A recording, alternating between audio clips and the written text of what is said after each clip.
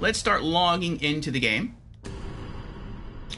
And we will, in brief, go over what happened yesterday in Elden Ring.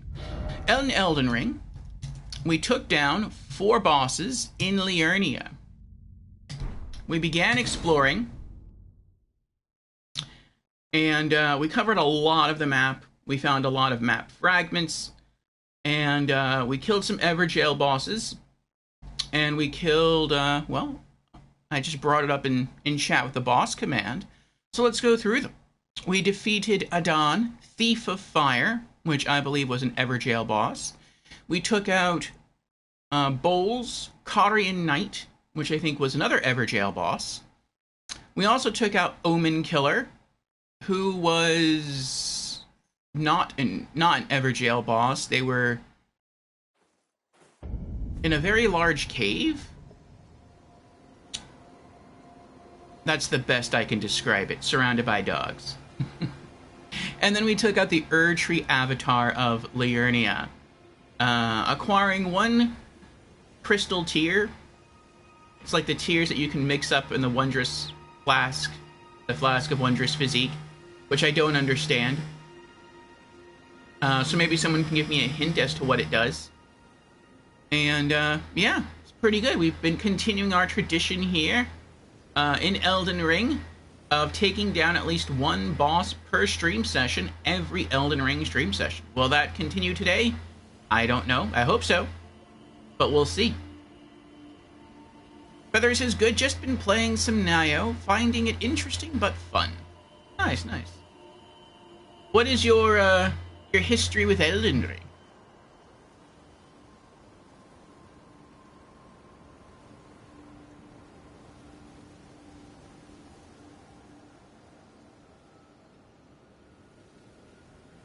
You pop in my earbuds here.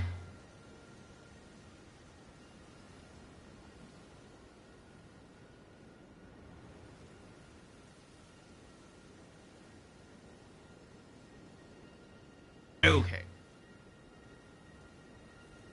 All right. Oh, right. I said I was going to implement a suggestion from stream towards the beginning of today's stream session. So I think it was Moche Vendier who recommended that I experiment with... Let me sit down so I can pull them out.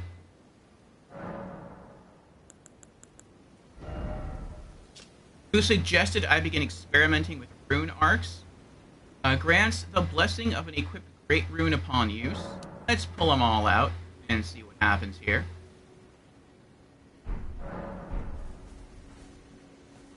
So Moche Vendier said that you typically get more of these in a playthrough than you need. I think he said at the end of his playthrough he was sitting at like 28 of these. And so we'll try to use some of these. I'm still confused by the Great Rune system, and I'm not asking people to tell me about the Great Rune system. I do kind of want to explore that on my own. But I don't understand it. We did obtain Godric's Great Rune from beating Godric the Grafted. It says it raises all attributes, and once we sort of repaired it and then equipped it, I noticed no stat increases. So I unequipped it. I typed down all of my stats, or at least the majority of my stats. Then I re-equipped it, and none of those stats went up. And so I don't understand why it says it raises all attributes if it doesn't actually raise any attributes.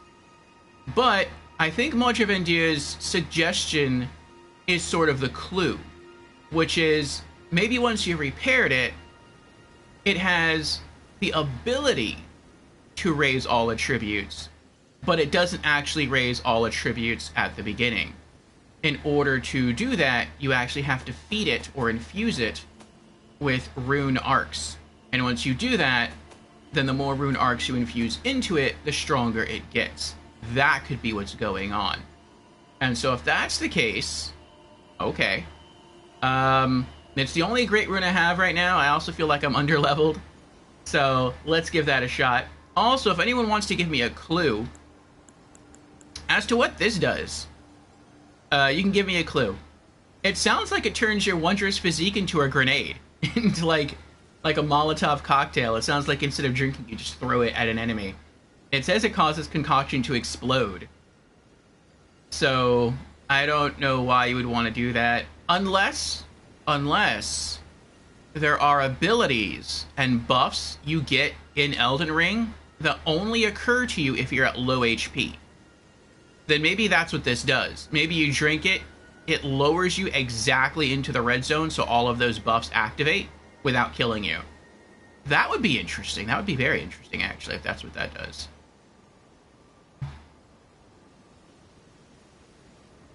Also, we have an ad starting about now. Should be about 3 minutes, and then we should have about an hour of uninterrupted gameplay.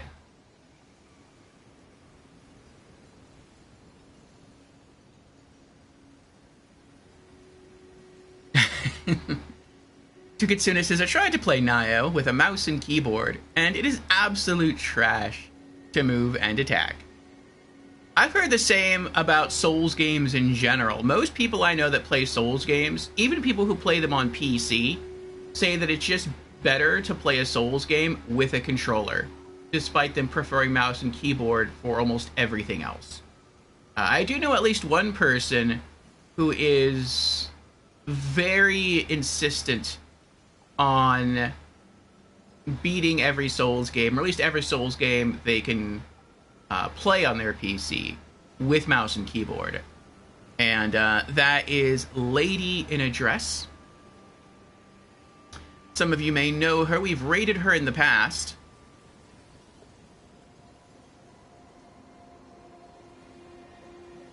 Let me give her a quick shout out.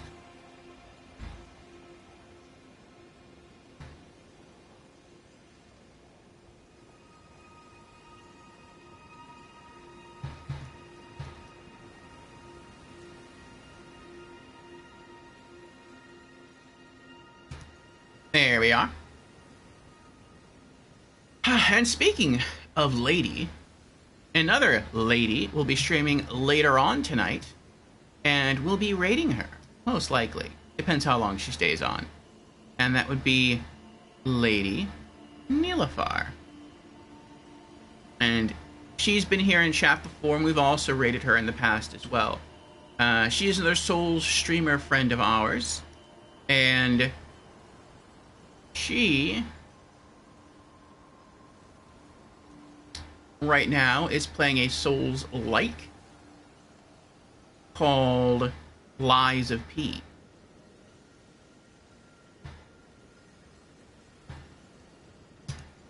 Give her a shout out there. And so yeah, if you want to check her out later on, once we most likely throw her a raid, you're more than welcome to. And Motravendier is here. Are we there yet? Welcome in, Motravendier. Hope you're doing well. Motravendier is currently on a 7-stream streak. 7 streams. Thank you, Motravendier, for the consistent viewership.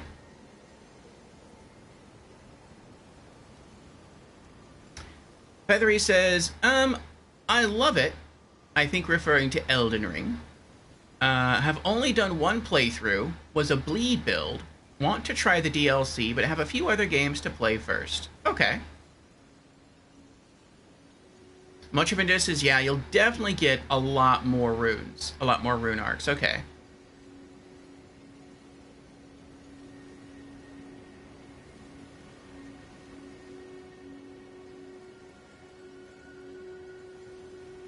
Much of it says the, this ruptured crystal tear is basically a human walking grenade. Okay, so it does damage you.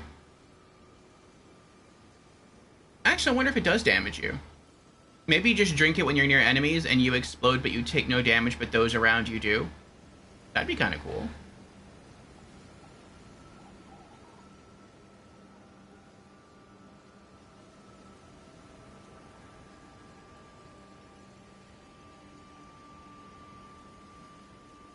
Tukitsune says, I can play Dark Souls with a controller and mouse and keyboard.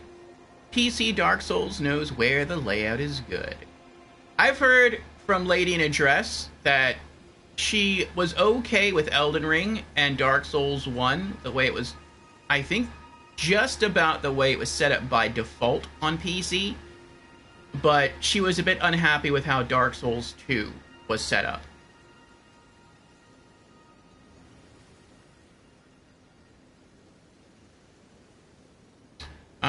Much of it says, this crystal tear turns you into a mini explosion and can save the bacon.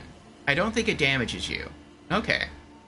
So that's kind of neat. It's kind of like an AoE explosion, an AoE grenade here that you can detonate, and it doesn't hurt you, but perhaps it hurts the enemies around you, and maybe even has a bit of pushback. Sort of like an explosive element, Wrath of the Gods, it sounds like. That's interesting. But alright, let's try and use some rune arcs on this thing. See what happens. Oh, wait. Before I do that, I want to mark down some of our stats to see exactly how they go up. Oh, one last thing that we did yesterday. We finally caught up with all of the merchants in the game, meaning all of the items that we want to buy from certain merchants, all of the unique weapons, all of the armor sets, all of the spell scrolls, all of the unique consumables and crafting materials and arrows and everything. We bought all of it. So that means, until we find a new merchant, all of the runes we get from here on out, we're going to continue to use to level up. So, yes, that's pretty exciting. Alright. So let's record our stats real quick. You know what? That would probably take some time. I think I'm just going to use my phone and just take a picture. That would probably be faster. Okay.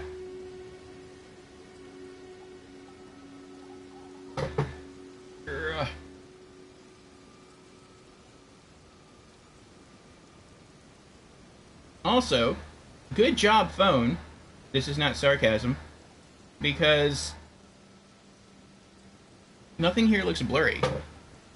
Alright, and one last thing I want to do is go to the equipment menu. My camera here is blocking the attack power of my weapons. Excuse me.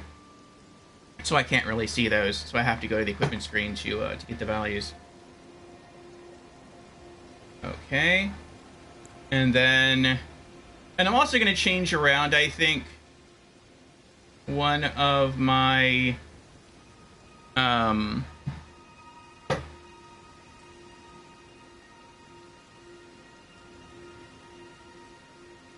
Okay. I'm also going to change around, I think, one of my amulets. I like the idea of the Carrion Filigree Crest. I like...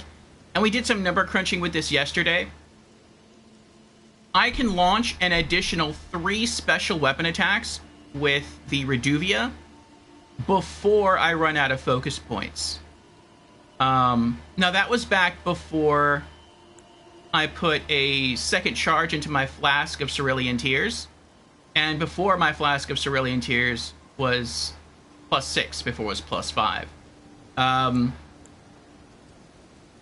I don't really use the effect too much. I do use it a lot in boss fights, and I'll use it occasionally to get out of a sticky situation, or when I'm fighting like what I consider to be a mini-boss. But when I'm fighting like normal enemies, I just generally use the L1 attack, or I try to go for backstabs. And so I feel like maybe I'm okay on focus points for now. If I were a mage, well, actually this doesn't work for mages. If I were someone maybe that had a more costly, a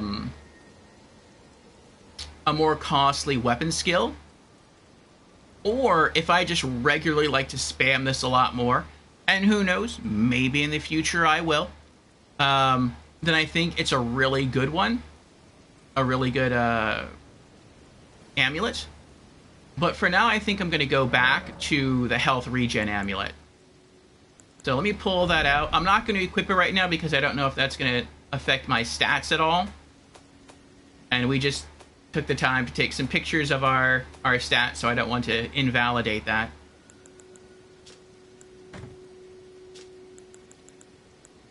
Blessed Dew Talisman is nice. It's always active. It's a slow heal, but I mean, I've had that completely heal me during my general explorations of the world. Just because I'll get somewhere and I want to stop for a moment and just address chat, or I just like to walk around and just look at the buildings, or maybe I come across a puzzle and I'm trying to figure it out, and while I'm doing that, I'm healing. And so I can go from almost no health to full health, and it doesn't take too long. I know that's probably also going to change the further into the game I get and the more HP I get. Early game, which I would say we're still at right now, I don't have too much HP, and so it doesn't take too long to refill that HP bar. Towards end game, it's probably going to be less useful. So I will continue to remain flexible with our amulets. Also, and I've talked about this before, I love the graphics here. How when it rains, my clothes actually get wet. That's a cool effect. I love that. The last time I saw something like this and really noticed it was Uncharted Drake's Fortune back on PlayStation 3. Like, it's a really cool detail to include. It's completely unnecessary, but it's very cool.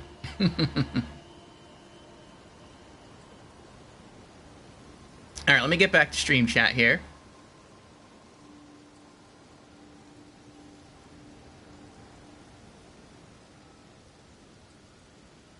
Okay.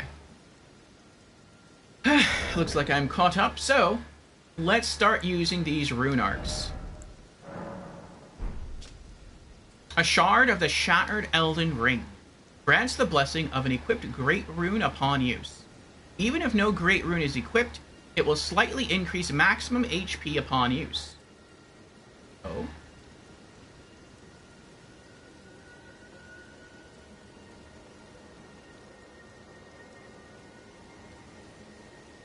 So I can just spam these and just have my max HP just go up.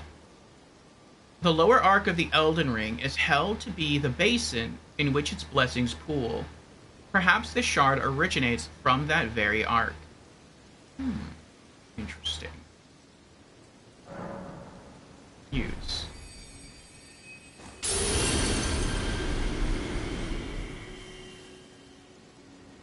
I'm guessing those are all of our attributes going up. Alright, now let's see what's different.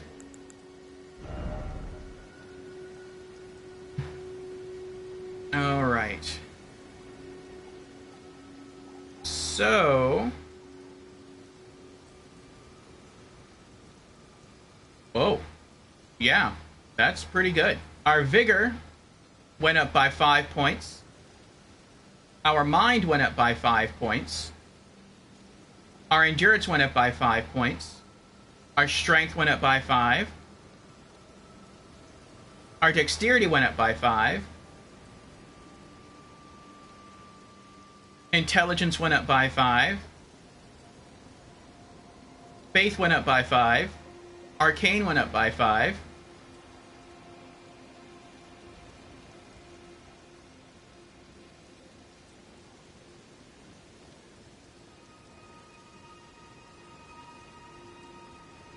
Our HP went up by a lot.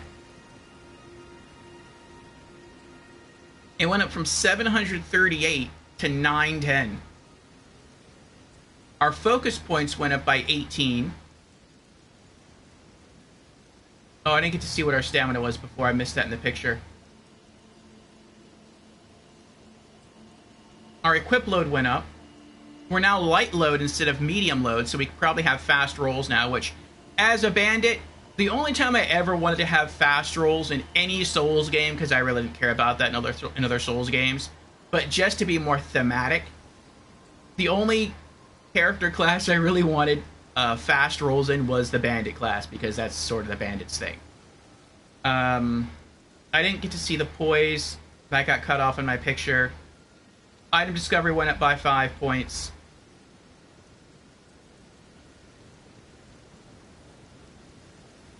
Ah, wait, what happened?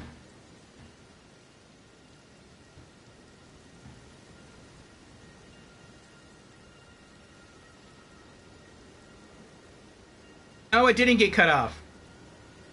I guess that when I tapped the picture, like it like zoomed in on the picture, and so that's why I couldn't see the whole picture. Getting old, trying to get used to this newfangled thing called technology. Equip load went up from 68.8 to 75.2. Stamina went up by, let's see, by 8 points. Poise stayed the same. Okay. And then what about our weapon attacks?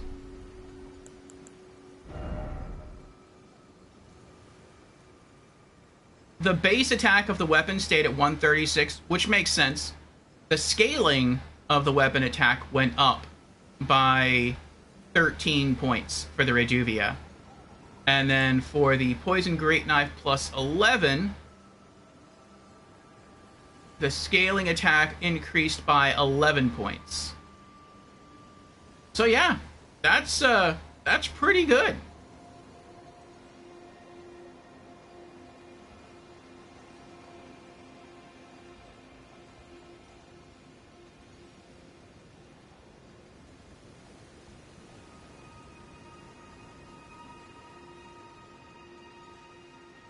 Okay.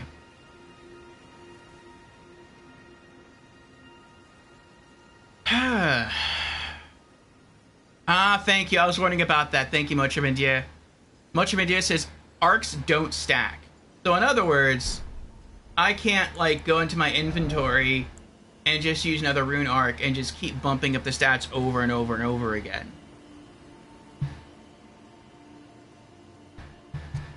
I would have probably... Actually, I probably would have asked chat for that information. I hate the idea of wasting materials. Tukatsuna says, finally, light load in the character. You notice that the roll is even better now. Nice. Much of Video asks, can I offer advice on arcs? No spoilers? Yes, please do. Also, does my thing look different now? Not that I notice. I was wondering if it was going to look brighter. Maybe it is brighter, and I just don't notice. I don't know. Alright, let's test this light load. Okay, first off, I could be jogging faster.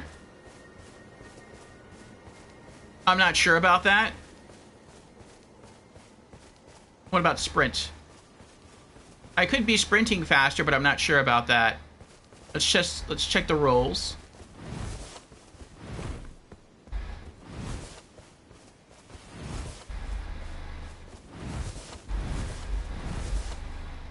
Okay.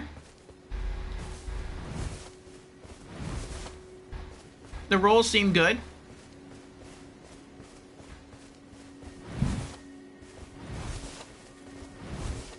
I'm not sure how the rolls have improved. Maybe they're faster. I really can't tell. Like, they feel a bit fast. Like, to me, everything feels a bit faster with the character when it comes to movement. But that could just be my perception. That doesn't necessarily mean that's the case. I don't know if that means, like, maybe because it's lighter, I take up less stamina when I roll. Maybe I have more iframes during my roll. Maybe I roll further. I'm not sure exactly what... I mean, all of that would make sense, or any of that would make sense.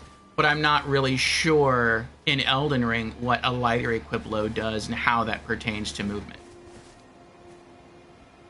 Much of it says, I'd save them toward the bosses. I'd shoot through arcs, like, get good candy on bosses.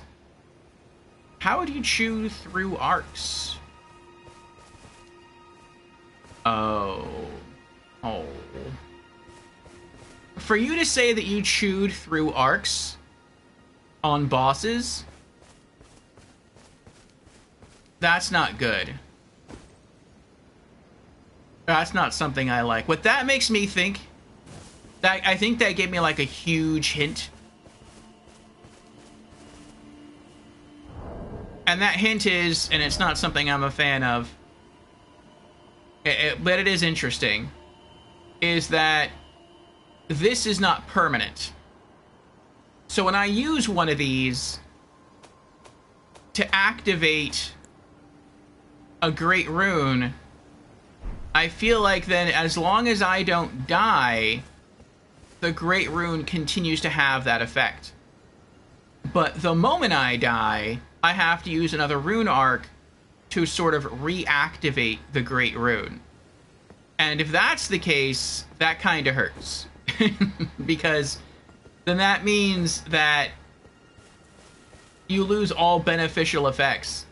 And if you make your build center around a great rune, and then you hit like a really hard boss, your build is shot. Like, it's well, it's not, maybe not, it's not shot, but it's like severely handicapped. Because people might use this and be like, oh, I got all these extra points into strength and dex. Well, I guess I don't need them. I guess I don't need to invest in them anymore, at least for a little while, to be able to use the weapon, the heavy weapon that I want to use. So let me just continue to put more points into endurance and HP, and then they die to a boss, and then they can't use what they would consider to be their main game weapon anymore because they don't have the stats. And if they have no rune arcs to pump into that great rune, they're just out of luck. They have to just go off and grind then until they can just pump points into strength, dex, or whatever the case might be, so they can sort of get their stats where they need to be.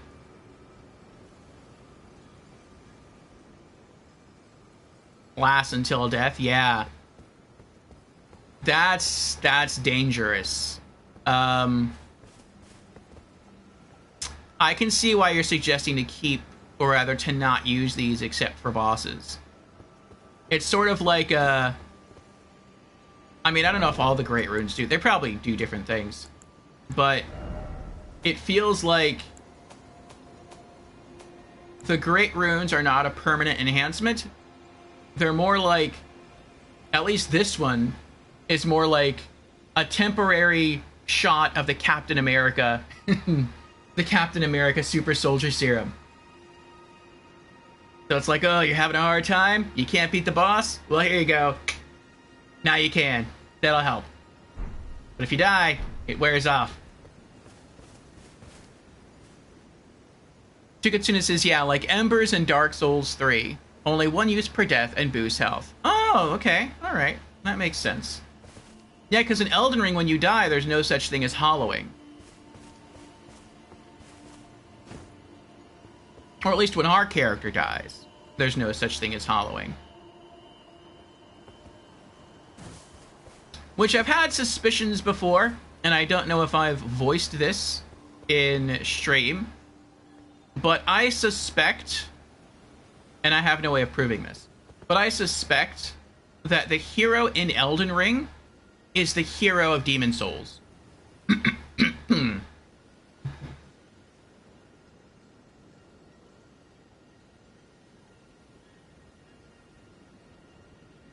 And I think this for a couple of different reasons. One is that when we die, we don't hollow.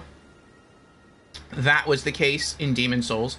You do shift into spirit form in Demon Souls, but your body doesn't hollow.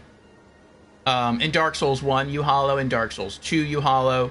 Dark Souls 3, you do not hollow unless you get the Dark Sigil imprinted upon you.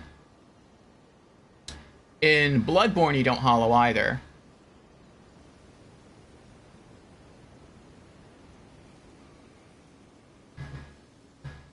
But it's also things that the characters have been saying to our hero, which is they call him Tarnished. And I'm still not sure what Tarnished means. But they've also said that that the Tarnished have abandoned the world long ago. And I don't know exactly what they mean by that. I don't know if Tarnished in general abandoned the world long ago, or if people know who our character is specifically, and they're like, when they say, you've abandoned the world long ago, they specifically mean him. And so I get the impression that maybe our character, way back in Demon Souls, became the last... What was it called?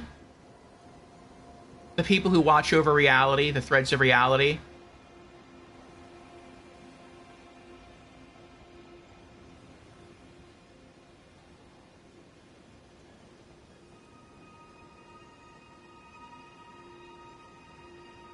Fusion's here. Welcome in, Fusion. How are you doing? Fusion says hello and has redeemed hello. I'm new to stream. Well, welcome in, Fusion, for the very first time. Again, how are you today? And Fusion has also redeemed hydrate. Very well. Cheers, Fusion.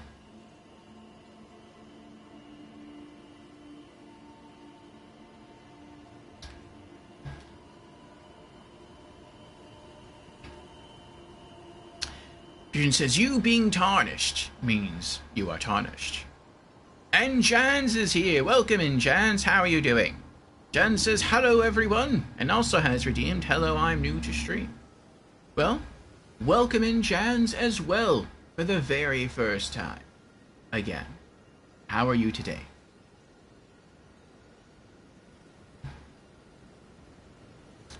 Now this is going to bother me. What are they called in Demon Souls? It's not Monarch.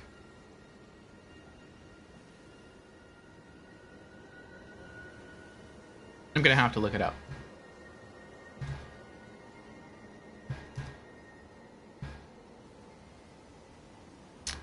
Demon Souls.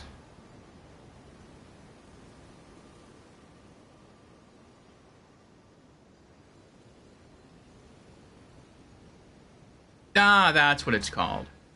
The Monumentals.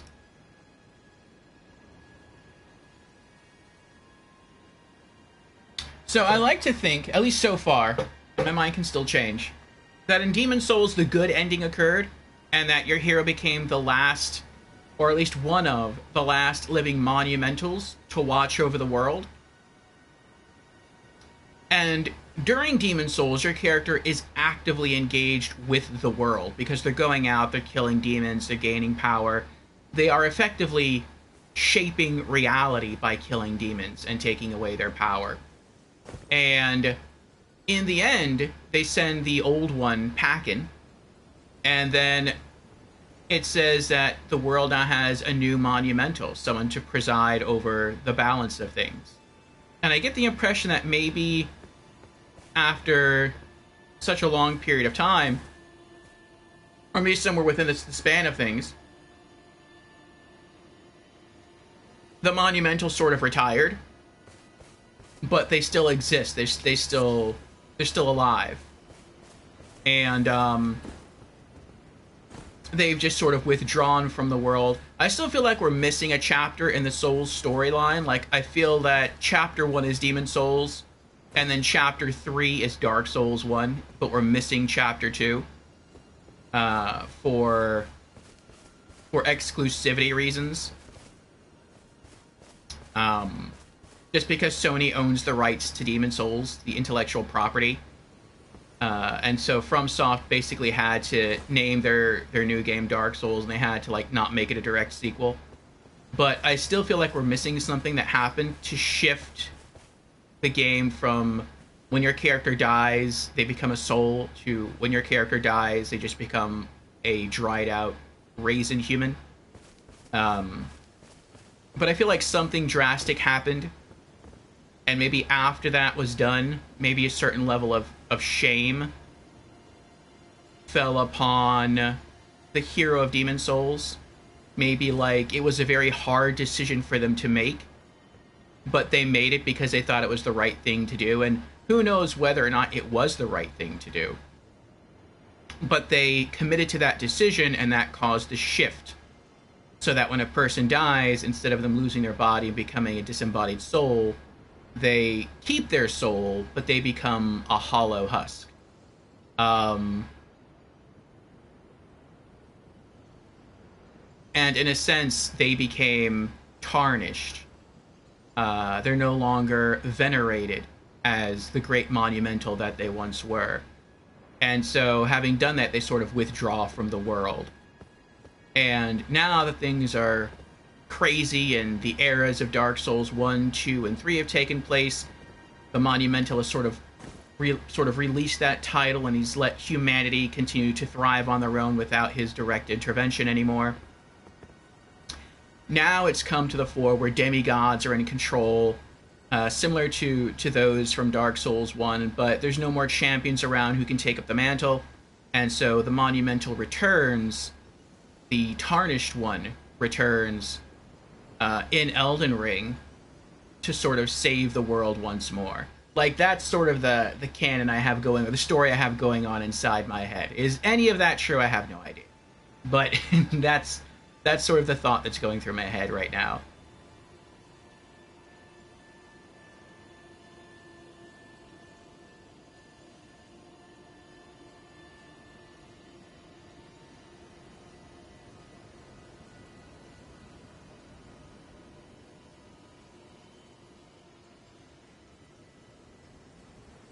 Much of Medusa says the DLC did really good. 5 million copies in 3 days. That is really good.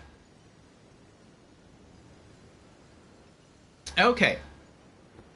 So, we are going to... Did I turn these on?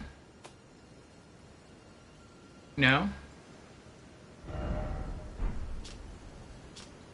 Oh, okay, well, never mind. Yeah, I think we'll just hold on to the rune arcs from now on. I'm gonna really try not to use them. I'm probably just gonna save these for story bosses only. So even like bosses in Everjails or Invasions, I'm not gonna use them. But for story bosses, I will. So we got to experiment with one. We might, who knows how long we'll hold on to that. We're probably gonna lose it this stream, the buff. But yeah, let's switch over in terms of our amulet right now. I'm in the wrong menu. There we go. I really like this thing. It also looks really pretty. But yeah, I'm going to go back to the Blessed Dew Talisman.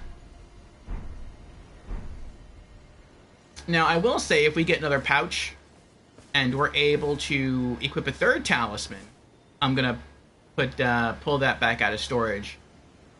And we'll wear it.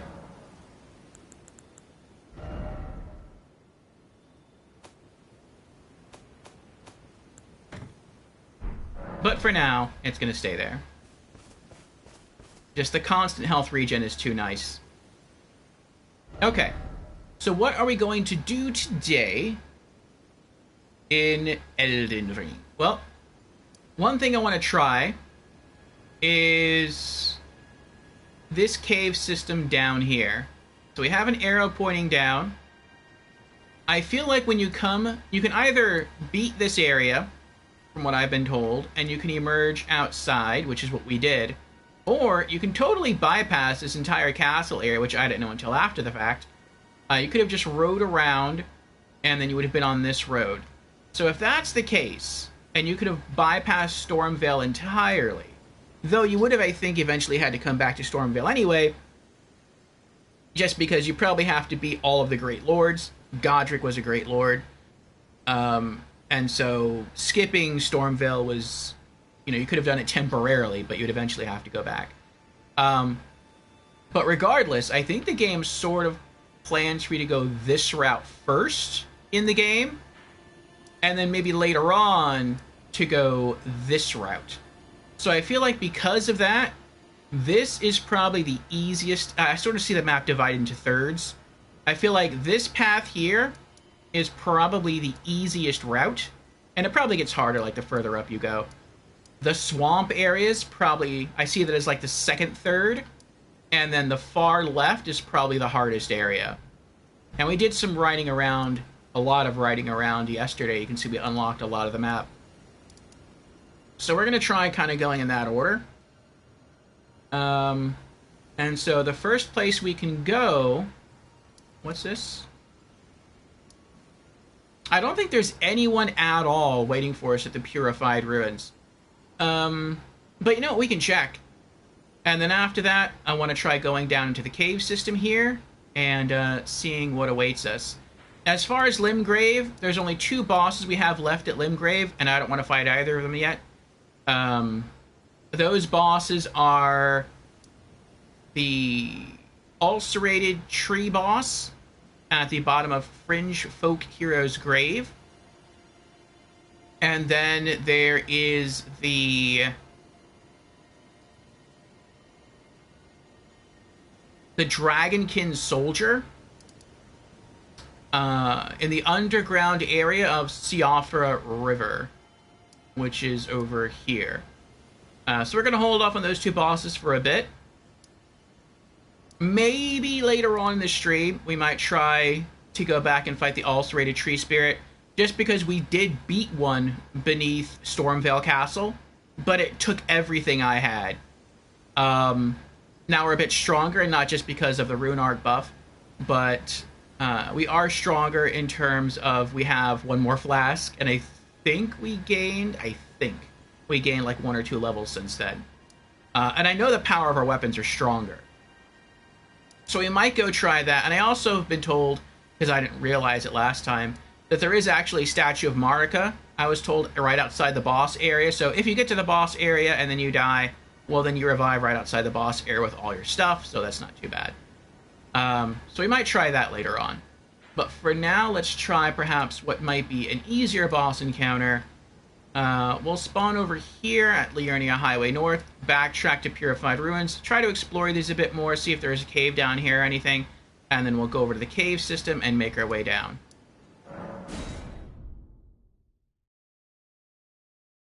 Ah, Tesachi's here. Welcome in, Tesachi. Tesachi says, "Hola, Senor Orfeo." Well, hola to you as well, Tesachi. How are you, my dear friend? I am doing well, Tesachi. I am here. I am enthused to play. I am enthused to see everyone here in chat. And I'm enjoying a tasty cup of coffee. This is the last of my Colombian coffee that I've been drinking my way through.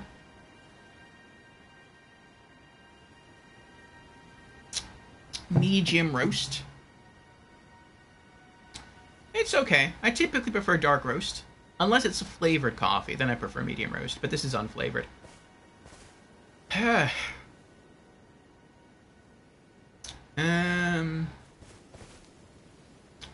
Let's see. Yeah, there's the statue. Let's head back to the Purified... Is it called? It's called Purified. Let's head back to the Purified Ruins and see if there is anything of interest here.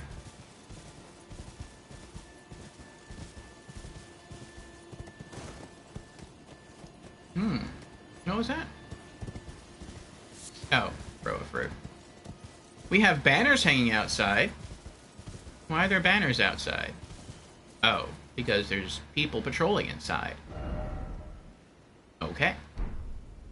So yeah, we didn't... I think we skipped this? I think we did. I think we went all the way over here and we spoke to the Light Seeker Hieta, but we never explored the ruins. Let's explore the ruins first.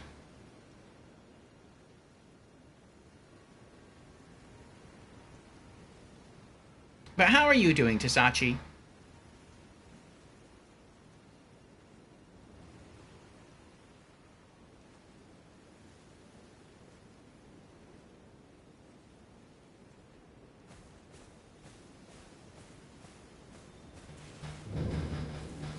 Purified Ruins.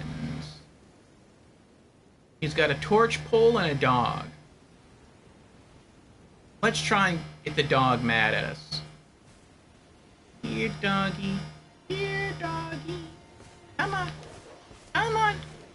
Come on. There you go. Good boy. Oh, oh, oh. Oh, oh, oh. Oh, I got you. Yay, we win. Flawless victory.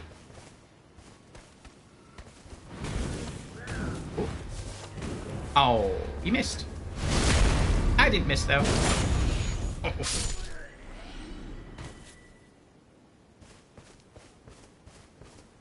Okay.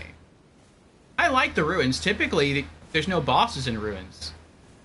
There is sometimes, but usually, if you explore enough, you find a cave.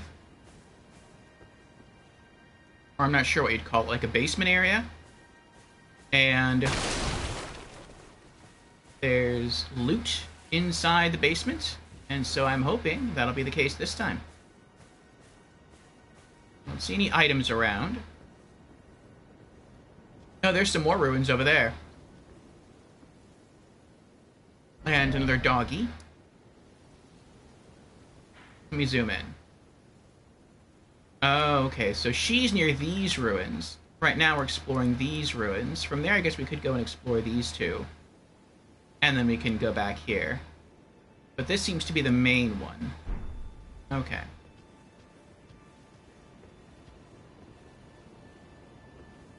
We sneak. We sneaky, sneaky, sneak. Oh, I guess... Oh, he's sitting down. I thought he had his shield up ready to fight. Oh, I hate these guys. Maybe they're dead. They could be dead. Maybe he killed them all. I think those are the guys that have multiple arms.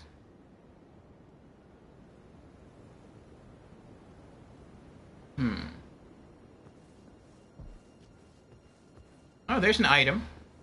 Oh yeah, we definitely missed this area.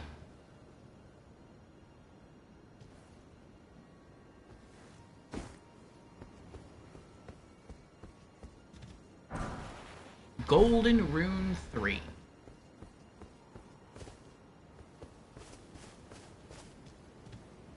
Oh, what is that? Why is there a statue of Marika here? Why? Uh-oh. What's going on, guy? What can you tell me?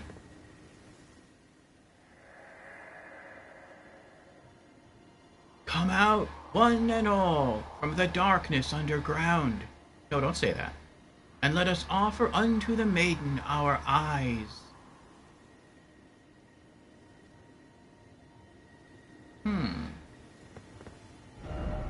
Friend ahead. By the way, precious item required ahead. I wonder if that's a clue that the maiden who wants eyes is nearby, or if that's a clue that maybe you'll come across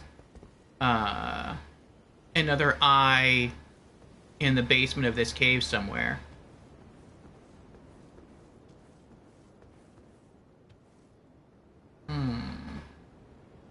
And he's the person that sounds the alert. We're gonna have to take him out quickly.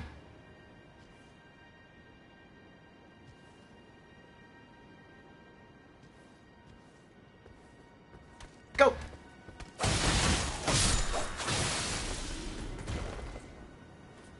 Uh-oh.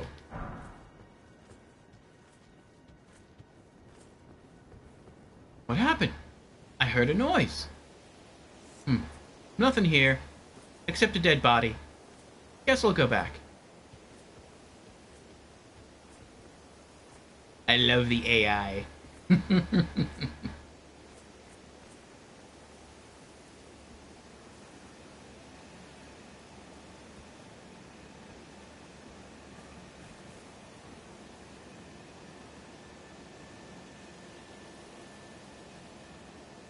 They positioned him well, though.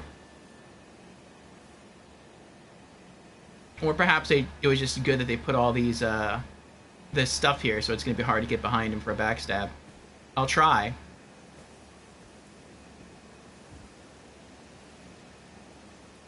Yep, I think this will do it.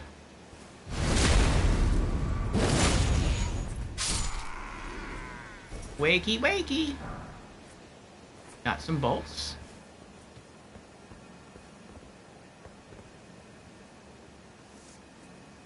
He didn't see me? How did he not see me? Yeah, I'm not complaining.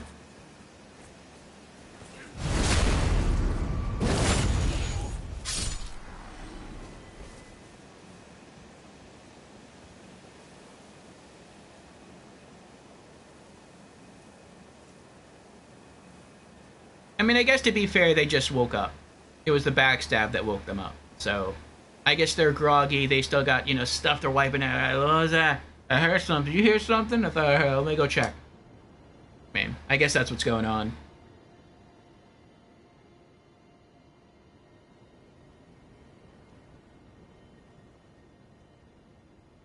Tasachi says I'm okay. That's good, Tasachi. I'm glad you're okay.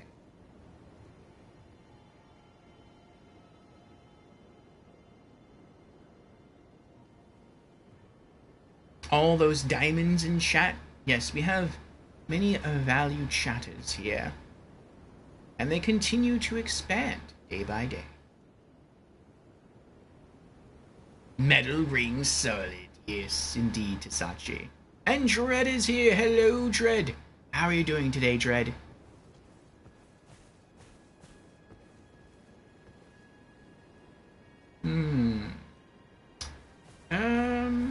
Okay.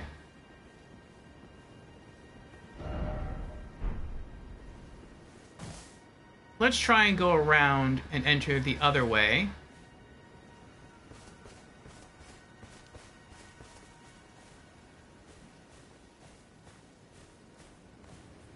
Surprise! I don't know how he didn't detect me. He's a dog. He should have been able to smell me. I'll try and slip in through that entrance and backstab the other guy.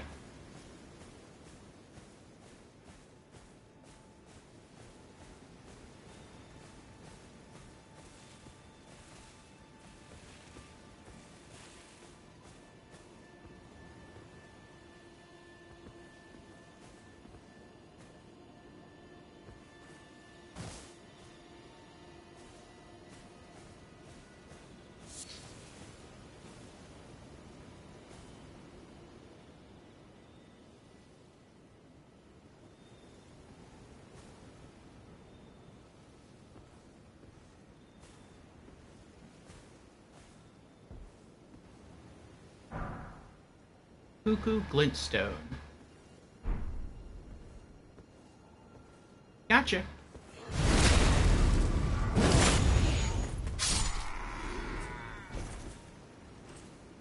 What happened? Was someone here?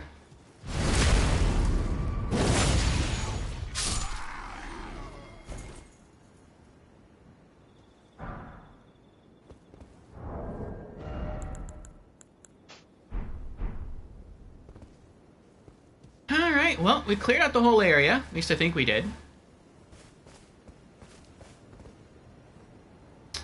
I don't see any... Oh, wait, what's this? This looks like a basement area, but it's boarded off. Ooh.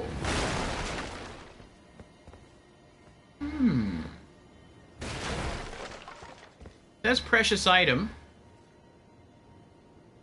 It's rectangular. This looks like the first step right here.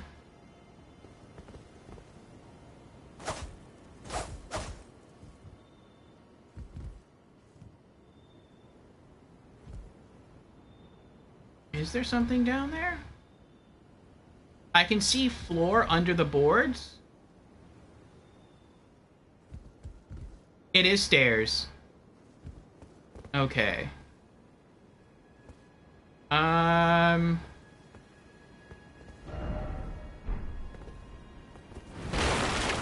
There we go. Okay. I was wondering if maybe I needed to leave and bring like a really big weapon back, like a strength weapon, and come back and smash the floor, but that worked. Alright. Let me put this on. There we go. Alright, what's down here? An item. A chest. Let's check the item first. A Chabris grape. Another tasty eyeball. Alright, what's this? 2 Fingers Heirloom. What does that do? Raises faith. A talisman engraved with the legend of the 2 fingers. Raises faith. Fingers cannot speak, yet these were eloquent. Persistently did they wriggle, spelling out mysteries in the air. Thus did we gain the words of our faith.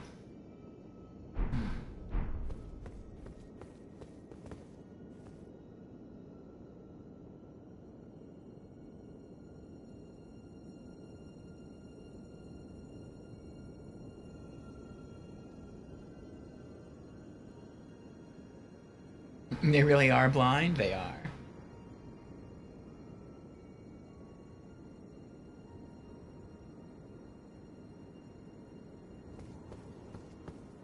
Alright, well, we cleared out the major part of the ruin. Let's go for... I guess this one next. Looks smaller.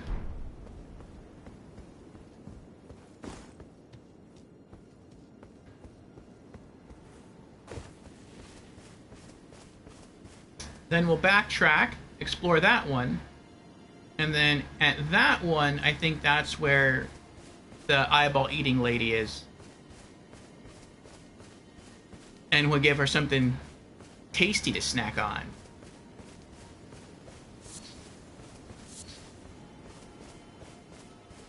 Oh, there's a portal here. Did I go through this portal before? I don't remember. Behold shortcut. We'll see. But I want to look around some more. I feel like we probably did go through this before. But I don't remember where it leads.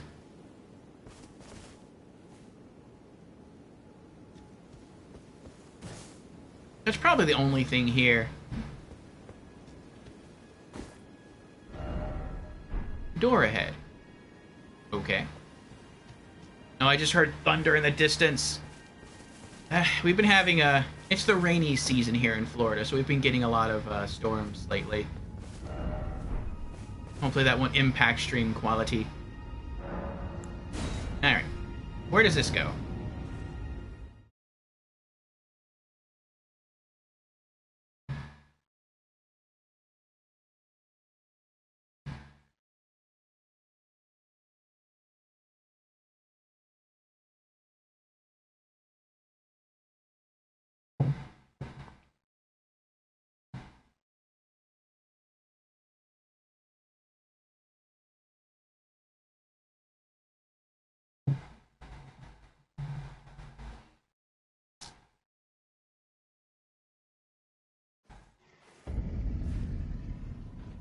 Liurnia of the Lakes.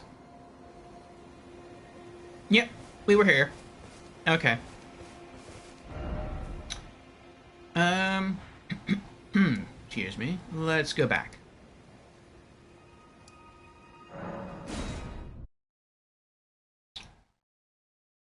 We already lit the site of Grace down there.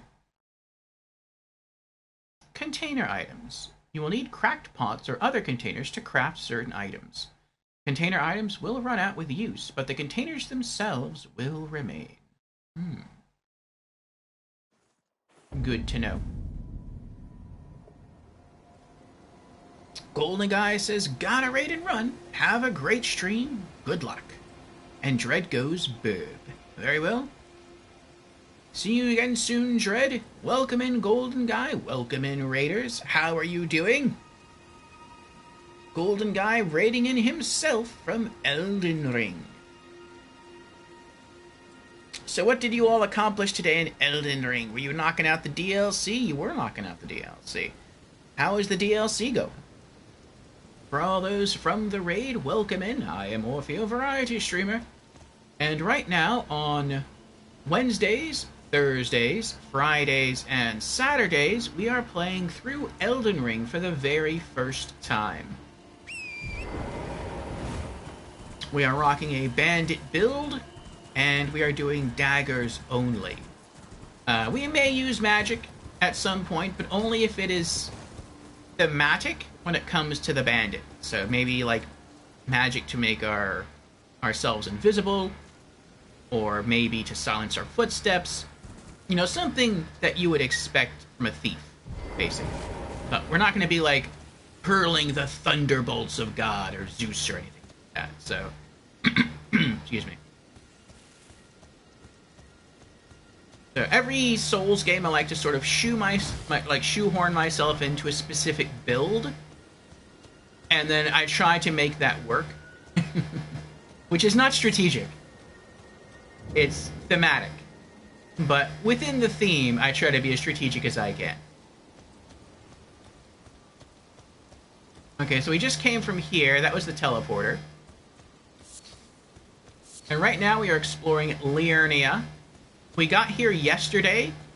We did a lot of riding around. We did a lot of map exploration. You can see we unlocked a good portion of the area here. And we beat a few bosses. We beat 4 bosses. So far we've been beating at least 1 boss per stream session. And we haven't beaten any yet today. So hopefully we'll be able to knock at least one of them out. And now we're trying to be more thorough in our exploration of Liurnia. Yesterday it was more like we were just getting a sort of a lay of the land kind of situation. See, this is why I like the Blessed Dew Talisman, because I messed up there. I got hit.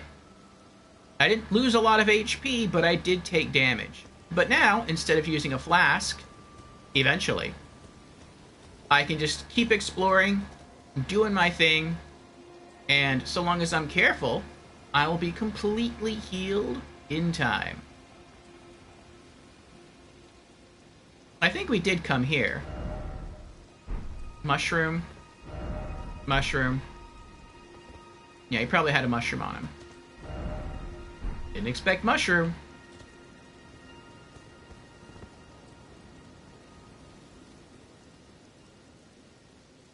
And Charles is raiding in as well. Hello, Charles. How are you doing?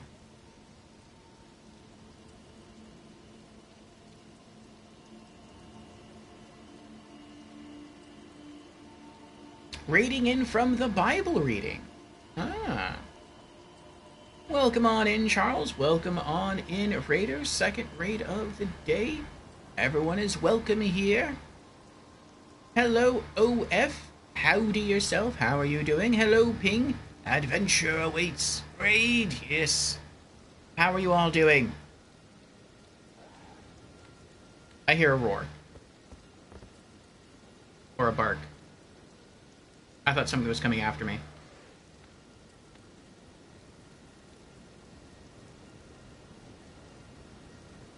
Let me crouch. Okay. Imp Ninja Gaming, how are you doing? It was Jans. Charles says, I hope you are enjoying your adventures, friend. I'm off to drive my father somewhere, so I must look. Very well, Charles. I hope the drive goes safely for you two, there and back again. As Bilbo is fond of saying, or at least fond of naming one of his works there. Enjoy your lurk, Charles. Hope to see you again soon.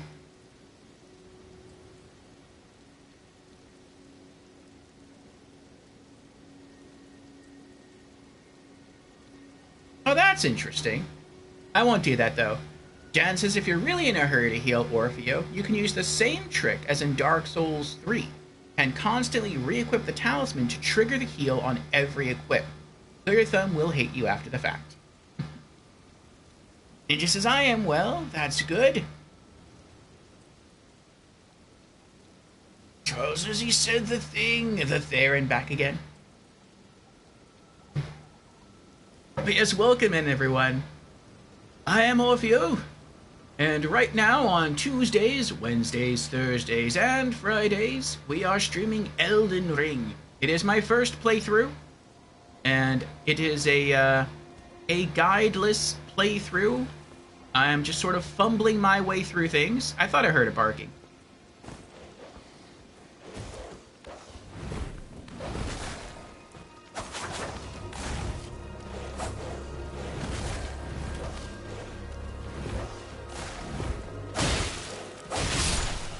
There we go. It is my first playthrough. We are doing a Bandit build, and we are doing Daggers-Only. Every Souls game, I was just saying this a bit ago, every Souls game, I like to sort of shoehorn myself into a specific build, which is not strategic, it is thematic, but within the theme, I try to be as strategic as I can.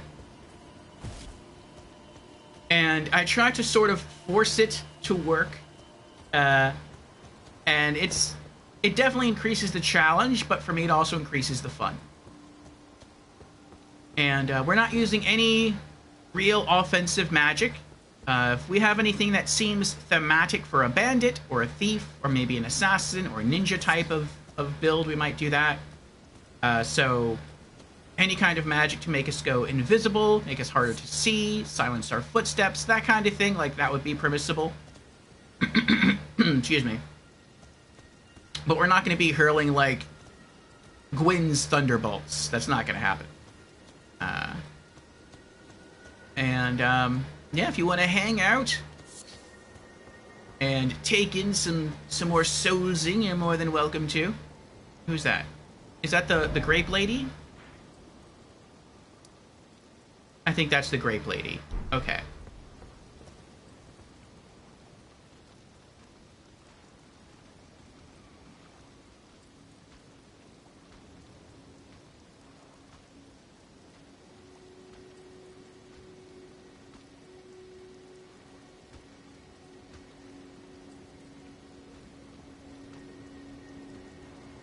And so far, right now we're exploring Liurnia.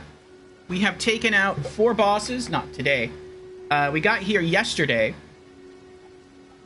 Actually, I think we got here the day before yesterday, but we didn't explore, I think. And then yesterday, we ran around Liurnia. We unlocked a lot of map fragments. We sort of just kind of got a lay of the land. We also took down 4 bosses. There they are there. Adon, Thief of Fire, Omen Killer, Bowls the Courier Knight, and the Ur-Tree Avatar of Liurnia. Excuse me. We've been averaging about 1 boss per stream session. And hopefully we'll continue that today. I can't say averaging. We've actually been averaging higher than 1 boss per stream session, I think. But we've been beating at least 1 boss per stream.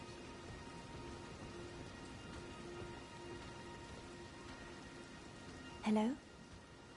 Is someone there? Would you donate any Shabriri grapes in your possession to me?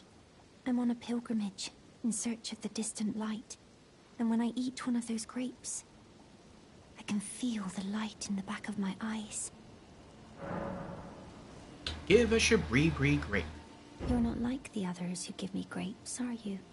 They rest their trembling hands upon me. Howling wordlessly, they gently stroke my eyes. Their frail fingers, emaciated. Yet still, they give me the grapes. But you seem somehow firmer. Oh, wow. Their hands are trembling? And their fingers, like, caress her eyes? That sounds like the people that have offered her eyes in the past were literally offering them, like, their own eyes. Like, they would just stand before her and pluck out their eyes and go blind and go here. And that's why they would have to reach out to touch her face to make sure that she's still right in front of them because they can't see anymore. Oh my goodness. You are most kind indeed. May the blessing of the fingers be upon you. You are most kind indeed. May the blessing of the fingers be upon you. Okay.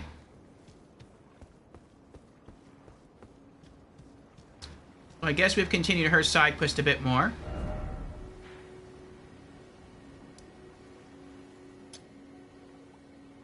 Yeah, we explored that area. Okay, so I think we're done with this cave system, or these ruins. Let's try to go to the cave area now.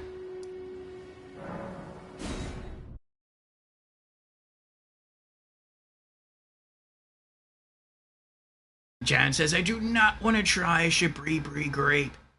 But if you don't try it, Jans, how do you know if you won't like it? It's probably nice and squishy. It slides around in the mouth easily. When it pops, you get a nice juicy sensation. Slurp. Yes.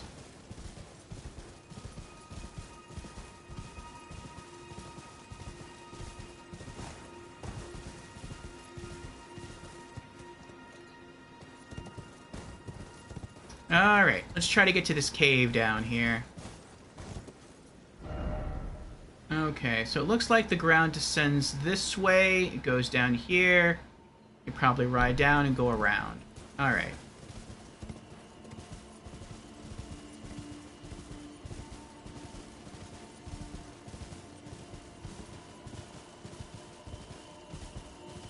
Maybe the boss of this cave will be our first boss victory of the stream. Uh-oh.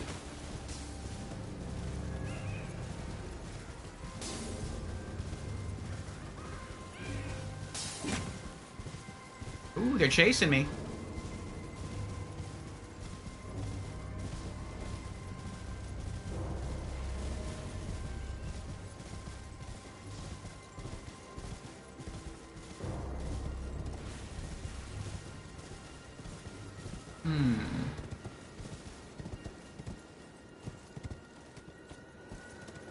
Cave. Where are you, cave? Cave?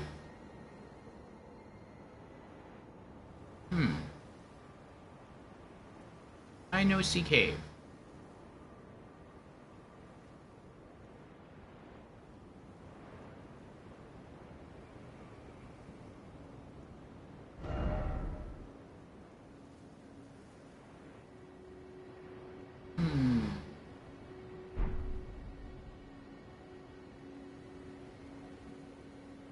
I don't...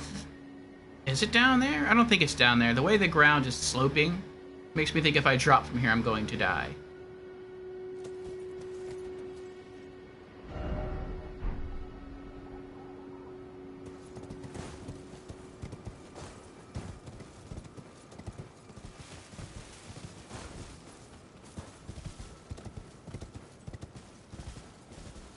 Oh, is that the cave right there?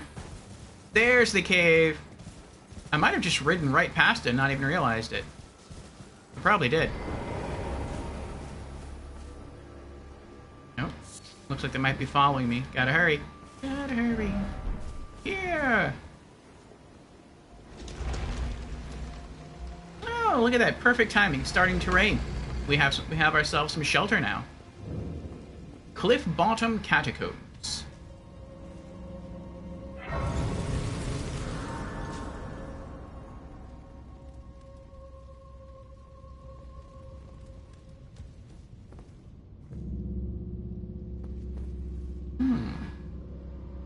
This is the first cave I've been in. No, that's probably not true. No, I was going to say this is, I think, the first cave I've been in where the torches were blue. Or maybe that's black flame, I'm not sure. Alright. I hear footsteps. I don't see anyone sneaking up behind me. Nothing on the ceiling.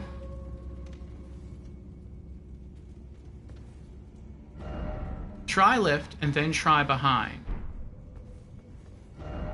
Time for rolling. No, it is not time for rolling.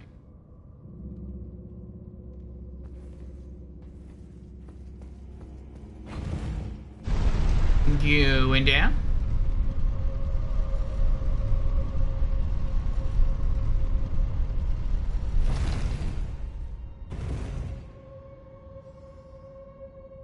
What is that? Is that an imp? Just normally walking? It is an imp normally walking.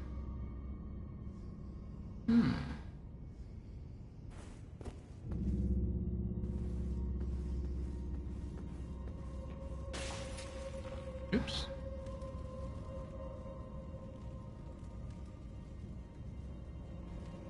I'll try to backstab him. Oh, I waited too long. Then I think I'll turn around and explore that, what's behind me there. I don't see any imps on the wall or on the ceiling. I don't see any more skeleton bones on the floor. No weapons next to these, so I think I'm safe here.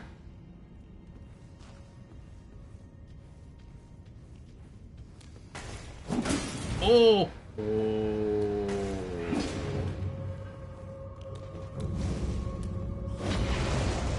Oh, you have fire.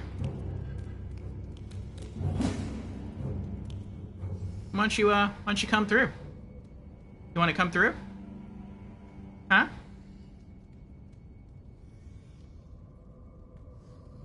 You know, this is why I actually like the HUD disappearing now. I've learned that the HUD only stays active when you have aggro.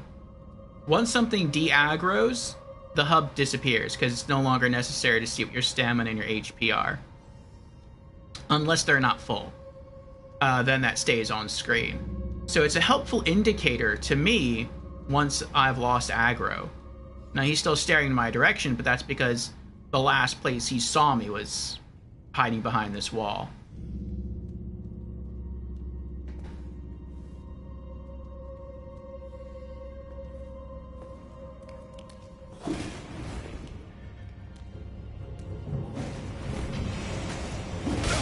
Ow.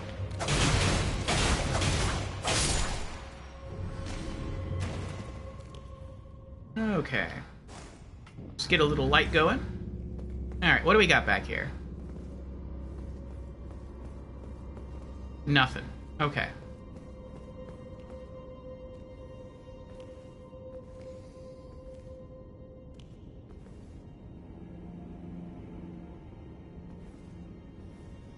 No, there's nothing here. Nothing here at all. You can go. Go ahead. There's nothing here. Yeah, see?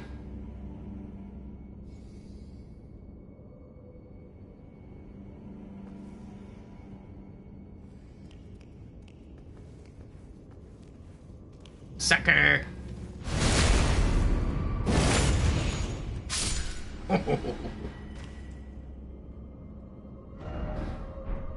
Be wary of right, yeah. Nothing there.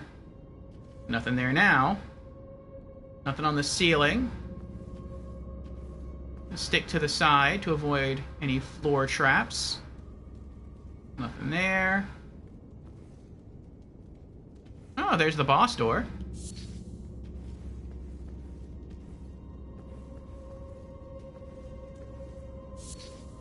Root resin. That's a little annoying. That means if you die, you would at least have to run past two imps.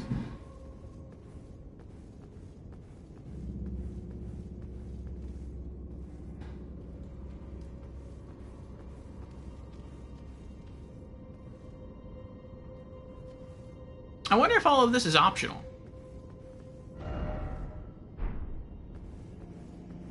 Because we saw... I think I'm going to try that. We saw that we could have jumped off the elevator up there, and it would be kind of interesting if the lever was actually up there, and that opened the boss door, and everything else was optional.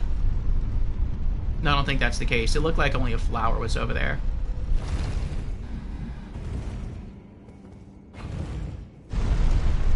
I'm seeing flashes of lightning in the background.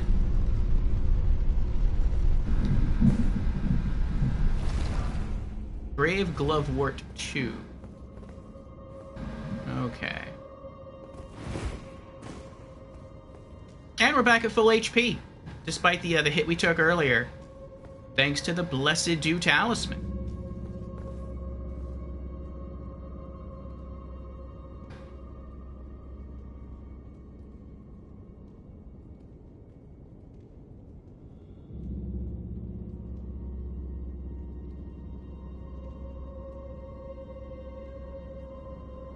A juicy love grub was savored. Congrats, much of India.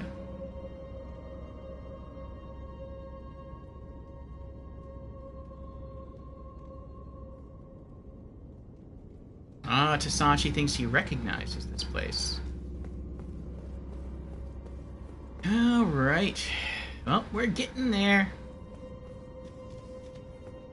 Is this a summoning thing? Yeah, it is. It'd be nice if that were America statue, so if you die, you can just run right back into the boss fight from there. Okay. No weapons, so these skeletons look safe. Nothing on the ceiling. Nothing around the wall. Uh-oh.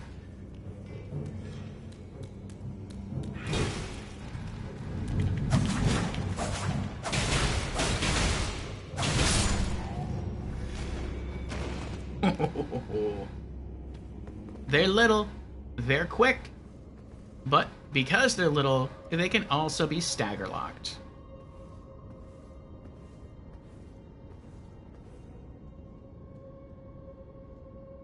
Alright. Trying to be as careful as I can.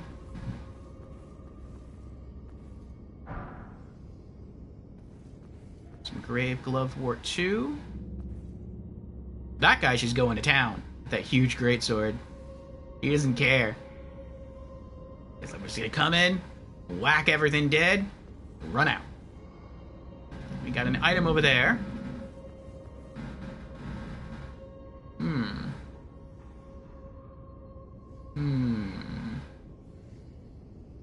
Ah, I wonder if something's gonna drop down behind. Oh, there you are.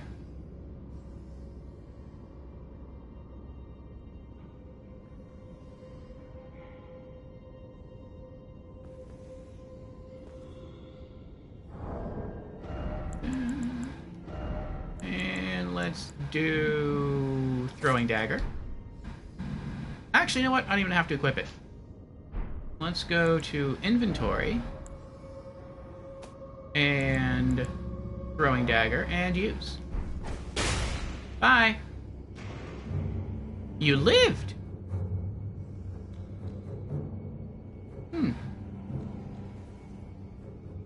I thought there was going to be gargoyles or imps up there, and they were going to fall down the stairs behind me as I descended.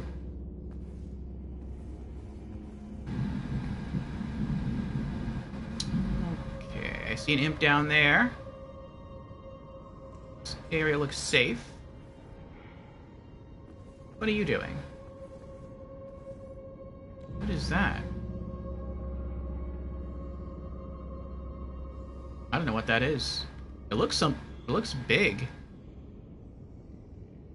What is that?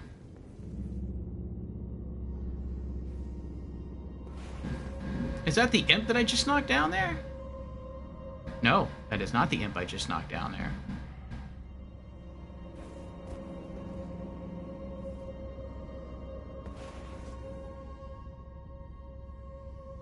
That looks like a really buff guy down there. That's not good.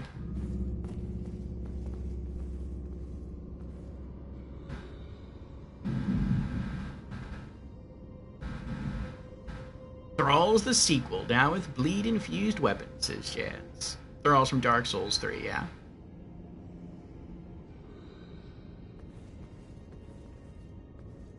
Alright. Keep it. Oh, there's a trap right there. And there's an imp. Hello, imp. Aha.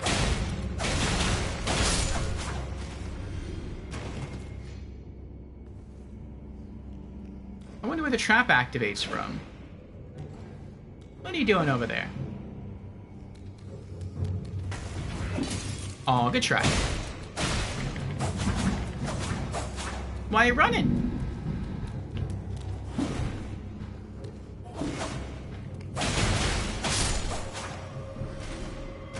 I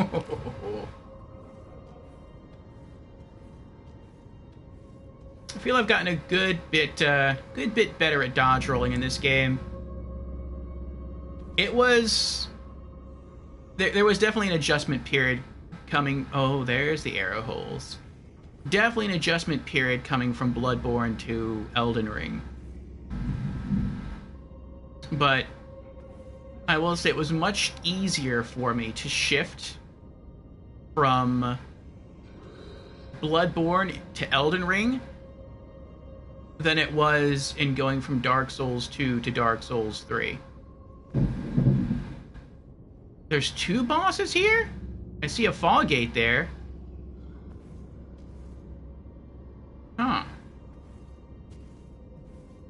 You have to fight a boss and kill a boss for the honor, the privilege to fight the other boss. Kind of messed up.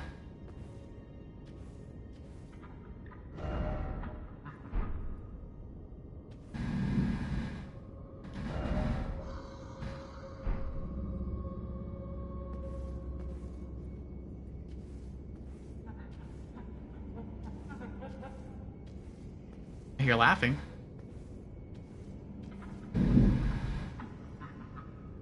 What is that? Are you a comedian?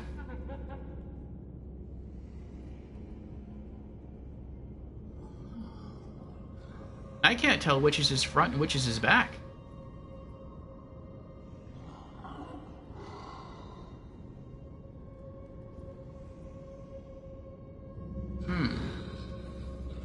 Well, let's go say hello. It's rude not to.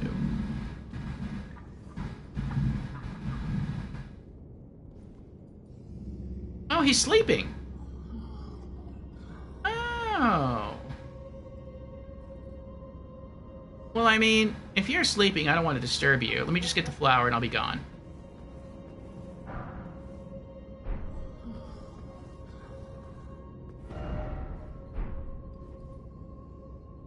But then...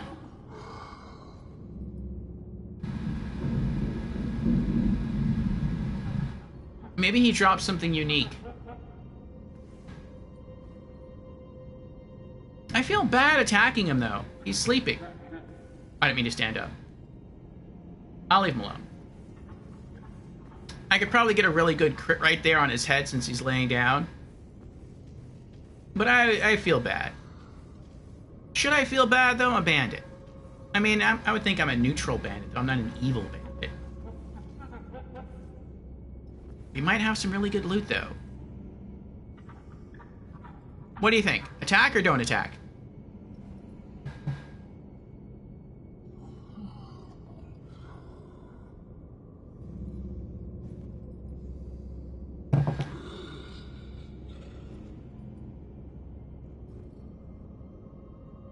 Tasachi says I would wreck him. Jan says attack. Then we will attack. Don't worry. I will send you to a never-ending dream. Uh-oh.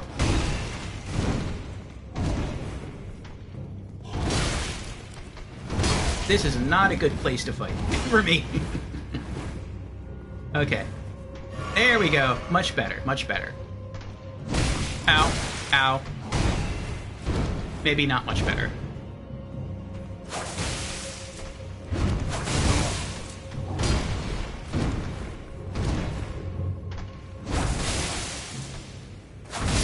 Shush! Made me use my flasks. How dare you? And my magic. Warped axe. Huh, we got his weapon. Nice. Sammy Six is here. How you doing, Sammy? Haven't seen you in a bit.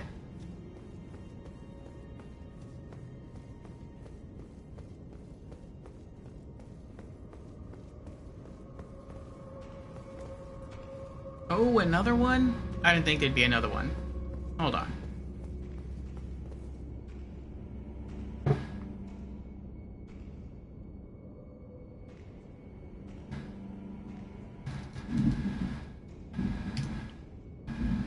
Excuse me. Sammy Six is another variety streamer friend of ours. And has also been into soozing. You want to check out her channel? Oh, that's not a fog wall that's stopping us from getting into a boss fight. That's a fog wall preventing us from getting into a treasure room.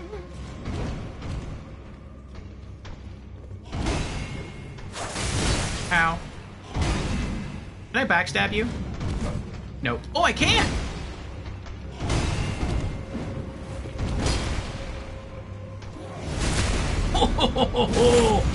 Oh, now that I know I can backstab you, things are going to be different, my friend.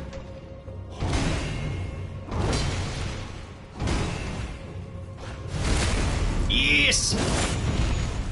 Wanna try it again? Come on, try it again. Try it again. Oh, close. Oh. Ah. Oh. Gotcha.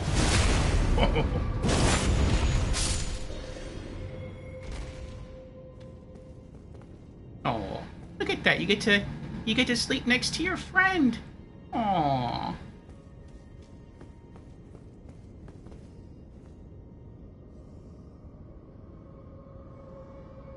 Ah, Wolfcat is here. Welcome in, Wolfcat. How are you doing?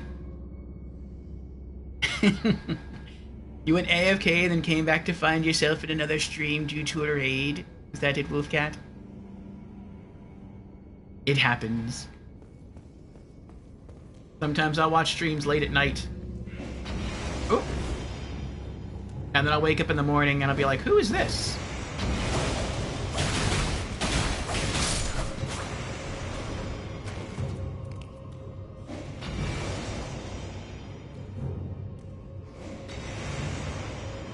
I think right now, strategically, I should heal. But I don't want to heal. I don't want to use up my flasks. I want to save those.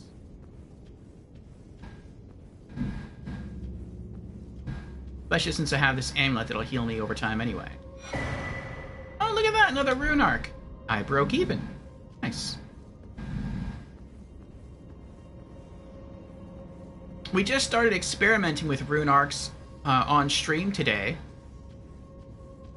We used our very first one, and all of our stats went way up. And it's pretty neat, but I've learned that it's not a permanent thing. It's just sort of like a temporary buff until we die. So I'm trying not to die. I think I'm going to go up there and try to kill that guy first before I explore down below.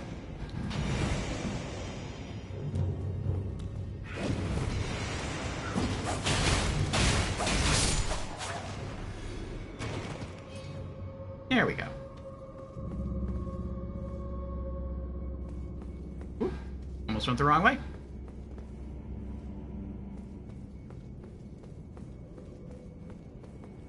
What's in here? An item. Okay.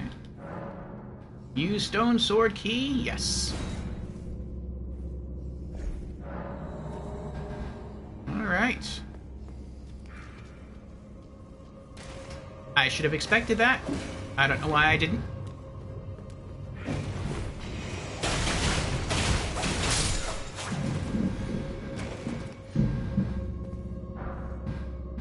Oh, another forked hatchet. Nice. I have two. Just because it's a treasure room doesn't mean it's going to be empty of enemies. Alright, what do you got? Nox Mirror Helm. Was it a follower of the Looking Glass Knight from Dark Souls 2?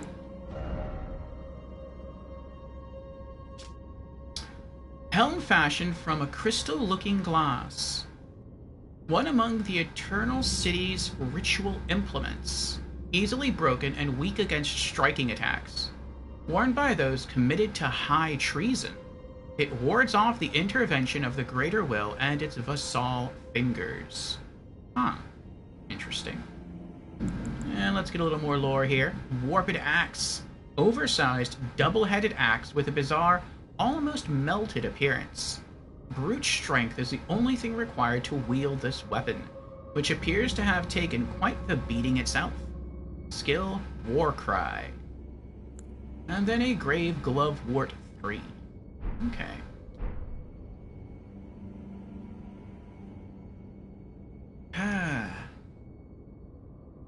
Wolfcat answers, I am doing well. Yes, that is indeed what happened. Okay. Well, I am glad you're doing well. How are we? We are doing well as well. Enjoying some Elden Ring.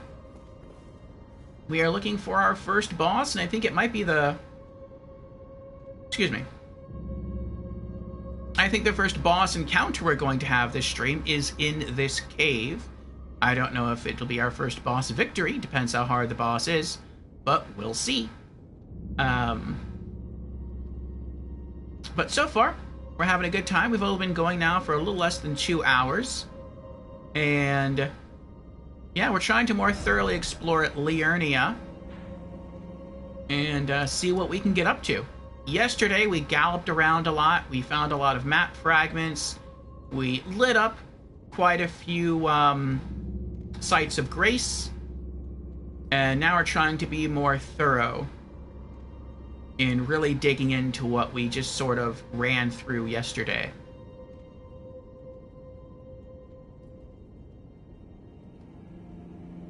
Jans asks, remember the headless enemies you can plunge attack in Dark Souls 2 and Dark Souls 3? Yes, I do. The big metal guy. Well, no, I don't. I remember them in Dark Souls 3, in DLC 2. I don't remember them in DLC... Oh yeah, that is what you're saying. DLC 2 of Dark Souls 3. Okay, I misread that before. I thought you put Dark Souls 2 and Dark Souls 3. Yes, I remember them. These guys are their Elden Ring iteration. Okay. No head weak spot for you this time.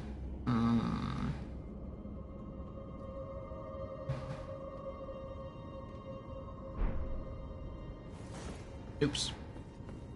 And we're back at full HP. Nice. Just taking some time to address chat and explore.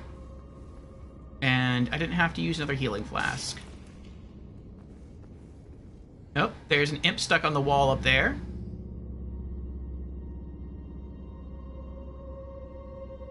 There could be one. Oh, there's another one right there in the hall. I don't see any on the left. There could be one stuck to the upper wall right above me. I think what I'm going to do... I think is just run towards that one since I can already attack him. And then I'm probably going to take some hits from that one up there.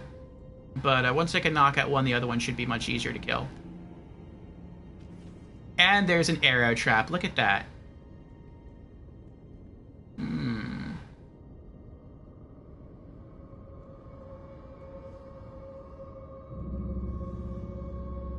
Wonder if I can use that to my advantage.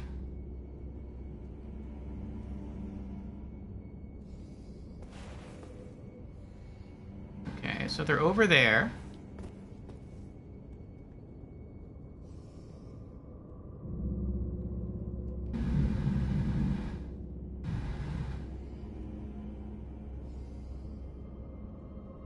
Let's see. I'll try using the trap to my advantage. Nope, it's too late.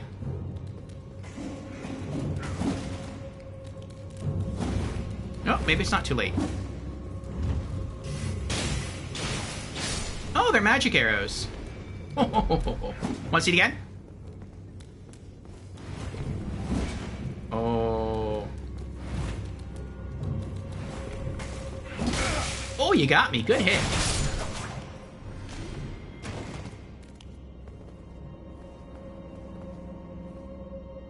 I didn't think about that. I thought maybe I'd move in enough so that he would stay on the wall, but he would start chasing me.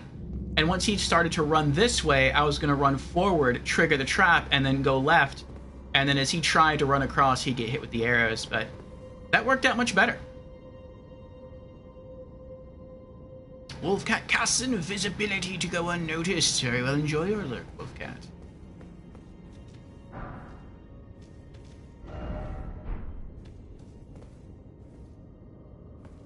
Alright, we've got to be getting closer here to the lever to unlock the boss door.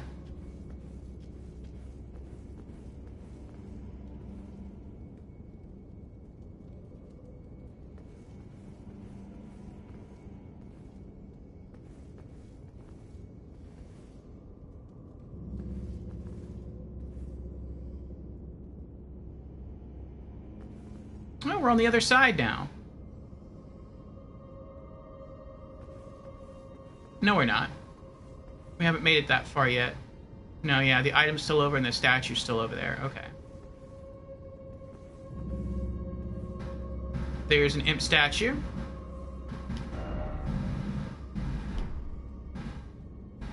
Oh, I see the arrows. Ah. Let's deal with that now. Hello. Yeah, come on down. Oh.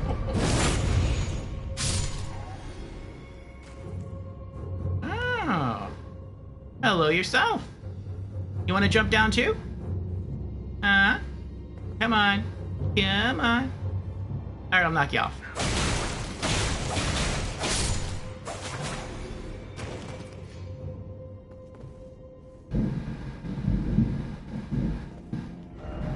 Be wary from behind.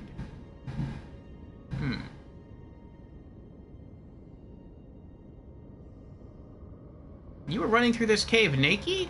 What are you doing, like a rune level 1 run? Golden Rune 3.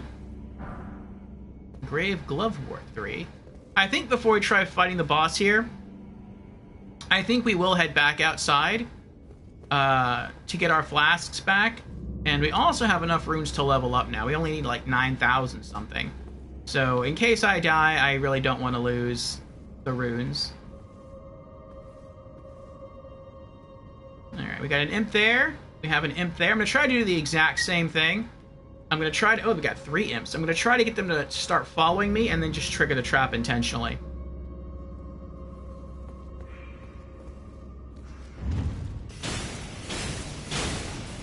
Nice.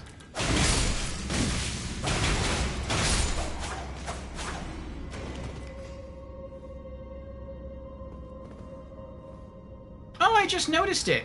When you use a rune arc, the symbol of the Great Rune in the upper left-hand corner by your HP bar and your stamina bar and your magic bar, it has like a golden glow as a backdrop. Without that, it's just black in the background of the symbol. That's cool. I like that. I wonder how many times I can trigger that trap. Well, let's see. I'll try and sneak past it, get that guy to drop down, and then trigger it again. Or I'll try to trigger it again. Hello. Hello. Hello.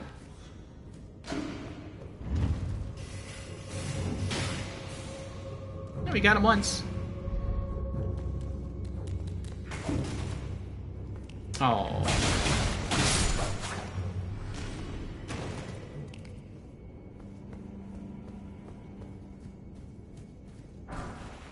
A scythe. A normal scythe. Pretty cool.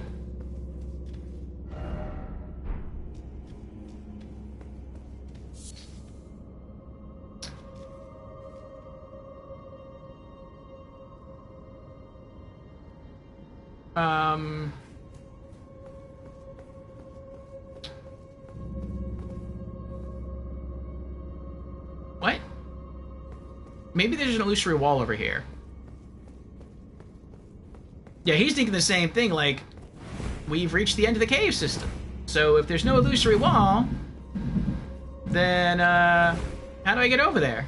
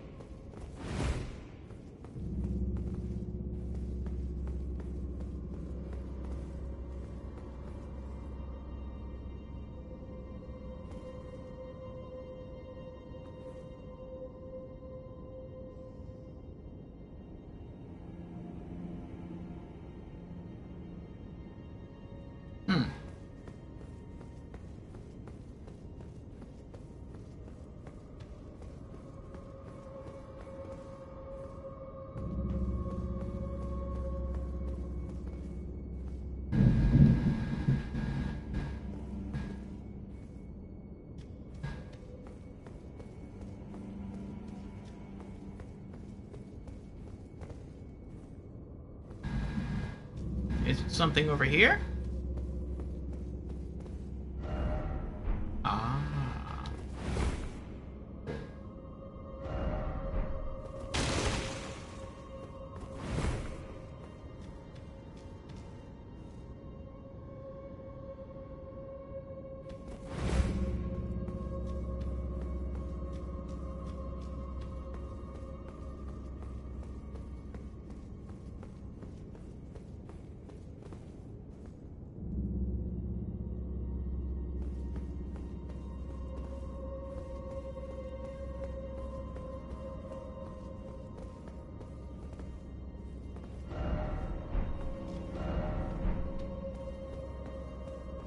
Is something down here after all?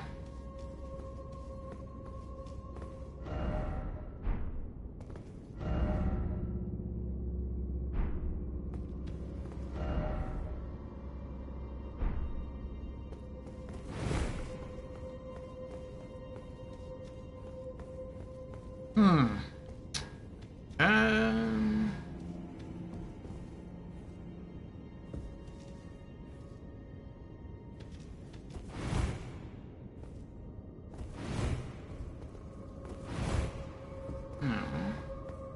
Thought maybe that was an illusory floor somehow?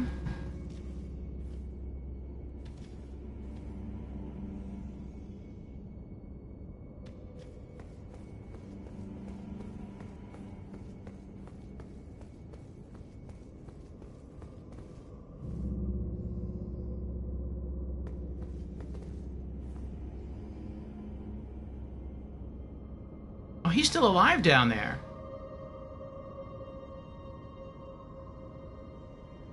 Oh. I'm not liking this. I am not liking this. I think I get it now. I think I understand. I can't go up, which means I have to go down. And so it looks like I have to drop from here, fight that big guy, and then also fight the imp. Or you can try to fight them up here with ranged attacks, which I think is what I'll do.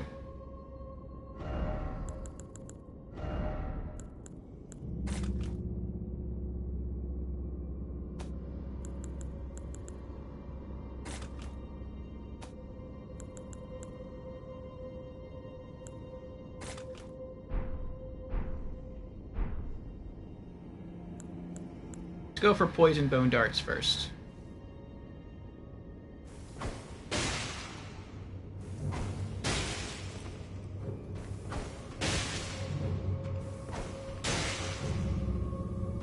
There we go. Okay, so now I know, at least for this creature, it takes 4 darts for poison to set in.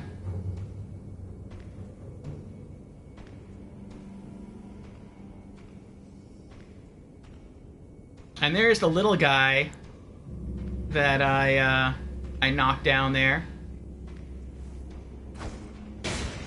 Ooh, the kukris deal a lot of damage. Ooh. They deal a good amount of damage.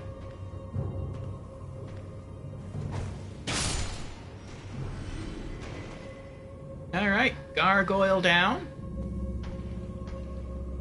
I don't know how... I mean, that big guy seems kind of tanky. I don't want to mess with him if I don't have to. I think I'll just hang out and see how much damage she'll take from the poison.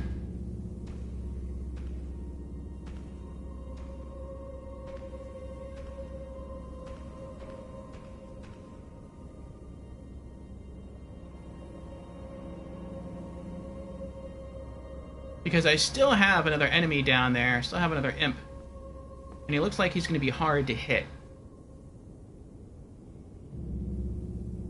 So I might take fall damage from the fall. And I'll definitely take damage from the imp that's over there. So if I can knock him out before I drop down, that'd be nice. He's done. Okay. Let's go back to the kukris. These seem to do a lot of damage. Kind of.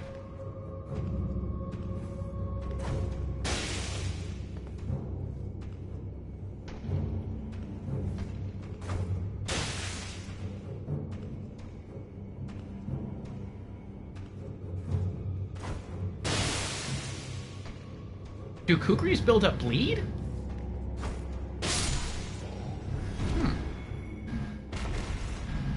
Seem that way. It's good to know. Alright. Yeah. Time for the fall. Hopefully this doesn't kill us.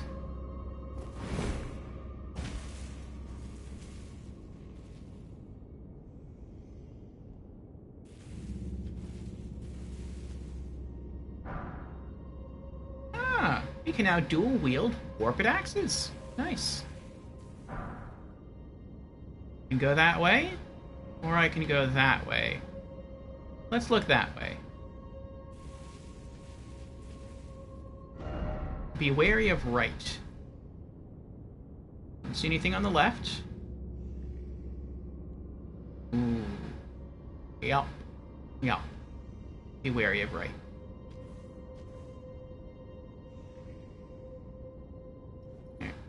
Uh-oh.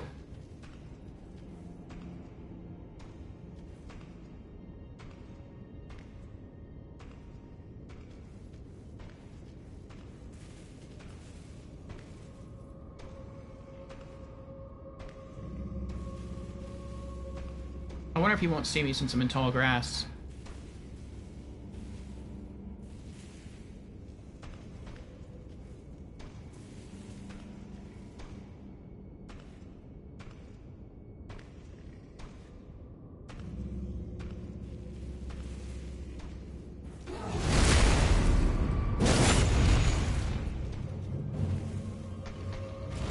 Nope. He knows I'm here now. Ah! Woo!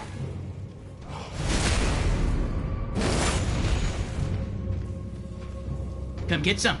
Come on. Oh! Whoa! Oh! So many attacks there. That was impressive.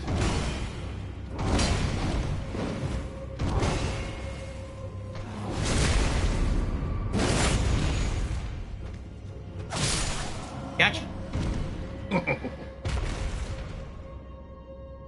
Ah, good fight, good fight.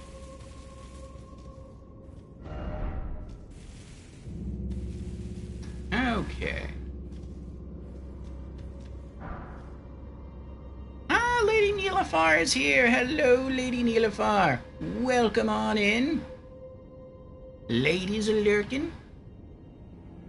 Enjoy your lurk, lady. Prattling pate, wonderful.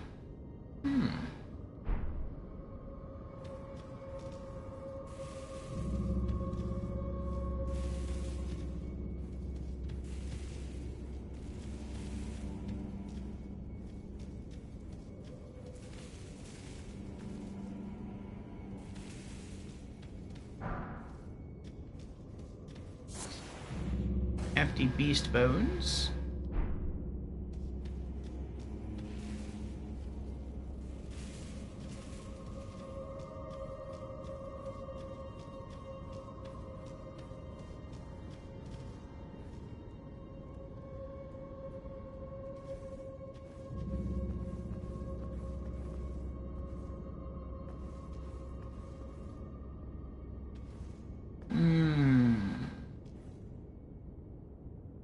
Flower to the right.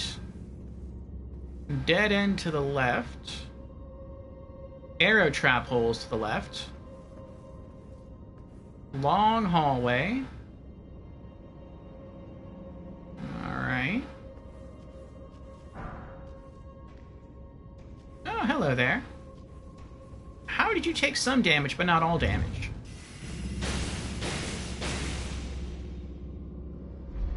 He just took that. He's like, what was that? Did something hit me?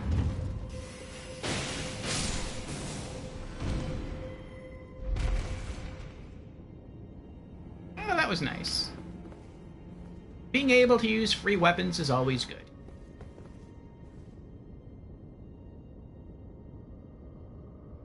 Welcome back, lady. We were talking about you earlier. Saying that we were looking forward to your stream later. We'd probably be raiding you today. Today is Friday. I need to slow down here.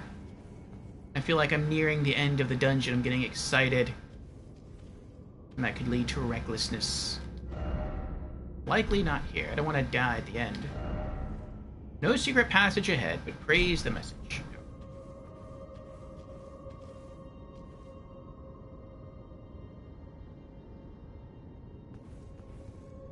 Okay. And Krillip is here. Welcome in, Krillip. How are you doing?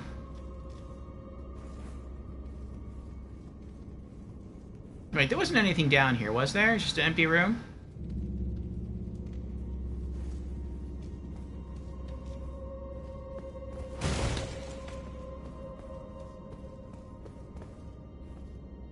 Okay. It's weird to me. Like, it's... I wouldn't say it's frustrating, but it feels really, really weird to run into a catacomb and see especially like like a dungeon type of catacomb, and to see like a large sarcophagus like this and me not being able to open it. Like, this is like some Chalice Dungeon Bloodborne stuff right here. It's like, ooh, excited, possible reward, and it's like an Elden Ring. It's like, no, we don't want to disturb the dead. You're Peachy. Peachy's good. Peachy keen. Doing alright. I think we're almost at the end of this dungeon. It seems like the further in we get, the lengthier the dungeons get in this game. I like short dungeons.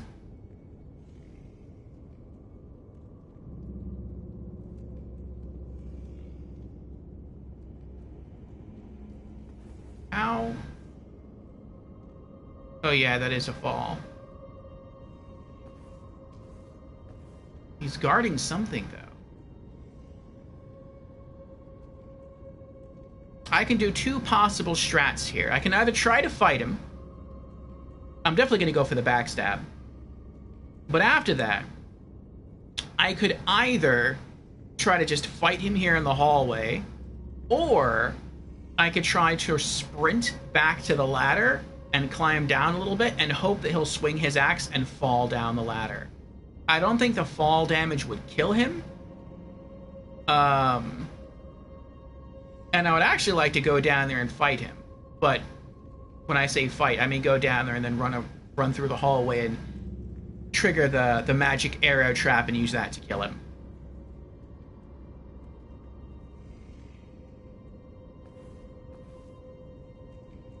I think I'll ignore him there for now. Maybe I'll get lucky and I'll find another trap over here. Nope.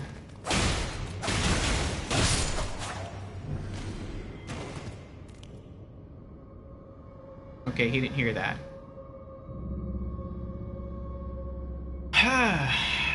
But it's having a good time.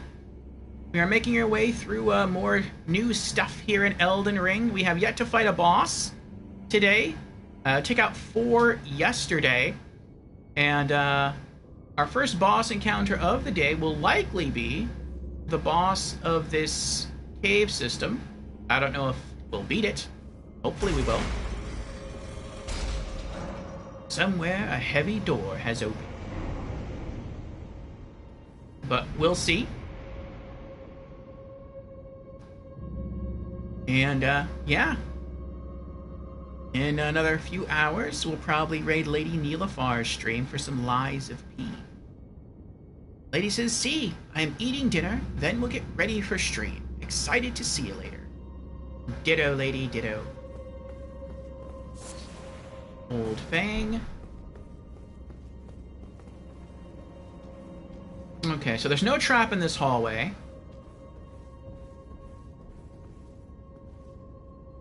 See, if I mess up, well, not mess up, but if this strat doesn't work, and I'm hanging out on the ladder, then what's going to happen is he's just going to back up, and he's going to stand in the middle here and just look at me on the ladder, or in that direction. And as soon as I climb up the ladder, he's probably going to run up and hit me, and that could knock me all the way down there, and I could die. So I guess the safest strat is really just to fight him straight up.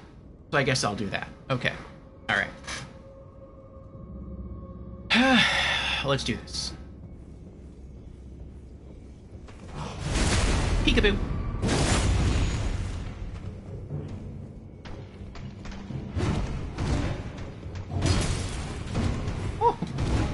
Oh. Oh. No. That was a new attack.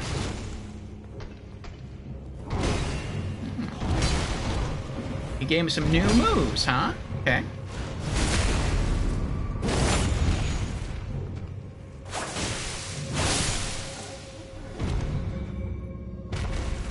kind of close there, huh?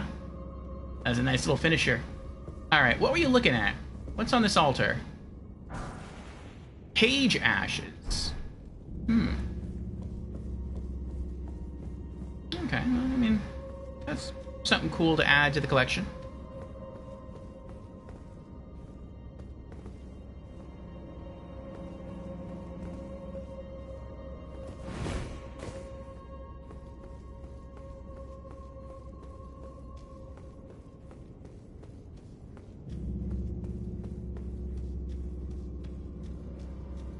Alright. Am I going... I was going backwards.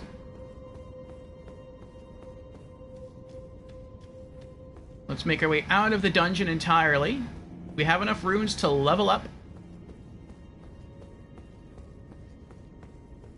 And then we'll see what the boss is. I hope it's not going to be another Erdtree Burial Watchdog. I don't like those things. You've killed 2 of them so far in Limgrave. Am I going the wrong way again? Okay, we're not. It's a little irksome, too, that I have to go through 2 different imps to get here. Here's one.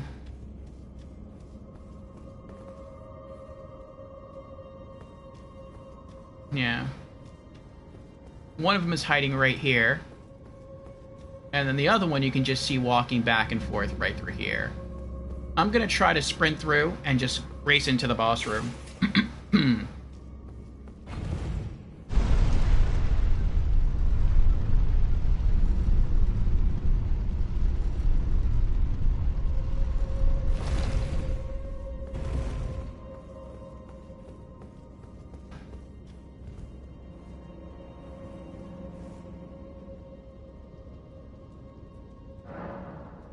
Okay.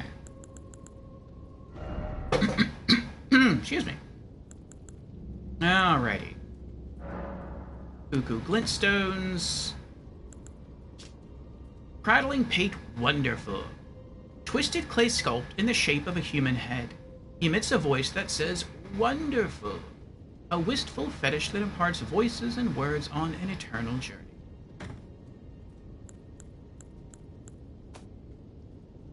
Page ashes. Ashen remains in which spirits yet dwell, used to summon the spirit of a page. Spirit of a page who traveled at the side of the noble he served. Uses a piercing sword and crossbow to defend his master. One becomes a page merely by accident of being born into obscurity. Nothing is asked of ability, talent, or volition.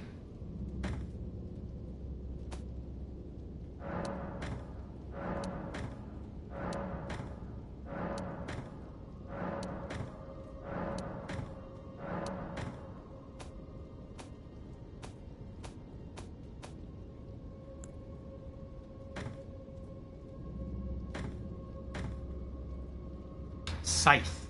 Large scythe featuring a long, slender blade. Designed to reap, this weapon is capable of rapidly inflicting blood loss while also slipping through an enemy's guard.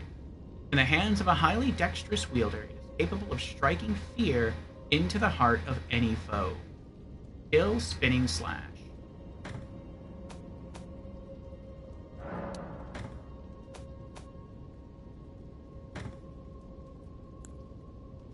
I think I have this one already.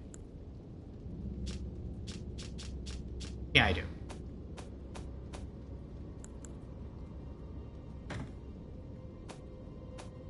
Okay. And level up. We're going to do... We're going to keep just trying to keep... We're going to just try to keep all of our stats balanced as far as our 4 main stats: Vigor, Endurance, Intelligence, and Arcane. I think what I do, or what I'm going to do, is once we hit a soft cap with one of the stats, so in other words, once we try to put a point into a stat and I see no change, no reflection in anything, which is probably going to be Endurance. We're probably going to hit the soft cap on that first. I noticed that's what we hit the soft cap in first in, I think it was Dark Souls 3. I think it was also that way for Bloodborne. So if that holds true in Elden Ring, then once we hit that soft cap, I'm going to shift to investing in mind. We have more focus points for our weapon skills. We don't use our weapon skills too much. We have 2 flasks just to get back focus points for our focus or for our weapon skills. But I mean, we do use them, so more focus points would always be handy, and we wouldn't have to focus on toggling between flasks and drinking one during battle, so that would be nice. But yeah, until that happens, we're just going to keep leveling up Vigor, Endurance, Dex, and Arcade. Let's go with Vigor. Okay. And what is that? HP goes up by 28. And it looks like some of our defenses go up as well. By, looks like 1.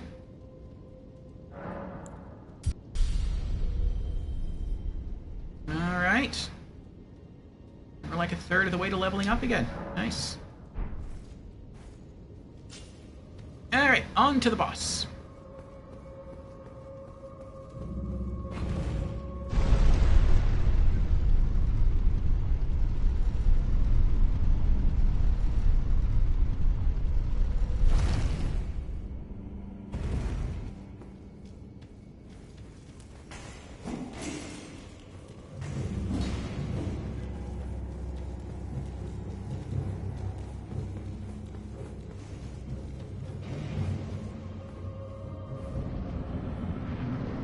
Are you serious? Erdtree Burial Watchdog. Are there imps around? No? Okay. Well, I mean, that's a little bit better.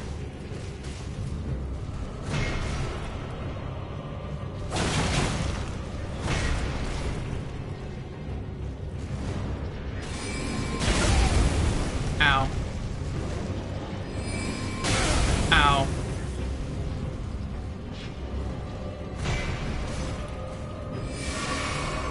Uh-oh.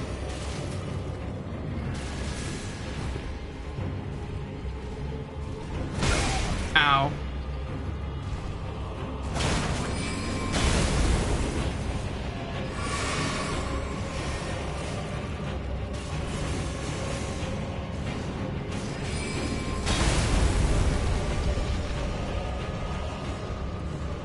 Follow the kitty. Follow the kitty. Following you, kitty. I'm following you.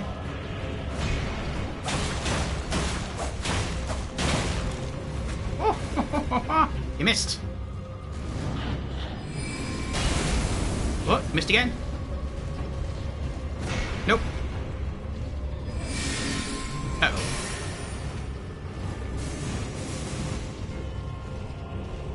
Following the kitty. Following the kitty. Looks like we're in a marching band here. Whoop. Rolled a little too far away there. Oh, kitty. It's not nice, kitty. Not nice. Following the kitty again. We march in a circle.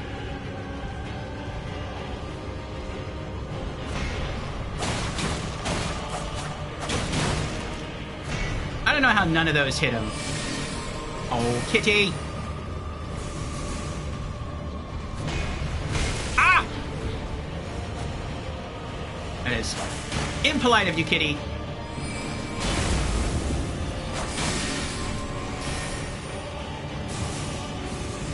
You know, it just occurred to me, and I don't think I thought of it because I don't know why I didn't think about it, but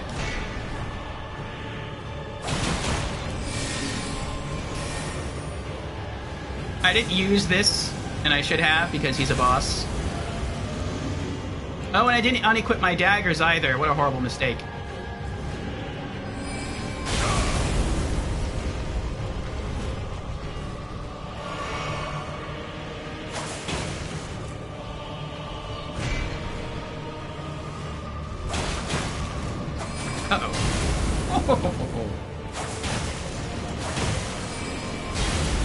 Bye, kitty.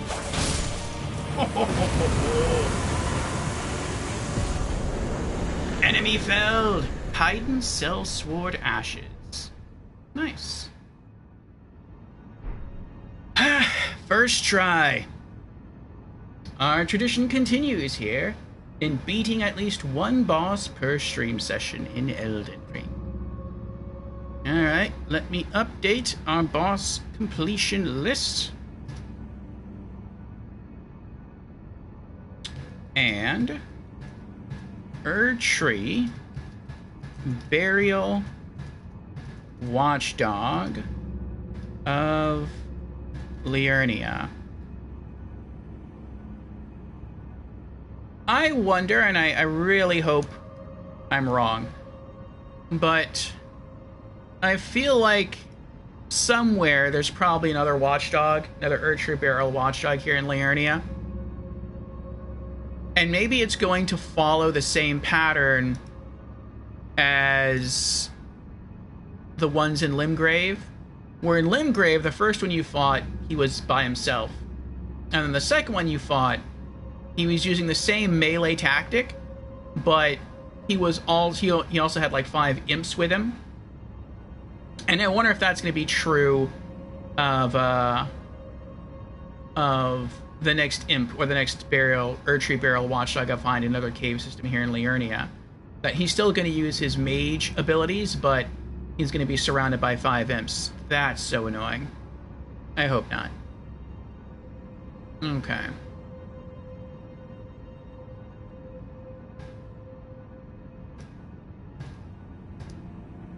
Oh, I used the wrong command there. That was... Really, those are all the bosses we beat in Limgrave. At least so far. There's our updated list. Okay. Alright, is there anything else here? Got some root resin. Looks like that's it. Alright, well, we're done. Get out of here. Return to entrance.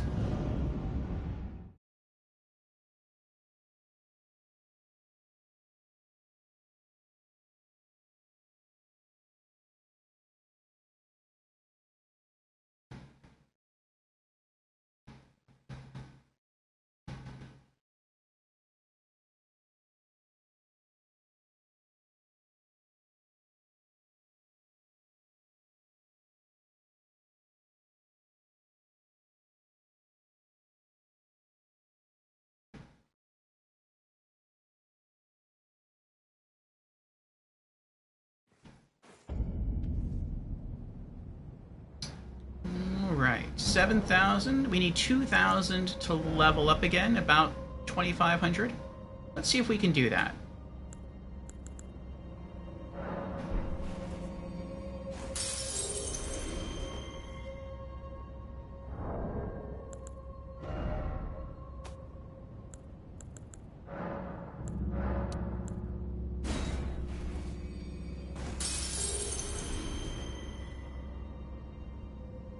Nope, we're pretty close though.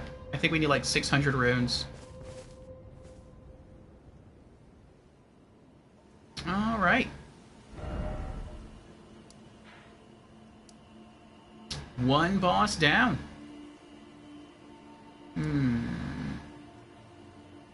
Let's keep working our way up the road. Okay. Well, we have a couple of oddities here to explore. We've got that building. We have a circle up here. I don't know what that's about.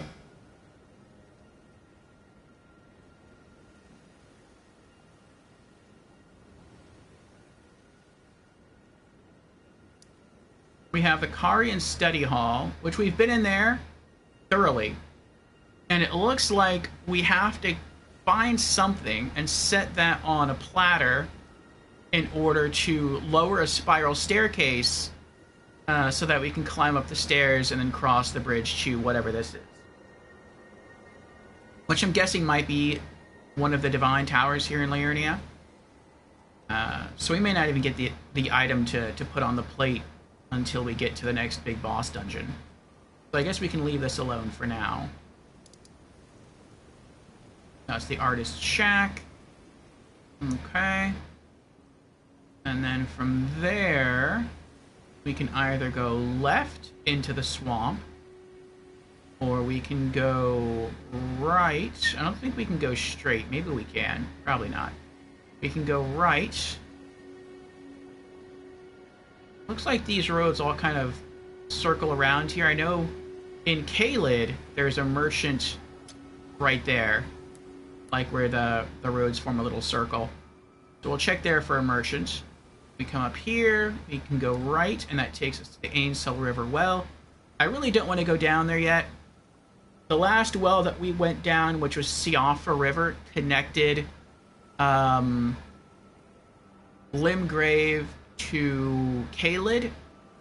And because it connects two zones, it's one zone that connects two, makes me think that the underground areas in this game are like harder than the above ground areas, so we're going to save this for last, most likely. You can come up here. What's this? Eastern Tableland. Well, if we go behind this, is there anything else? Not that I can see, though there could be something back here, maybe along the beach.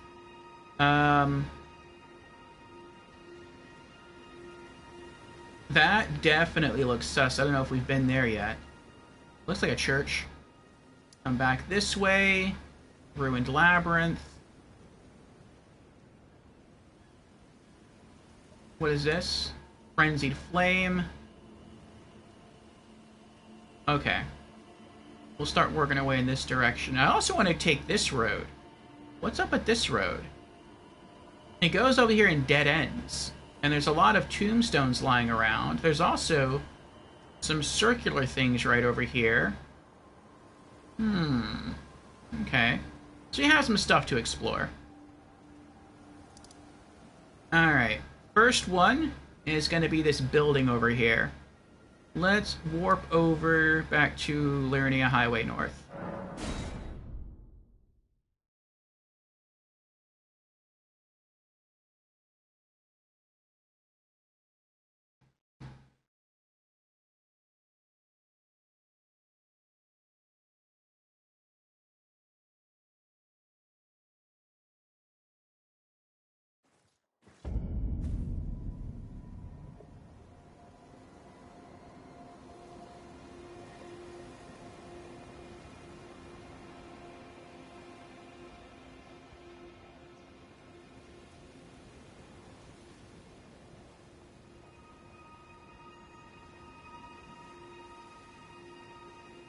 Alright.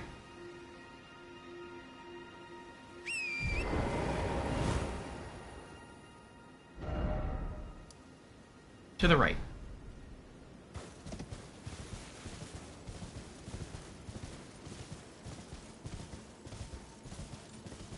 Okay, that's the statue we used to find the cave that we just came from.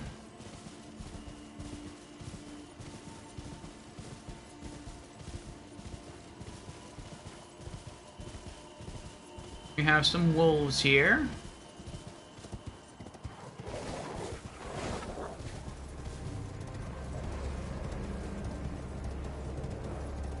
Oh, I remember the white wolf.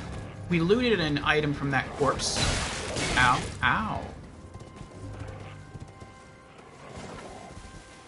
Alright. So there's nothing there. Let's go to Light 2. Yeah, I feel way more relaxed when I explore and I have the Dew Talisman on. Because it's like, if I get hit, well then okay, I get hit. But so long as I just keep riding and I don't get hit again, I know that by the time I probably get off my horse and get ready to explore something else, I'm going to be back at full health anyway, so getting hit, as long as it doesn't kill me, is kind of irrelevant. But when you don't have a way to passively heal, then it's more worrisome.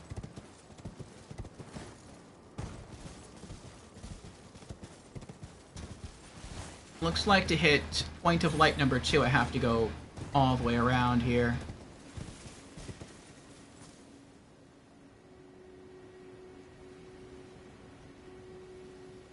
Yeah. Okay. It's that tower up there. I mean, maybe it would have connected. No, I don't think it would have.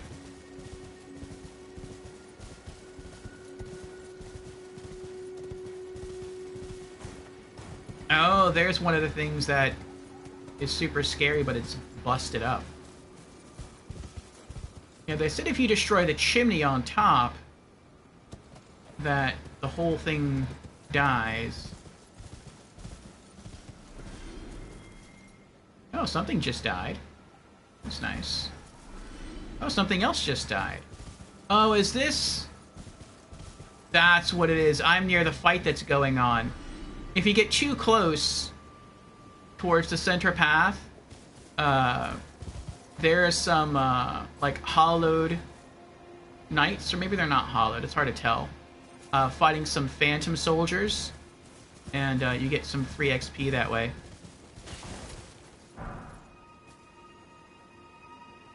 Okay.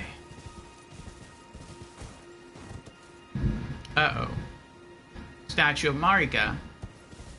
Why are you here? Is there anything up here?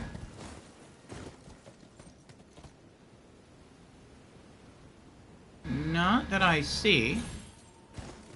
Okay.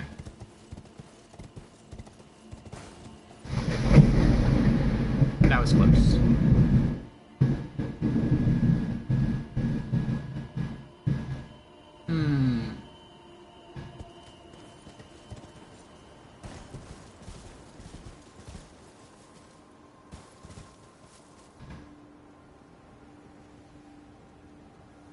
Why are they all dead?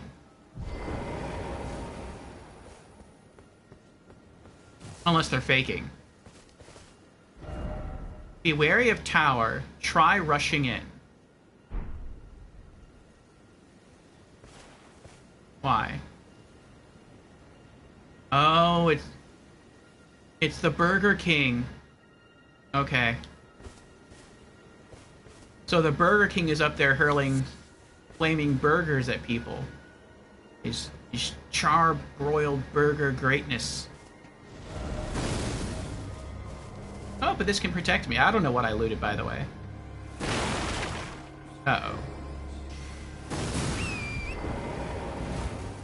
We ride! Woo. Highway Lookout Tower. Oh, they're coming. I didn't think they'd be coming. Climb! Oh my goodness. I hit the triangle, but my character just stood there. Like, what are you doing? Oh, climb.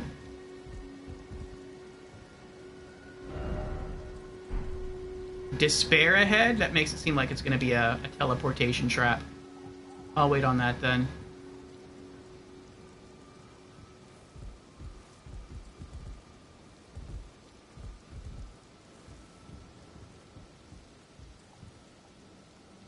I'm coming for you, Burger King.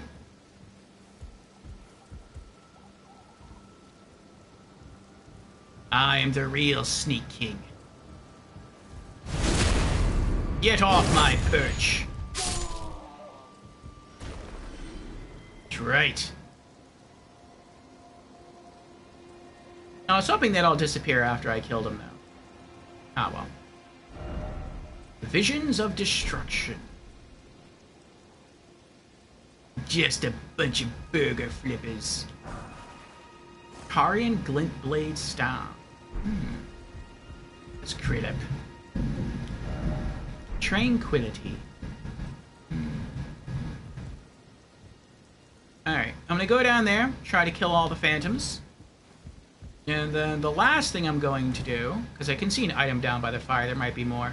The last thing I'll do is come back and open that chest.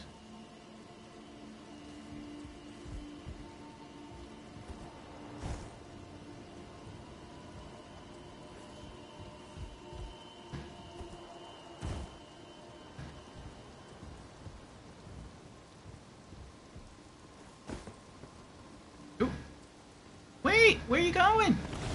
Oh, uh-oh. Hello. No! Oh, that hurts. That hurts so bad. I went to, like, lock onto the other guy, and that didn't happen.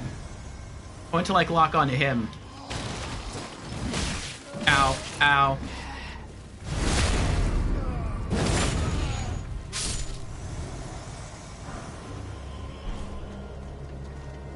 Ow. Oh, what's this? Did you drop anything? No? Okay. Can I get back here? Oh, I can't get back here. Is there anything significant back here? Maybe. Well, for me right now, what's the most significant thing about this is that... Oh.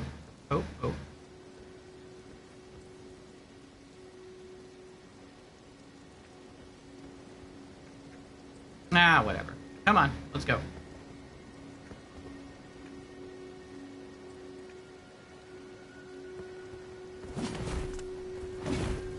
Ah,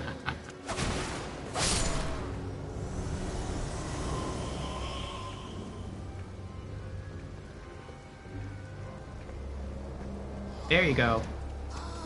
Oh, good try, good try. I hope they just don't respawn endlessly. I hate when that happens.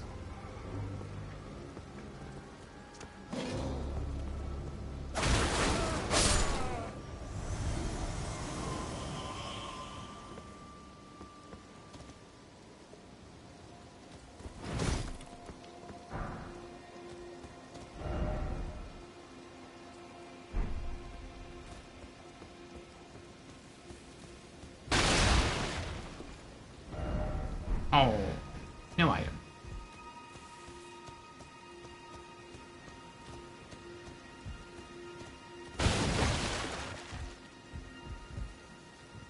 What side of Linear are you on? Been looking for that staff?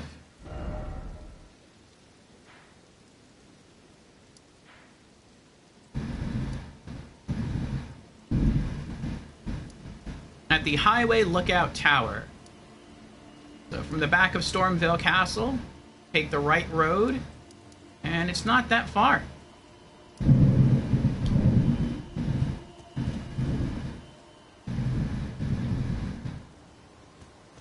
Did I kill them all? I did not kill them all.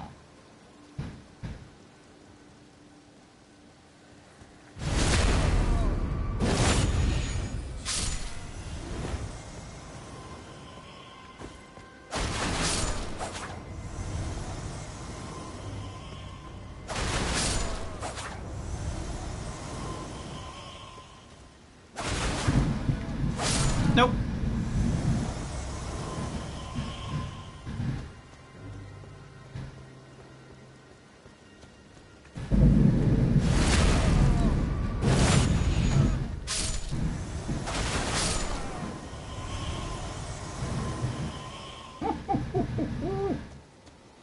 I made my way through this camp pretty quickly.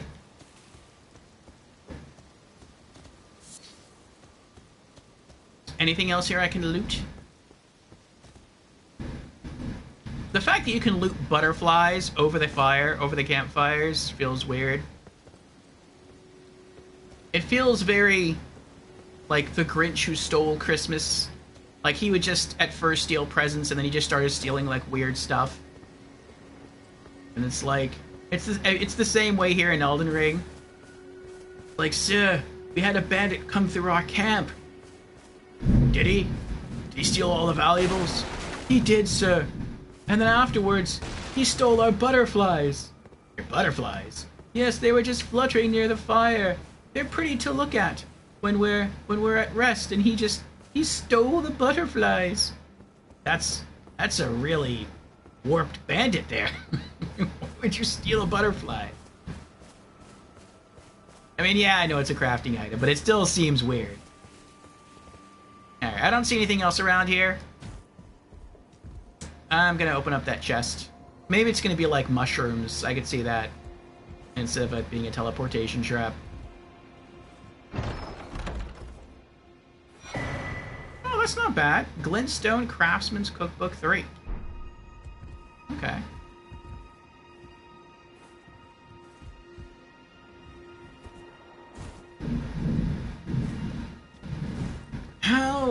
Alright. That looks pretty. What's that? Oh, never mind. I saw a pillar of light in the distance, but I think that's just sunlight reflecting off the water. Alright. Alright, so that's our second big point of light investigated. Now we're going to hop back down here, ride this way. Actually, no, we can just save some time. Since the next point of light I want to investigate is here, let's just go there. Study hall entrance. We'll do that.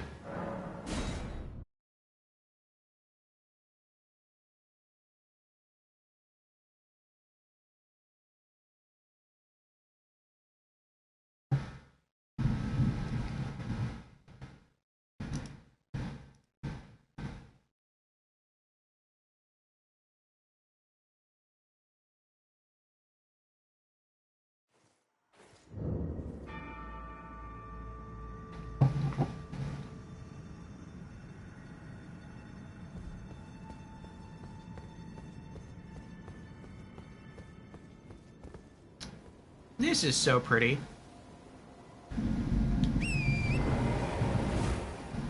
When it comes to the foliage in this game, they did a really good job.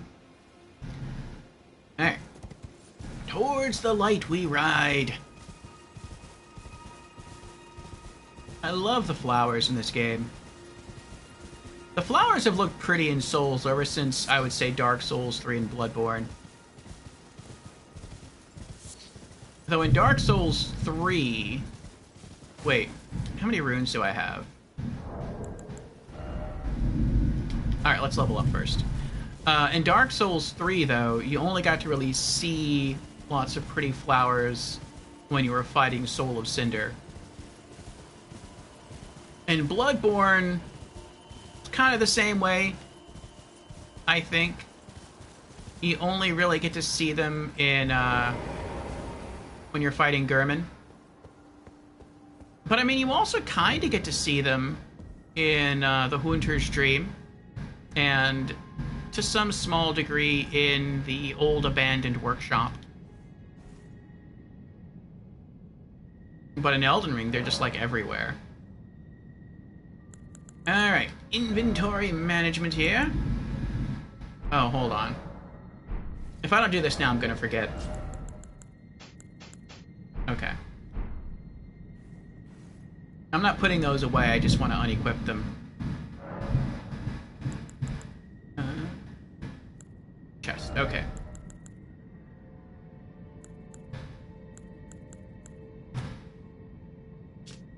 Haydn Cell Sword Ashes. Ashen remains in which spirits yet dwell. Used to summon the spirit of a Haydn Cell Sword. Spirit of a mercenary belonging to a horse-riding folk. Skillfully uses a massive blade for dismounting other riders, and enhances his already considerable strength with war cries. The sellswords of Haydn made their prowess known on countless battlefields.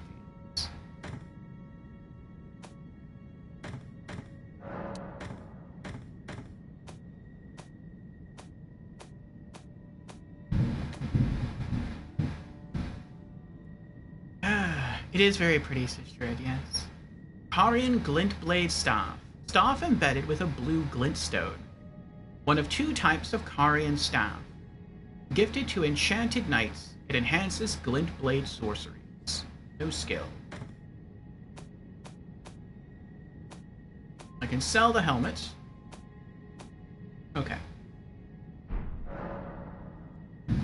Oh, level up.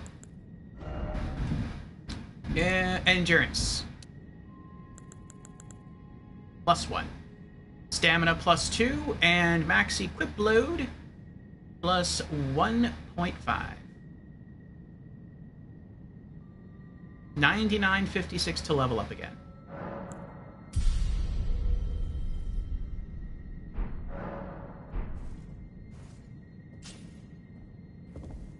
Okay. Also, I want to take a look at this item that we picked up here.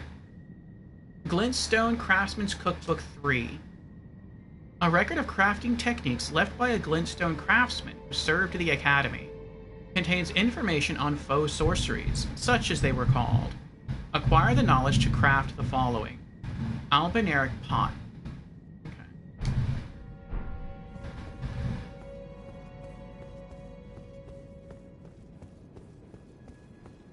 Alright, now we ride towards the light. Go towards the light, Bandit Man! Go towards the light! The light is good! Uh-oh. Not that light, though.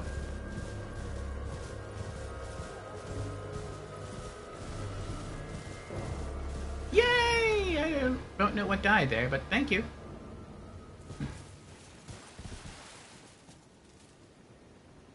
Oh, I was like, why am I here? What is this? This is, yeah, where the roads converge. I thought there might be a merchant here. I was wrong. Okay. There's wolves over there. We have patrolmen here. Alright. Well, next point of interest, then, is...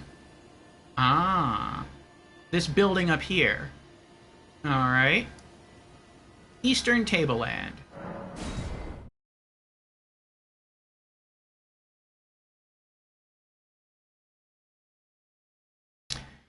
Yeah, I think once we hit 4 hours, unless the storm clears up, I think we're going to call it right at 4 hours. We sort of achieved our stream goal today already of taking down at least one boss. And it's lightning and thunder in here pretty bad. And I'm pretty sure that Lady should be streaming within the next hour and a half. Okay.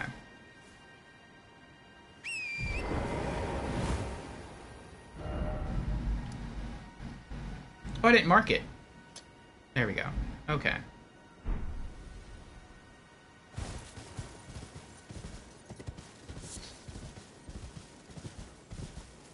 What's that, though? That's interesting. I'm looking right at it on the map, and there's nothing here. Like, there's some broken, I don't know what that is, trees? Oh, it's probably the rock. But there's a camp over there that's not on our map. Let's go check the camp that's not on our map. Oh, there's also a big cannon thing over there. Yeah. More patrolmen. That big cannon thing.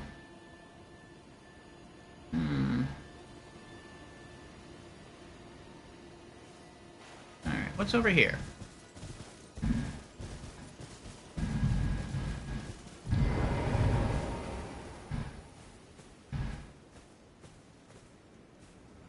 We got fire slugs there.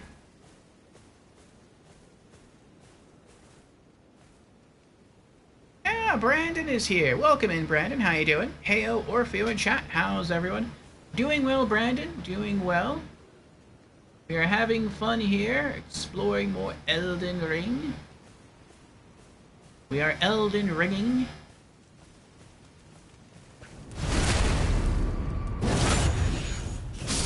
Oh, that was close.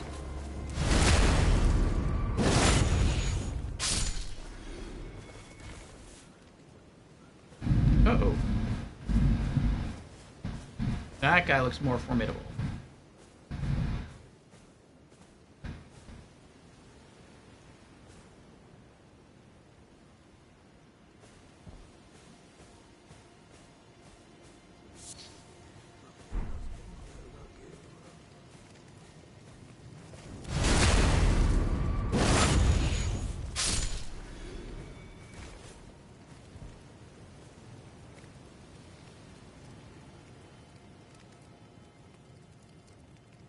We never came this way before. There's an item there. Definitely would allude to that.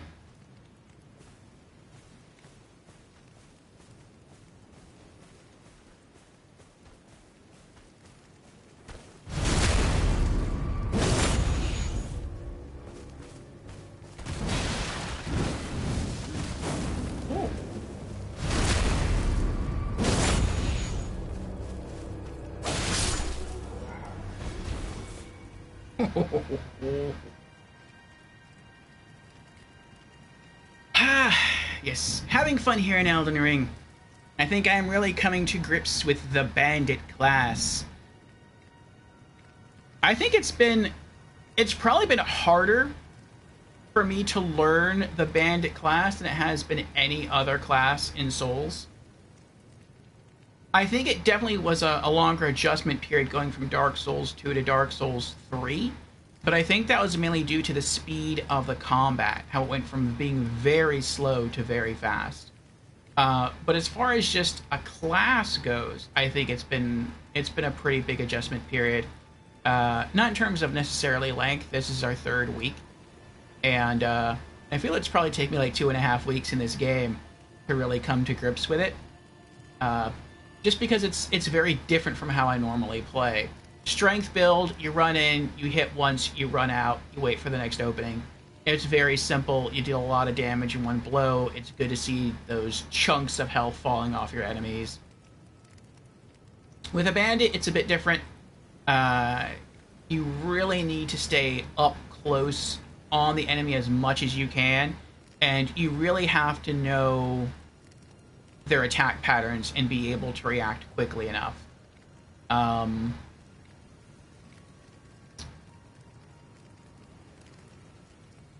And I think it's that level of that combination of aggressiveness in terms of attacks, but also in terms of staying close to the enemy and trying to dodge through everything.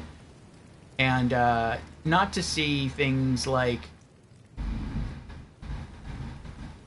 backstabs as completely dishonorable that has been involved there in our adjustment period. I mean, I would backstab before in other characters, but they would more so be attacks of opportunity.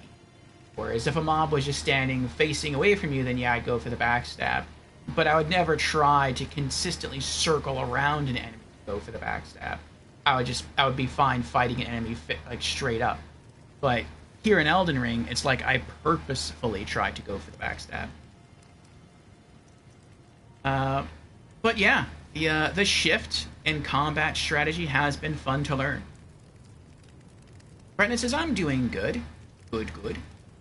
Just yesterday, I beat the campaign to Modern Warfare 3, released back in 2011, and Black Ops 1. Nice, congrats. I was thinking eventually to get maybe more into Call of Duty as well. Or at least maybe put some of those games on our list. Like, I still have some of those games. I sort of own those games through PlayStation Plus. And that is going to be expiring for us in October. But I'm probably going to have to renew my PlayStation Plus subscription, at least for a few months. Because once we complete our first playthrough here in Elden Ring, we are going to open things up to multiplayer. And you need PlayStation Plus for multiplayer. And so when that happens, maybe we'll go ahead and throw some of our PlayStation Plus COD games up for voting on the list. What will be expiring? PlayStation Plus subscription. It expires for me October 3rd. Flame, cleanse me.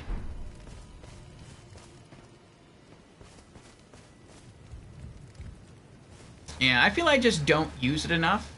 When it comes to us playing multiplayer games, then yeah, it serves a purpose.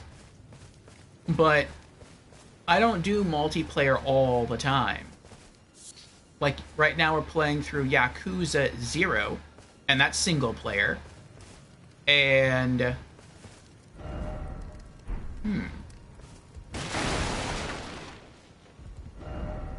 Aw. And we're doing our first run of Elden Ring, and that's single player.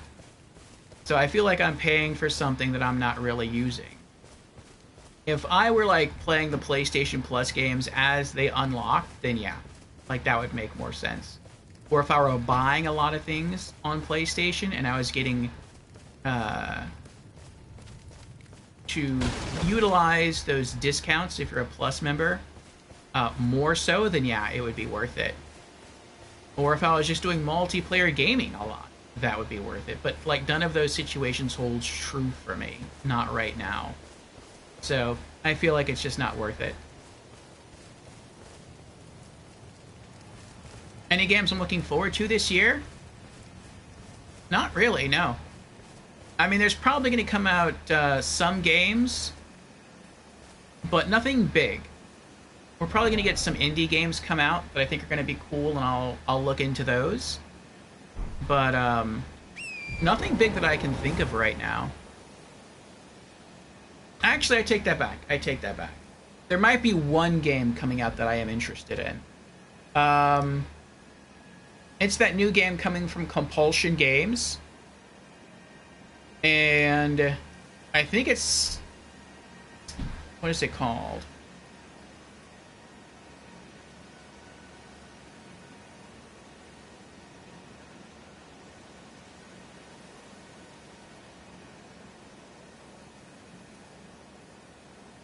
Something Midnight?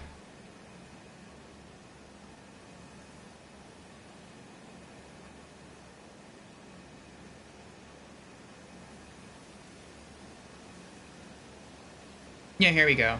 South of Midnight.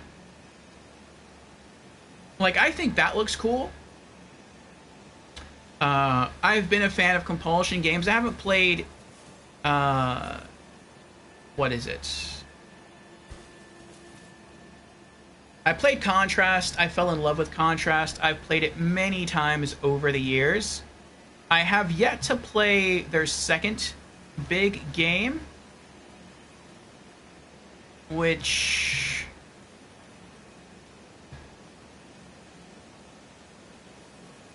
is called We Happy Few. But I think that South of Midnight is coming out this year.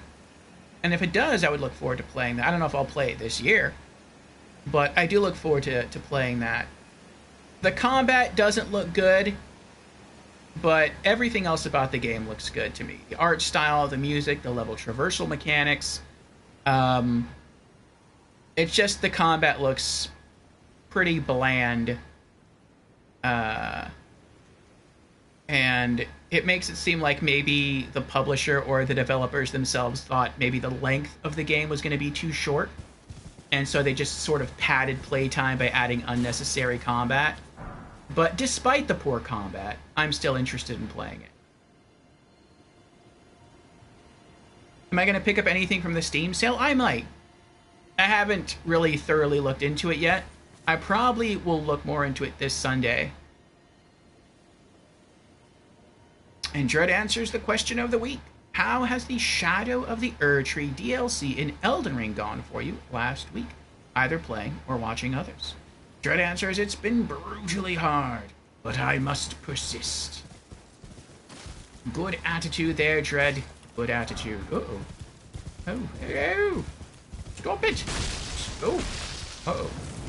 Oh. That was impressive. You shall not pass! Alright, I see it.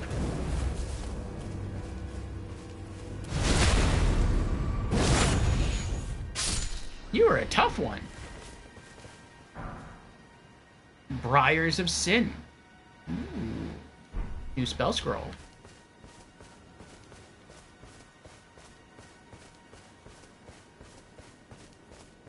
I wonder what the fire slugs drop.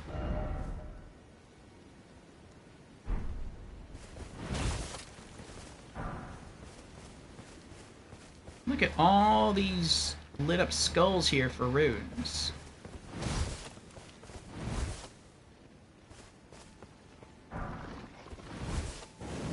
Aww. There we go. Coming for you, Sluggy. I'm coming. Missed me. Uh-oh. Okay. I thought he was going to explode after I killed him.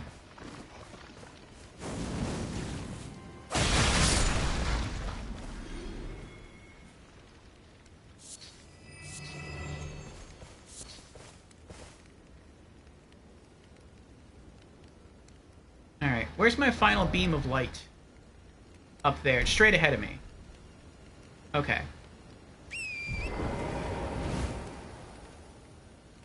Ah. That was a good swing of theirs. It was.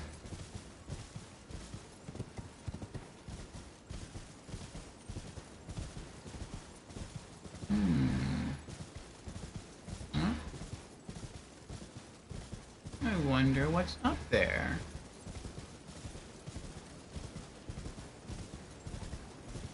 Got some more fire slugs. We have more guards on patrol. And the cannon thingy. And it's coming back. Excuse me.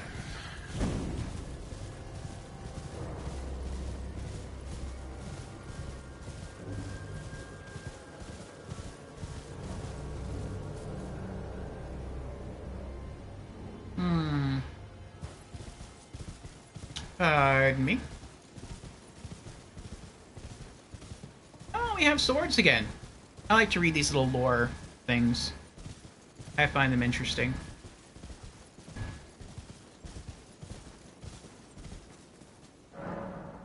The Second Liurnian War. No victory for the Golden, nor for the Moon. No prize but atonement, the birth of a vow.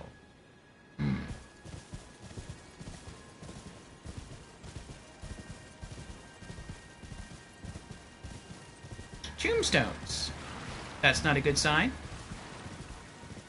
Ah, but that is.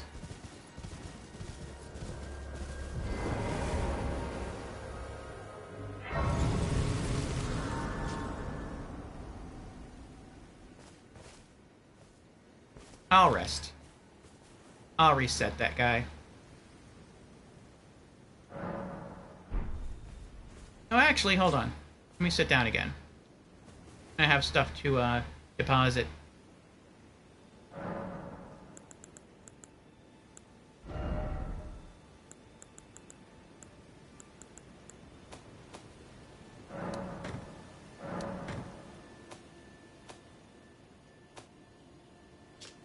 Briars of Sin. An aberrant sorcery discovered by exiled criminals. Theirs are the sorceries most reviled by the Academy. Wounds the caster with thorns of sin, creating a spiral of blood thorns. This sorcery can be cast repeatedly up to 3 times. The guilty, their eyes gouged by thorns, lived in eternal darkness. There they discovered the Blood Star. Why would you want to wound yourself? Maybe it's like an AoE.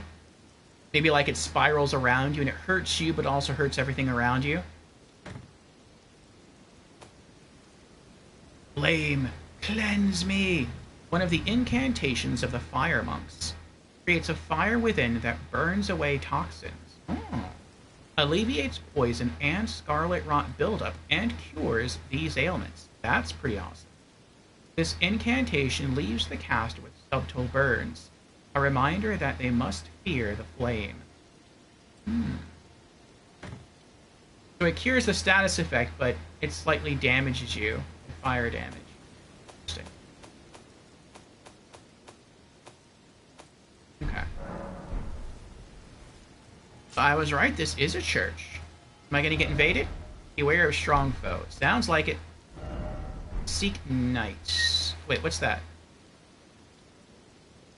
I wonder if that's the boss.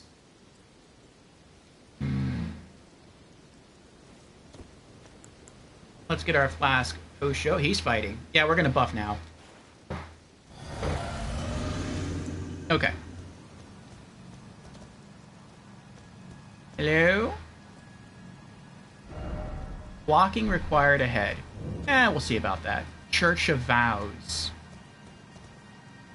Oh, it's a turtle. The giant turtle. We have a chest. Message.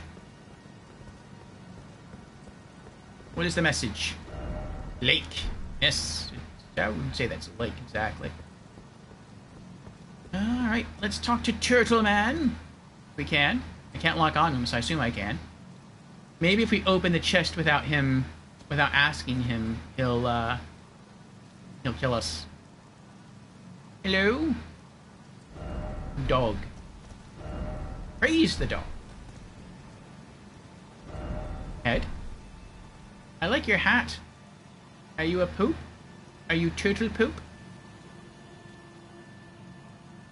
That is a dope poop hat. You're tarnished, aren't you? I am. I welcome you to the Church of Vows. I am Miriel, steward of this sacred chamber. My apologies for the unseemly state of affairs. Do you know the origin of this place? Nope. How it came to be known as the Church of Vows? Nope.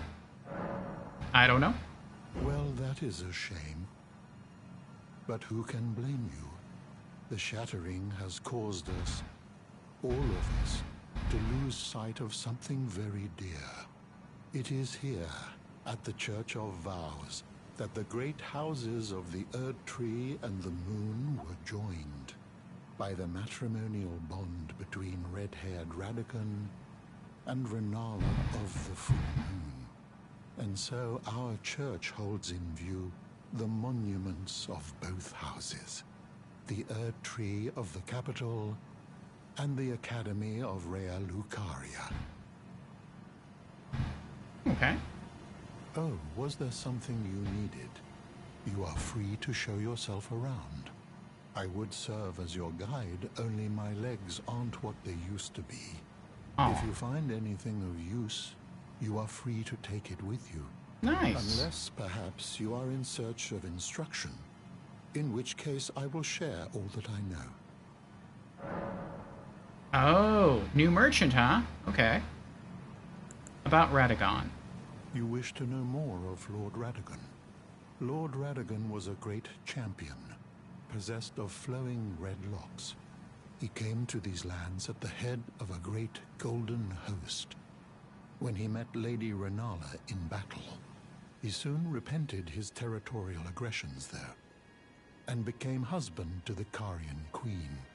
However, when Godfrey, first Elden Lord, was hounded from the lands between, Radagon left Renala to return to the Erd Tree capital, becoming Queen Marika's second husband and king consort, taking the title of Second Elden Lord. The mystery endures to this day as to why Lord Radagon would cast Lady Renala aside, and moreover, why a mere champion would be chosen for the seat of Elden Lord. Interesting. About Renala. You wish to know more of Lady Renala? She is queen, head of the Carian royal family, and governor of the Academy of Rea Lucaria, the great and beautiful full moon witch. Sadly, her heart was broken when Lord Radagon left her, and then, when the Academy rebelled against the royals, she was locked away in the Grand Library. Aw. Wait, say that again? In the end, Lady Renala was left alone, cradling the amber egg Lord Radagon bequeathed her. Now she devotes herself to it through forbidden rite, the grim art of reincarnation. You would do well to remember, severing a vow, strongest of bonds, has consequences ever more dire. Oh, that was new. Okay, tell me something else about Radagon then. You know, it's said that Lord Radagon harbored a secret. A famed sculptor of the Erd Tree capital was once summoned to render Lord Radagon's likeness in giant stature, when he glimpsed the skeleton in Radagon's closet. And as such, it's said the great statue harbors his secret too. You know, it's said that Lord Radagon harbored a secret. A famed sculptor of the Erd Tree capital was once summoned to render Lord Radagon's likeness in giant stature, when he glimpsed the skeleton in Radagon's closet. And as such, it's said the great statue harbors his secret too. Interesting. Study sorcery. Okay, these are new. Incantations. Also new. Alright. And who are you? Miriel, Pastor of Vows. Alright. Let's type this up here.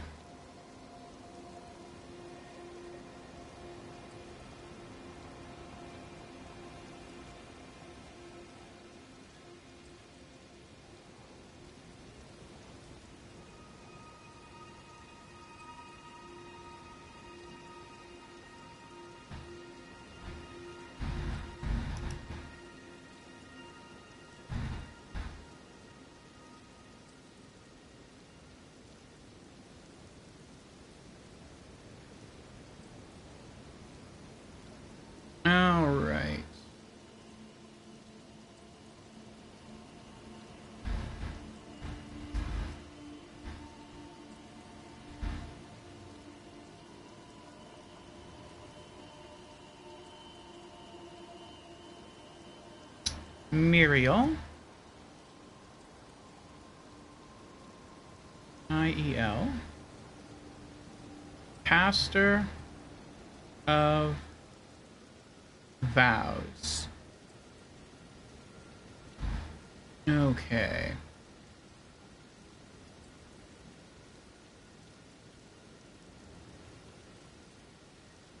And what's the cheapest thing he's got? 3,000. 4,000. Okay.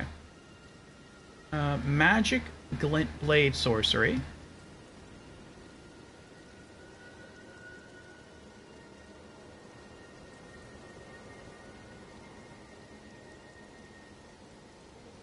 For 3,000 runes.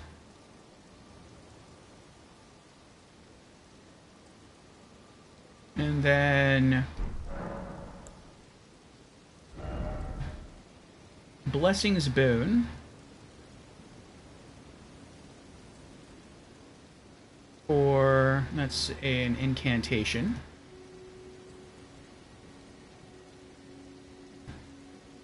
It's 4,000 runes. And then finally Arian Greatsword.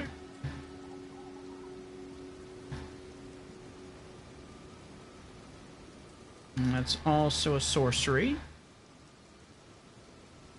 And that's 10,000 runes. That's expensive. Okay.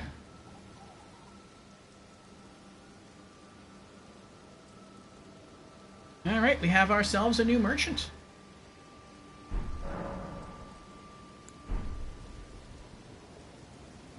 Alright,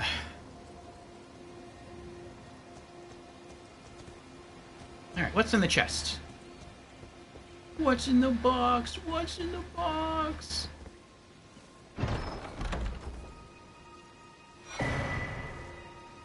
Gold sewing needle.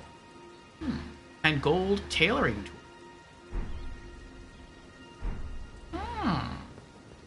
I wonder if that's something we can give to our seamster friend.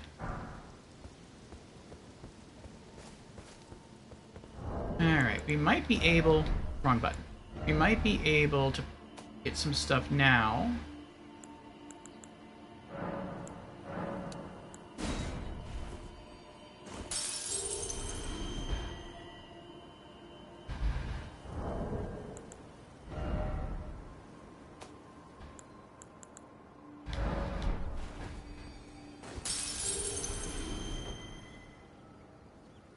What was the cheapest item he had?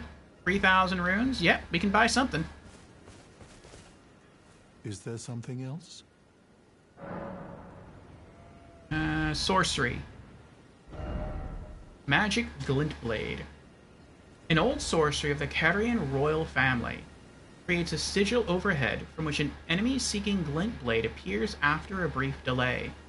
This sorcery can be used while in motion. Charging increases the delay. Said to be the prototype of the sword phalanx sorceries wielded by royal enchanted knights. Okay.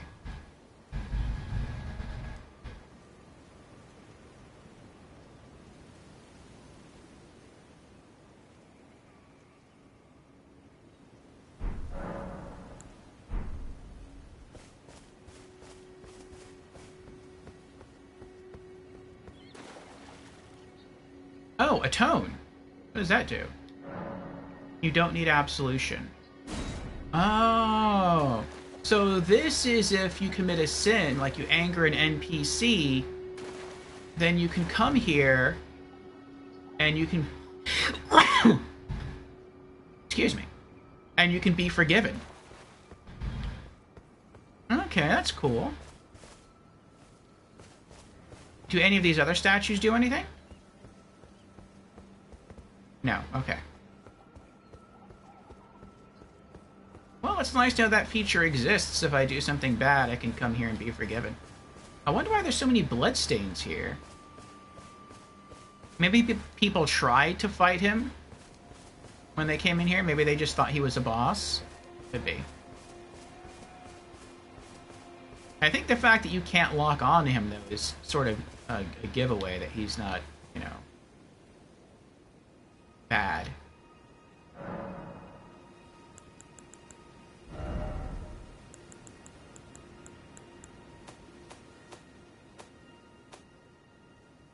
Magic Glint Blade Sorcery.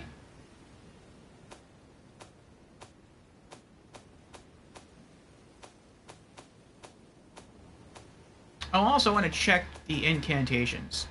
I was supposed to have bought Surge O Flame at the end of our last stream session. I don't remember if I did that or not. Surge O Flame. Yep, there it is. That cost us 5,500 runes. I didn't mark that down in my merchant checklist here. There we go. All right.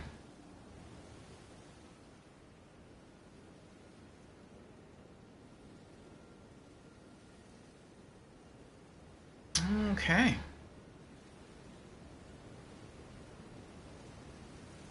So I think how we're going to do this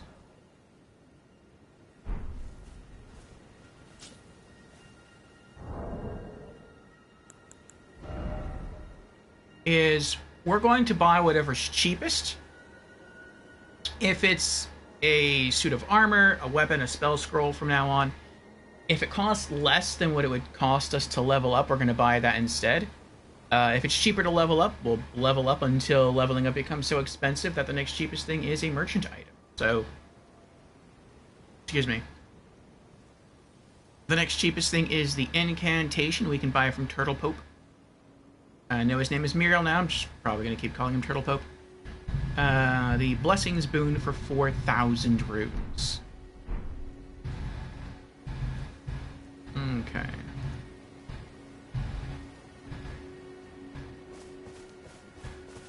Alright, so where else can we go? Church of Vows. Did I put that, his location, in my... Yeah, not really. That's good enough, though. I just list him as a pastor of vows, so that works. Okay. Where else can we explore? There's the cave here. Okay. Ruined Labyrinth. Ruined Labyrinth.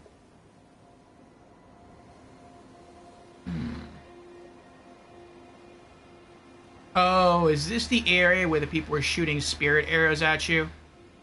That's an annoying location.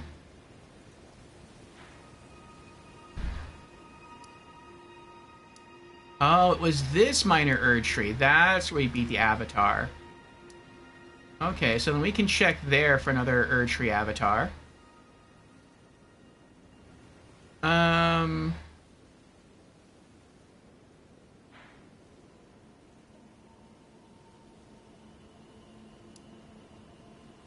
Mausoleum Compound. How do I get up here? Where is this at? Frenzied Flame Village Outskirts. It looks like I can ride from here that way. And we'll make it. Let's try that. Next location, Minor Erdtree.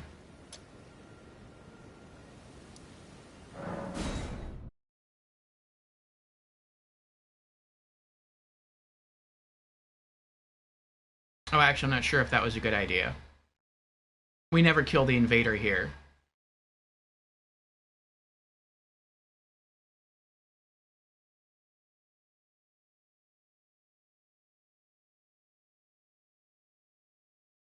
So if this is where I think it is...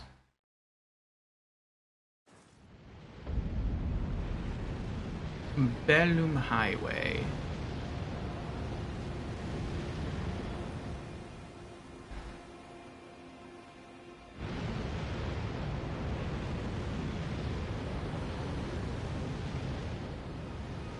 Nope. We should be okay here from invasions.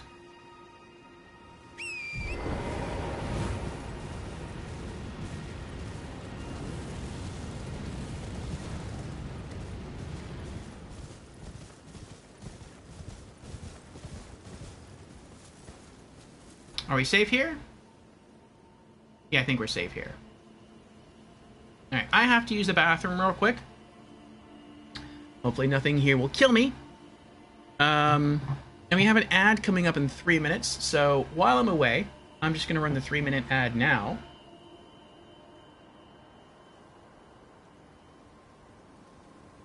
Refill my coffee cup. I have, I think, 1 cup left in the pot.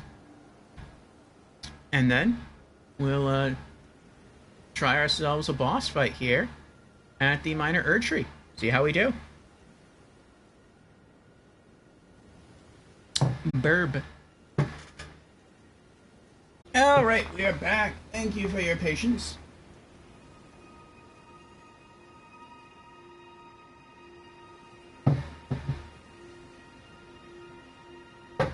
My final cup of coffee for the evening.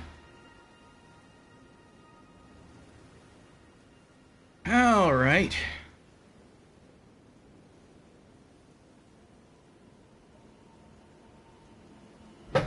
How many Minor Erdtrees were there in Liurnia? I mean, not Liurnia, in Limgrave.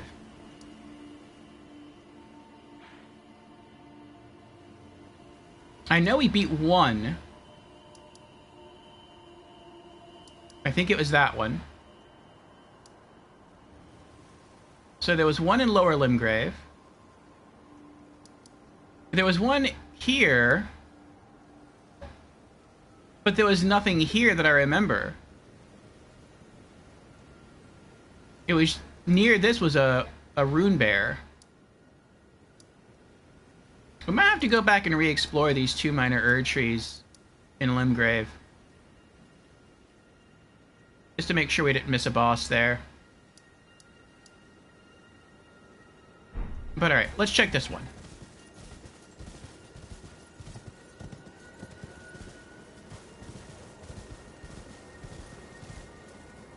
Ooh, items. Be wary of ambush and then chaos. Ah.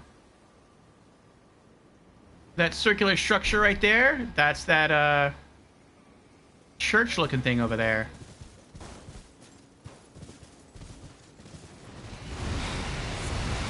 Eye of Yog. I couldn't loot the other item. I tried. I was spamming triangle.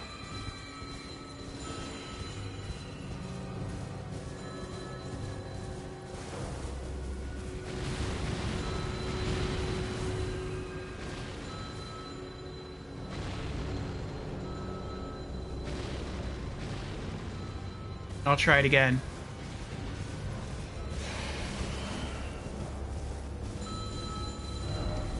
Nope, I can't do it.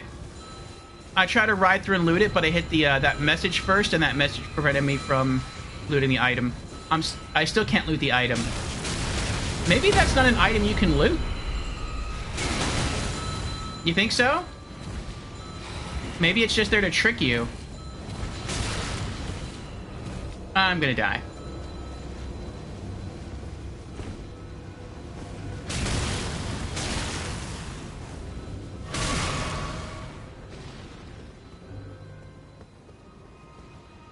Because it's not letting me loot the item at all.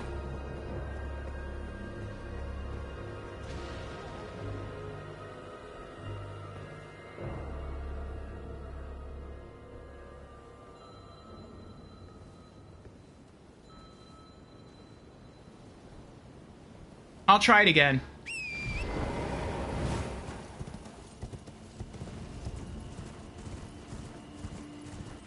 I might have to, like, just stop and stand on top of the item.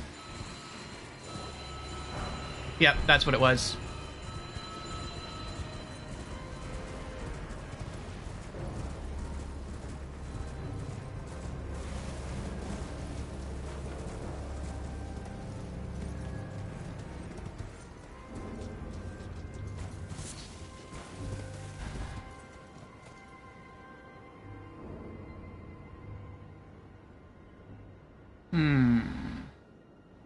There's ways to get down from up there, but I don't see any ways to get up there.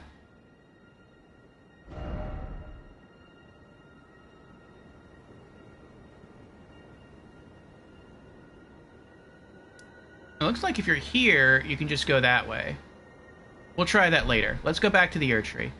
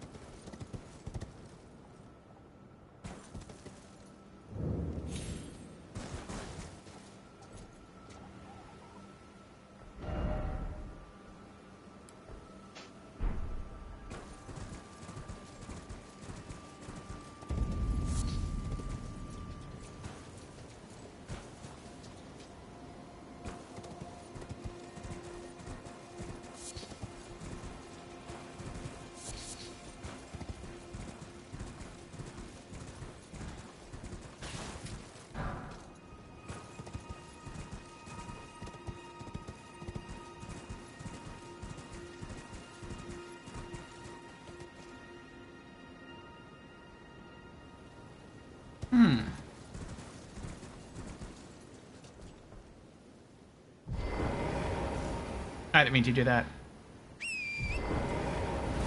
I still forget sometimes which button is the lock-on button.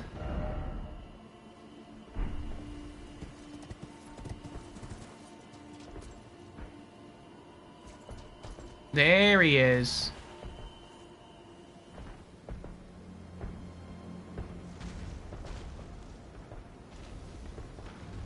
I think he sees me.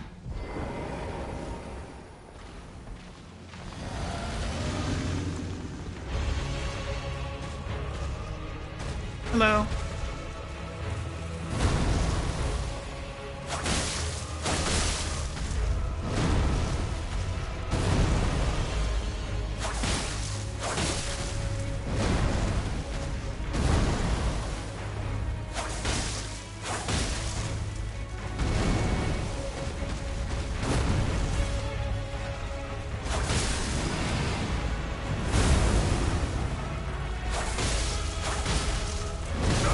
Oh, that was a good hit.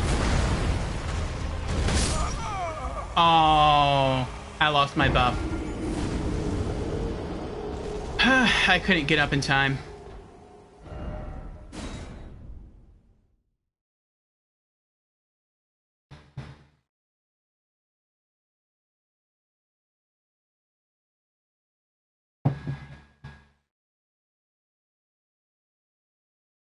Heyo, Ratika. How are you doing? Welcome on in.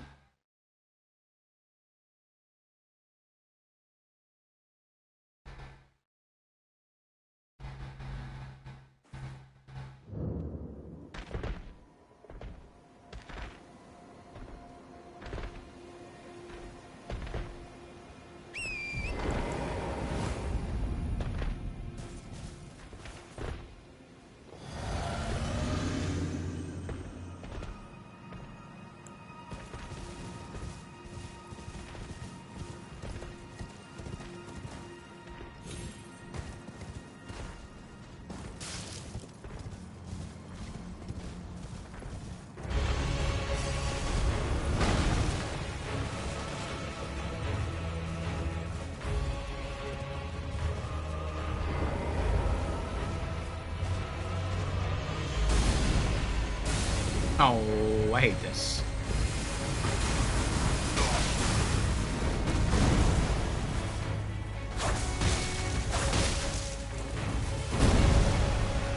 Oh, I'm dead.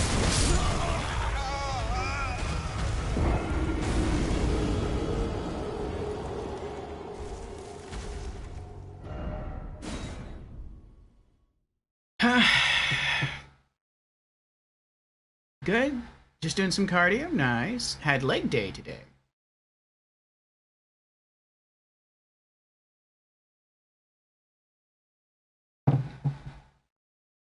Also good.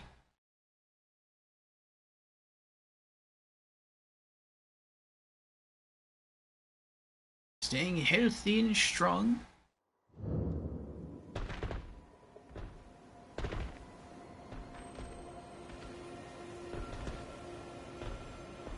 I think I hear Beetle.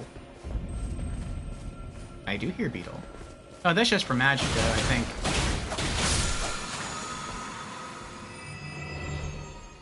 Yep. Ah, well.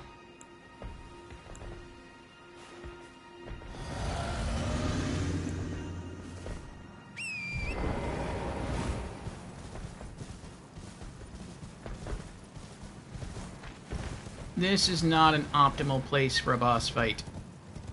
If I could fight him here, it would be. But I don't want to have to deal with those other archers and warriors.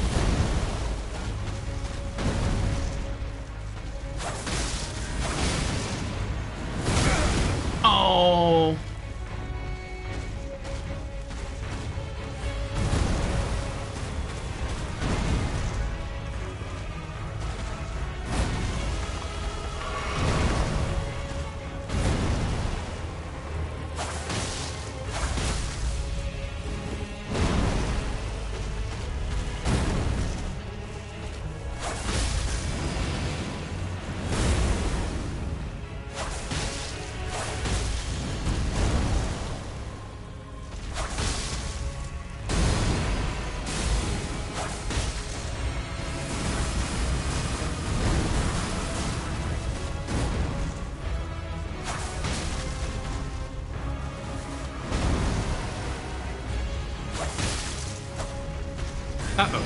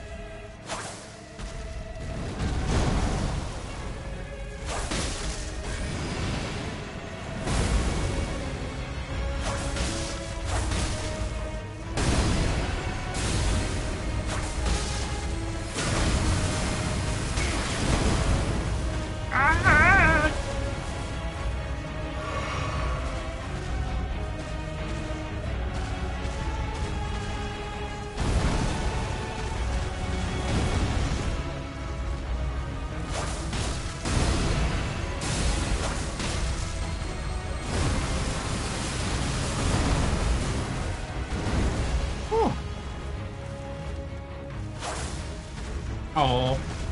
Uh-oh.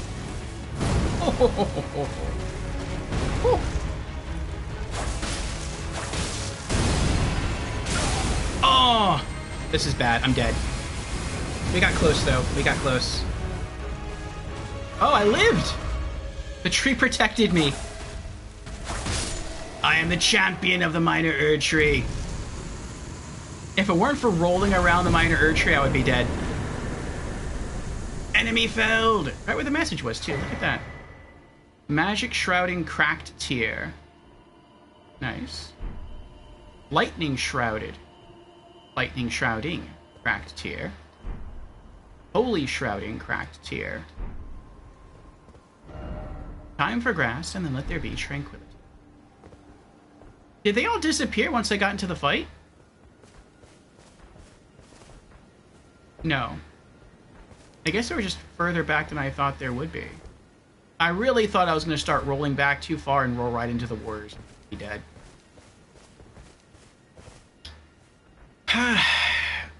You gonna plan unpacking again tonight? Yeah, go for it, Ratika.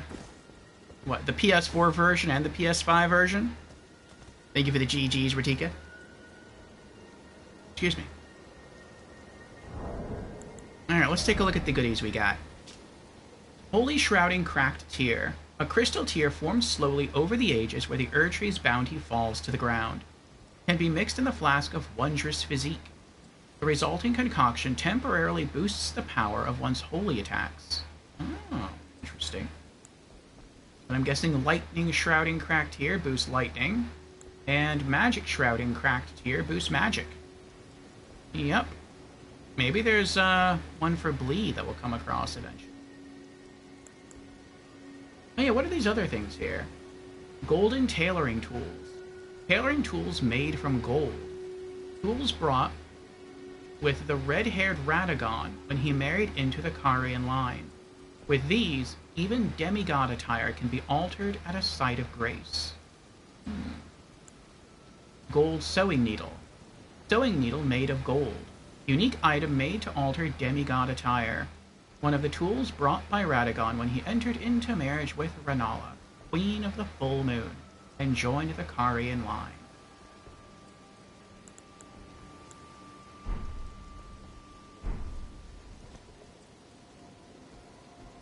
Whew. Burb, be back? Alright, Ratika. Enjoy your burbage. Well, now that we have 6,000 rooms... Oh, I have to update the boss completion list again, don't I? Let's see.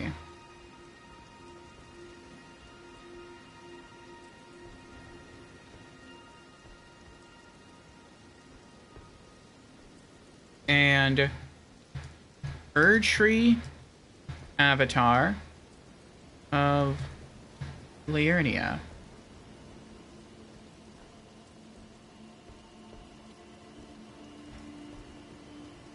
Alright, we beat 2 bosses this stream session.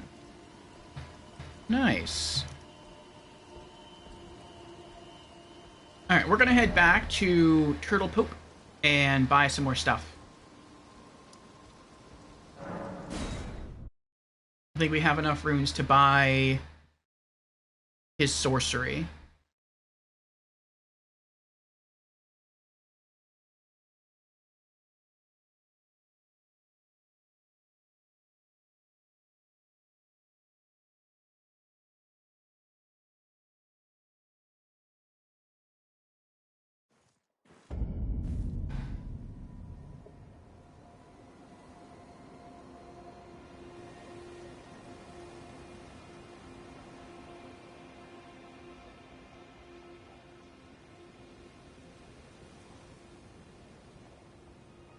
Alright.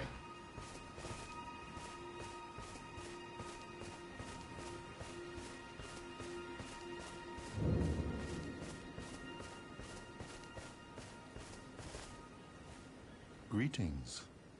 Do you need anything?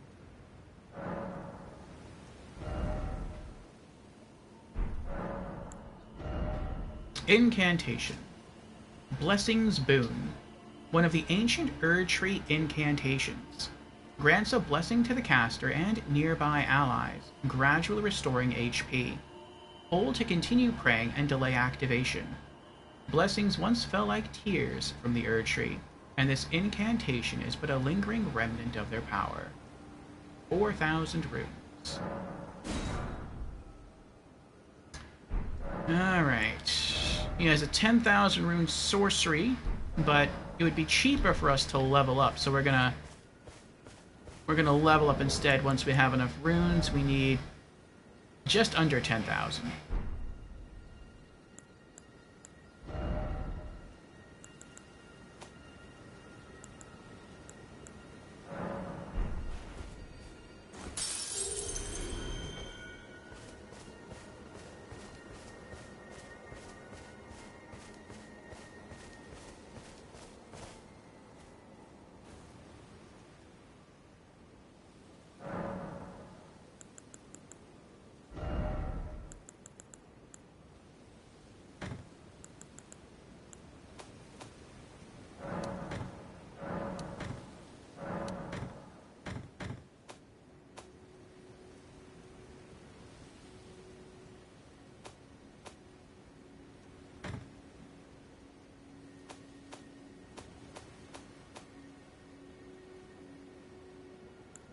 I think, yeah, that's irking. I'm gonna go sell that real quick.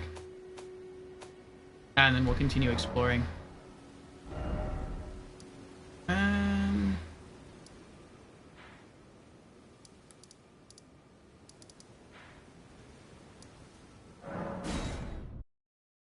Let's go sell it to Kale. Oh, I also want to go talk to our sewing friend. Maybe we'll have new dialogue since we picked up the golden sewing needle and gold tailoring kit.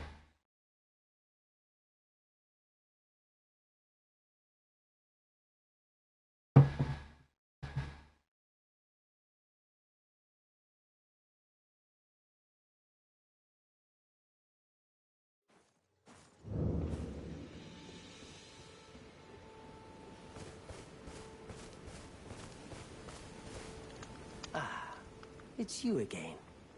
Always a pleasure. Care to purchase anything?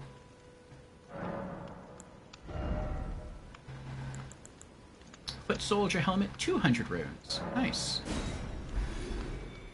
That's it. I'm done. Goodbye for now.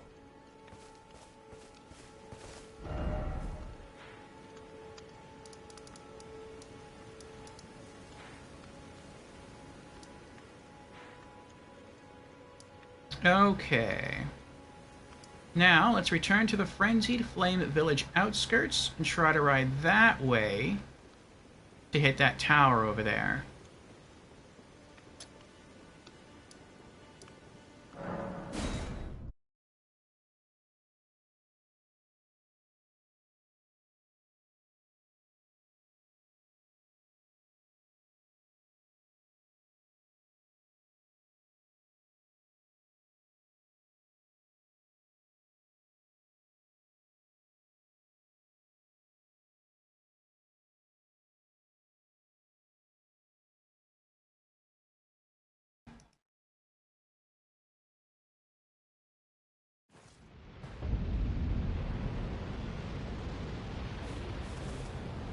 Okay.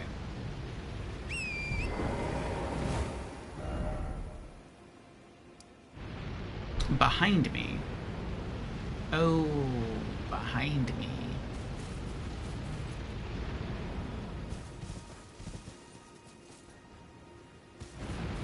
I kind of want to go there. How many runes do I have? Oh, I have 3,000. If I had, like, close to 0, I would just ride over there just to see what would happen.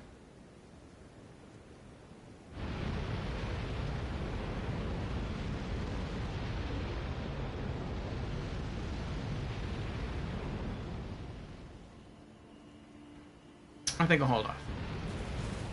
Alright, so I need to go that way. Oh, there's a statue here. A cave statue.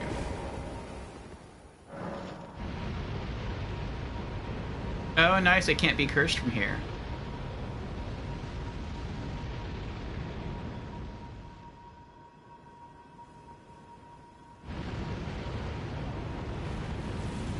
Oh!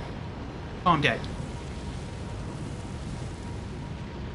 Oh, it's the statue itself that's blocking it. That's blocking my... That's blocking the view there.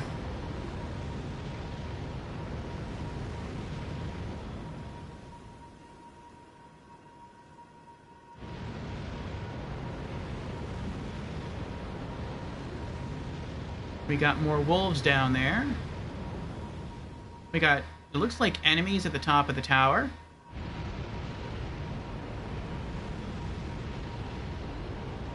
Yeah, we're gonna have to wait till later when we have something to help us resist madness.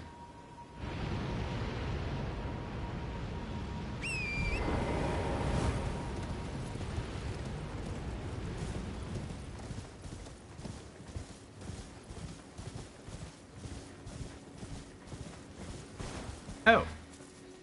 Hello.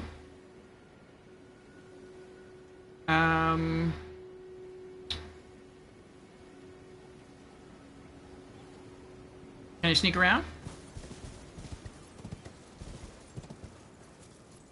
Are you an NPC? No, you're an enemy. Okay.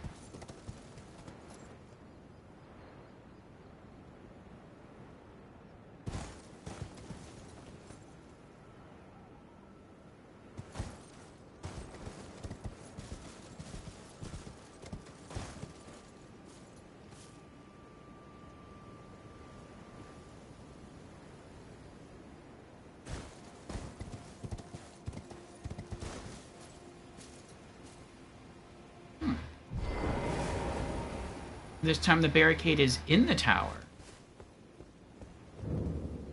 Converted fringe tower. Excuse me. Try armament, and then time for gesturing. First off, gesturing. Head required ahead. May erudition light the way.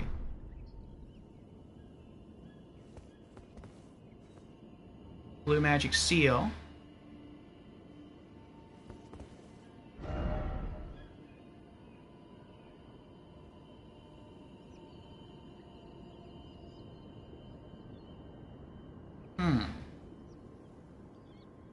I wonder if that's the gesture you have to do. Maybe this is...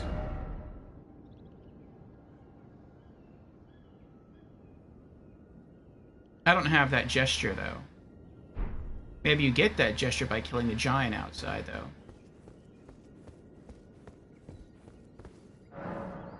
You must solve the puzzle to enter.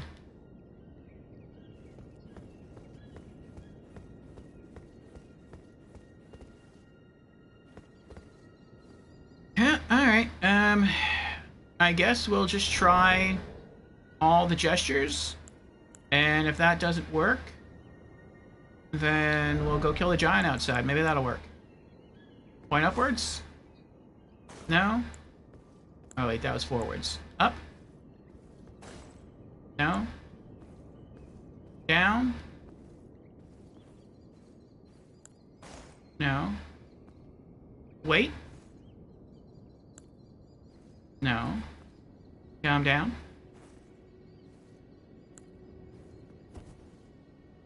Wait. Hey! Backing.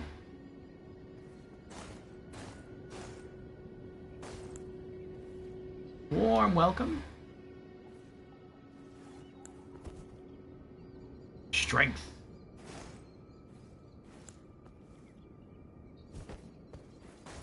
No.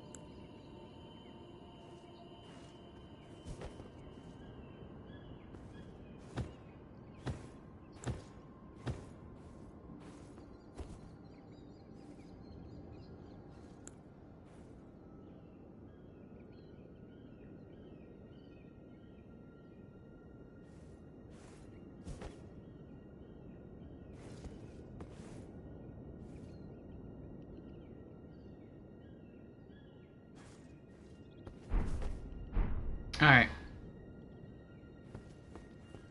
I don't think any of that's doing it. So either the solution to the puzzle is around here, or I have to kill the giant.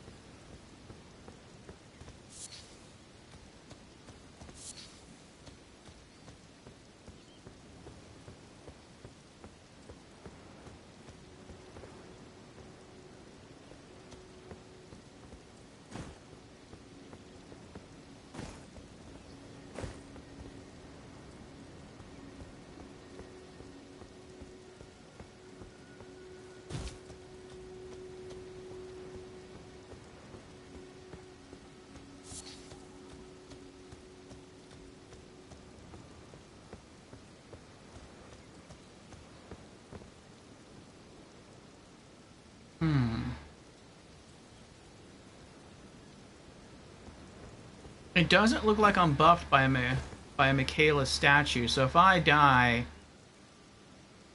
I have to ride all the way back. Which, I mean, it wasn't too far, but I have to ride all the way back from,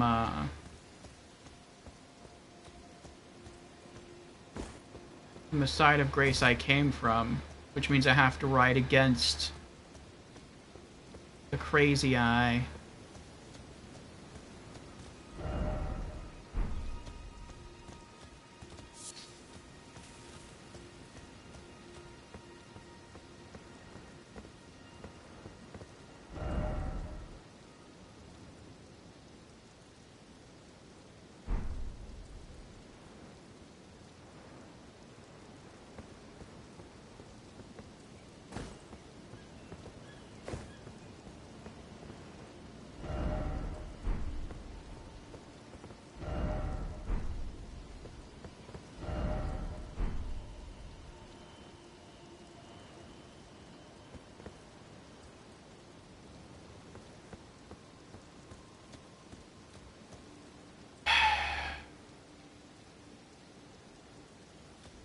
I beat him before in an Everjail.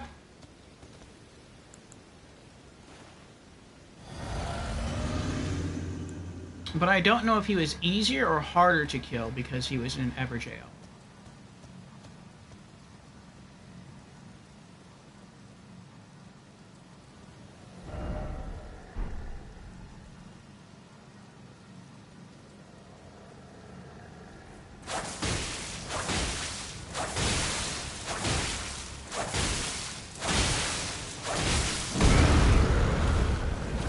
He got big mad real quick.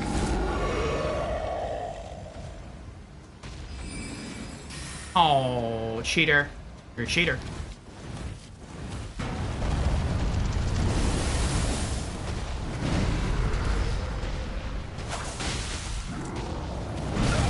Ow! Uh-oh.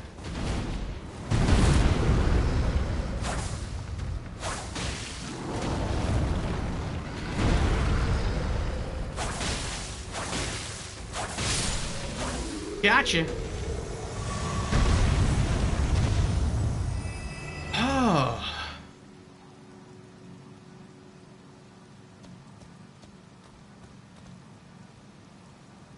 That was scary.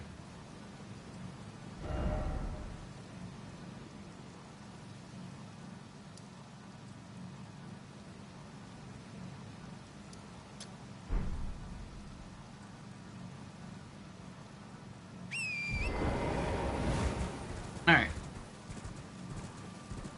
So hopefully... How do I have so much stamina? Oh, it's probably the Radagon Scar Seal. Is it called Radagon Scar Seal?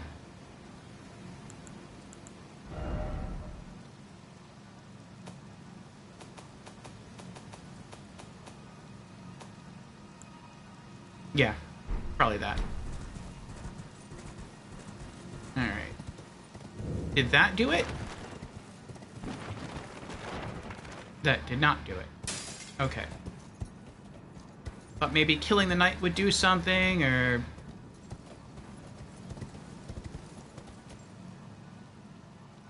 It could also be that maybe you have to come back here and use either an arrow or a magic arrow to shoot that thing up there. And that would dispel it.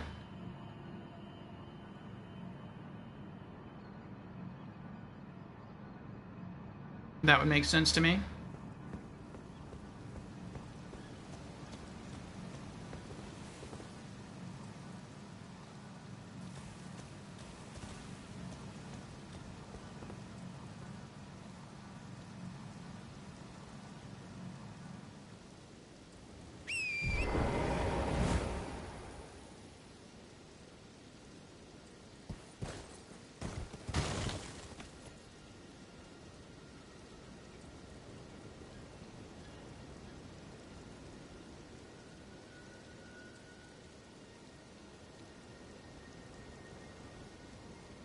What's that white thing there? Oh, oh, oh, oh.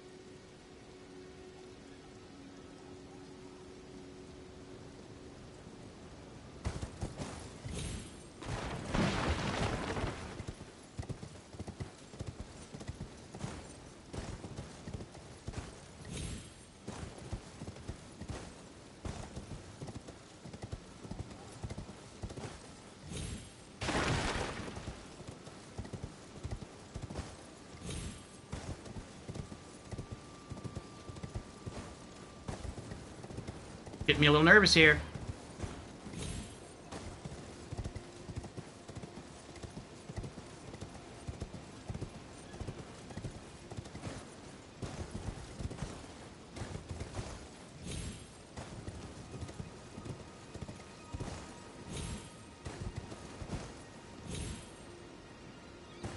Oh, I was nervous there. I made it all the way around, though.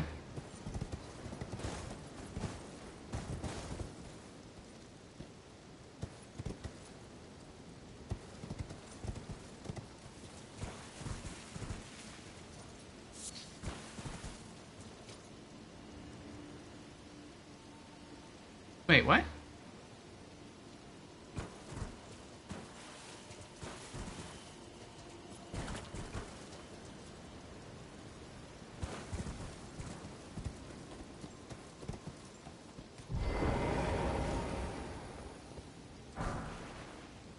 Oh, crystal darts, nice.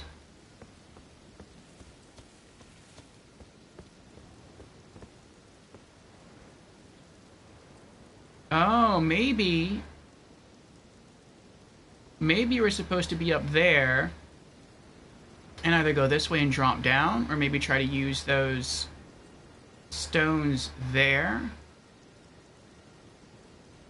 to cross over this way. Could have been. Alright, maybe the riddle is in here. Well, not the riddle, but the riddle's solution.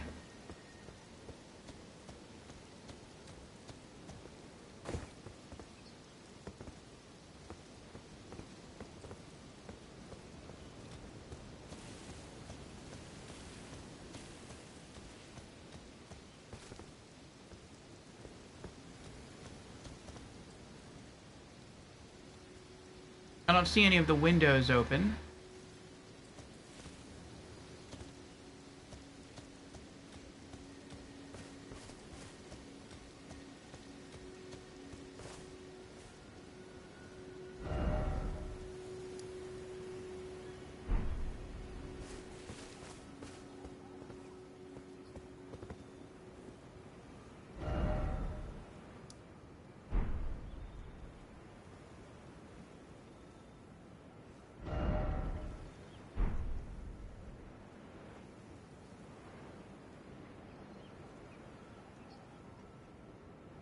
What's that?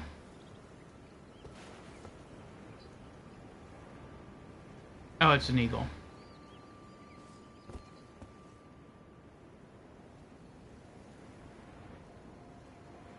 Hmm.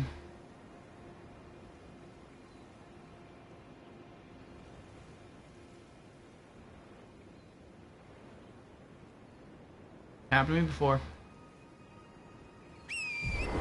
Alright, alright.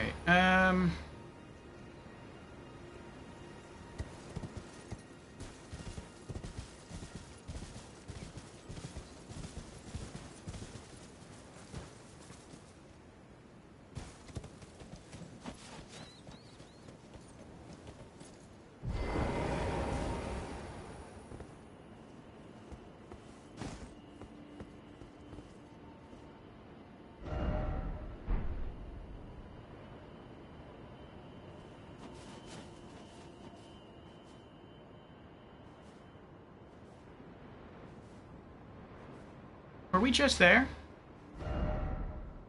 Up and to the right? Yeah, we were. Okay.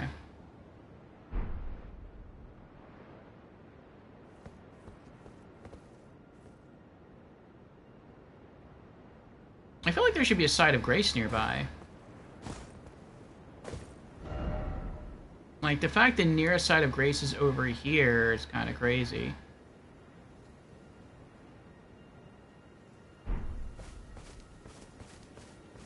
It could be that we have to go to the cave that this thing is pointing to.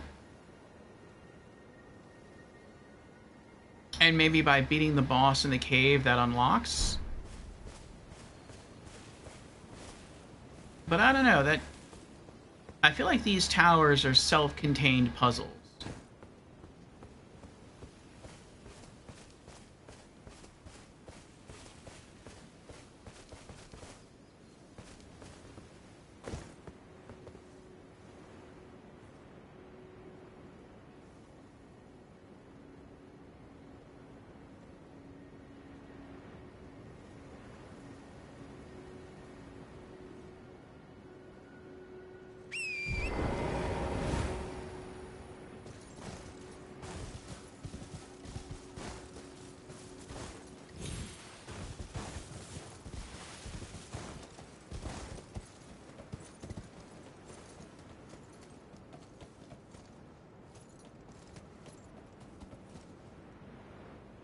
What is that?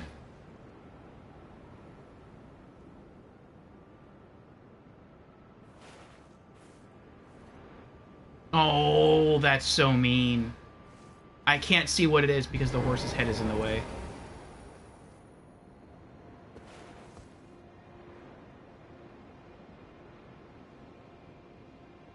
I bet he dropped something good. A headless winged knight with what looks to be a lightning sword. Oh. He's guarding the entrance to the cave. Interesting.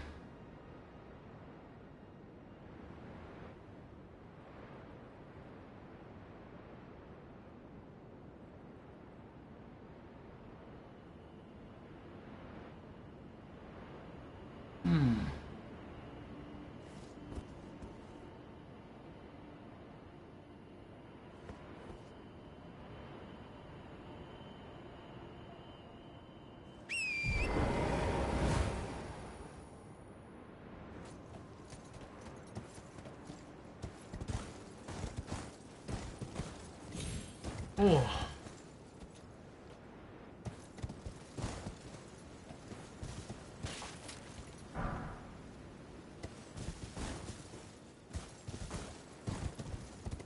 I was hoping I was someplace new, but I'm not.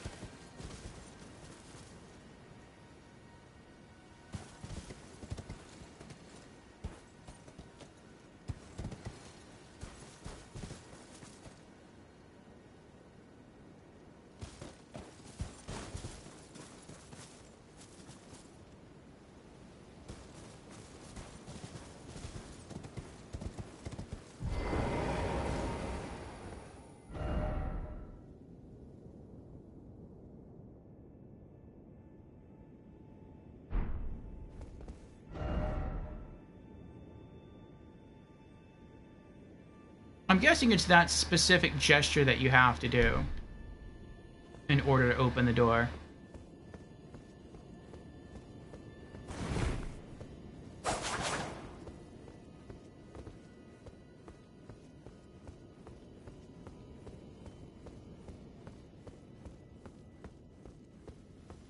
Alright, well, once we find that gesture, I guess we'll be back.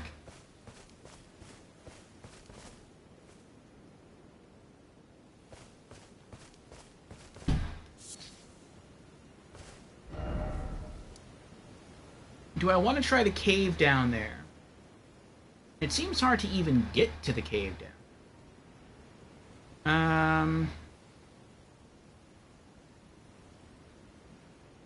Where is this? Ruined labyrinth.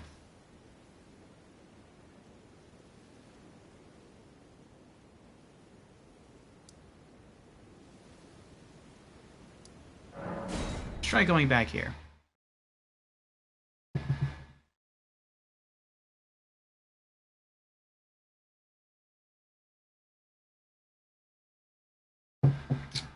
I would like to go into the labyrinth if I can. Touch the side of grace, and then go back outside and battle the night guy. I should have marked that on my map. That way.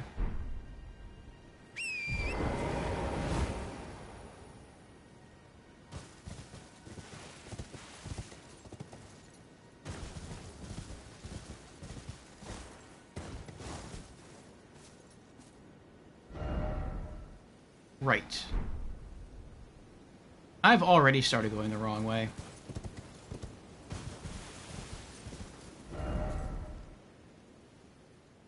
Left. Okay, go straight ahead and I should hit a road. And then once I do, follow the road left. Okay.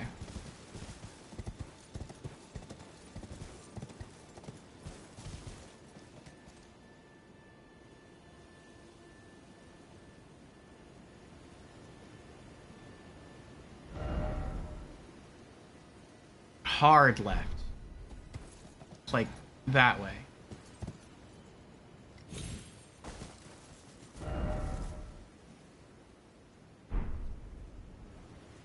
Okay.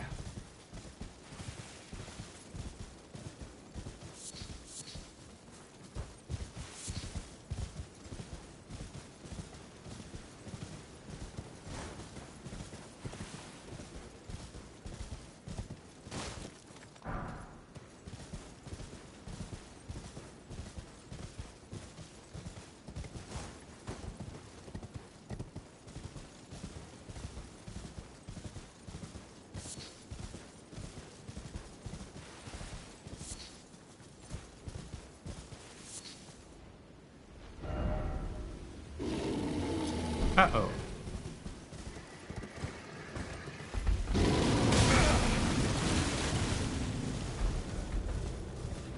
Rune Bear.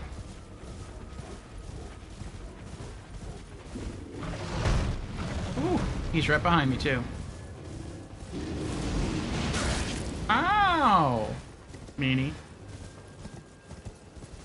You're a mean one, Mr. Rune Bear. Still there? No. Okay.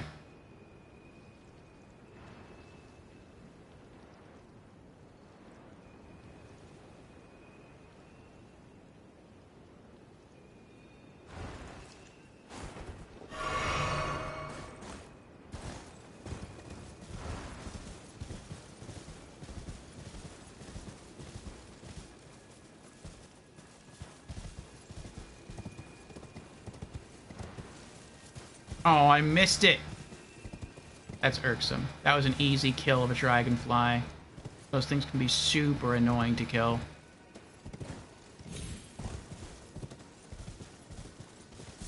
And you need their head to create antidotes.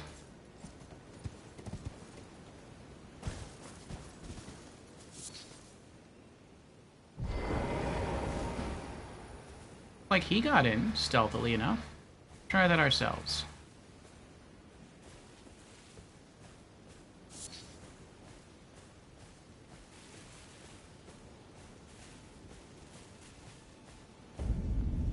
Bellum Highway.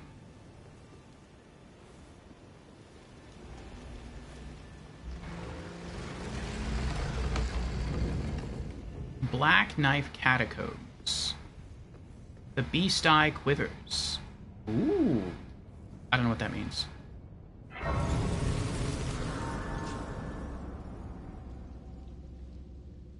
The Beast Eye Quivers. What's a beast eye?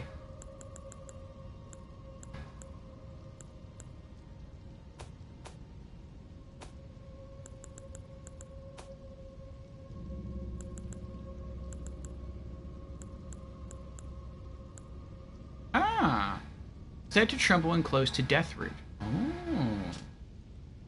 Claw-marked stone eye received from Grank, beast clergyman. It is said to tremble when near Deathroot. The murky violet iris writhes as if alive. I am not sated. Feed me more, death. Okay, that's cool. Well, before that happens...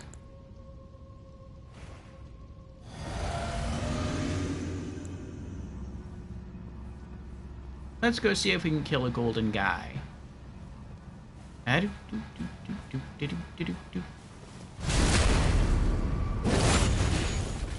Oh, he's half dead. Nice. Hello.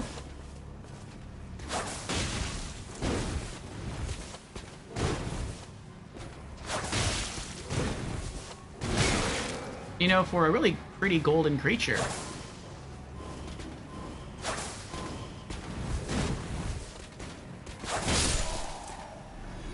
you bleed really well. I like the way you bleed, boy. I was hoping for a special item there. First off, well done. Therefore, no strong foe ahead.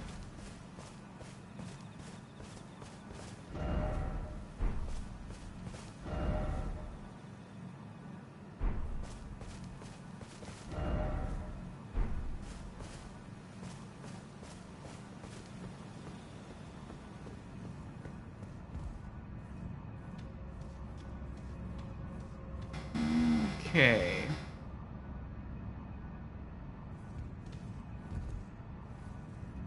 Let's rest. Get our stuff back. We've got 4,000 runes.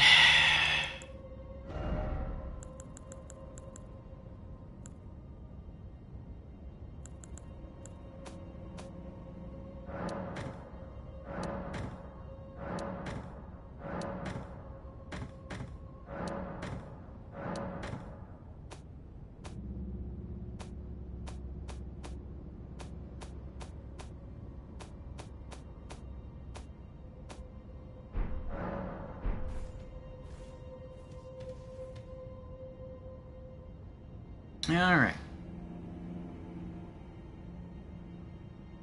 Hey, Swank, how you doing?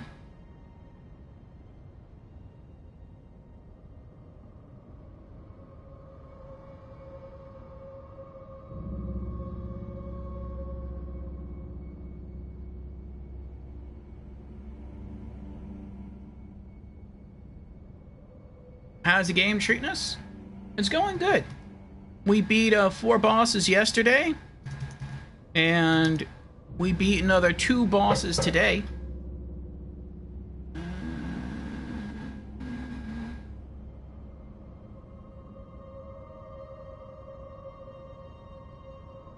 I have that on there twice. Yeah, we beat the Erdtree Barrel Watchdog and the Erdtree Avatar. I guess the second Erdtree Avatar today of Liurnia.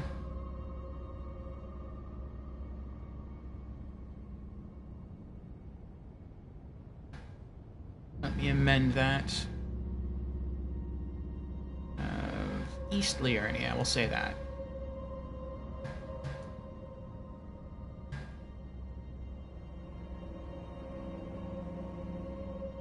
There we go. Is this my first playthrough? It is. Never played the game. I'm not using a guide. And going Bandit build, Daggers-Only. And it took a while for me to get used to the play style of the Bandit. I want to say it took me like 2.5 weeks to get used to it. But now that I'm used to it, it's going pretty well. It's pretty fun.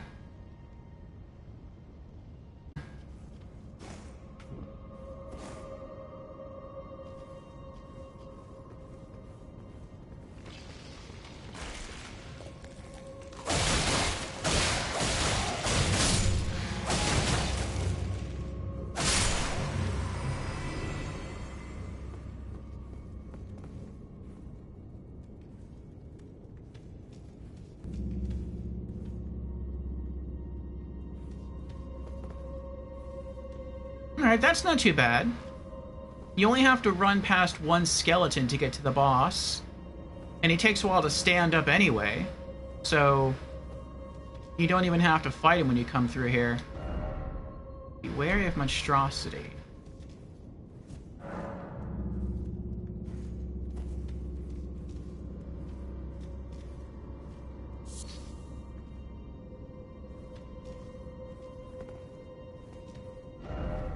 First off, decoy, therefore seek mage.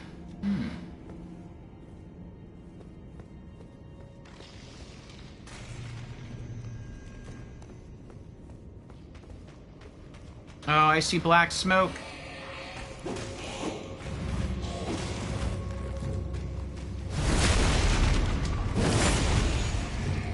Oh, this is bad.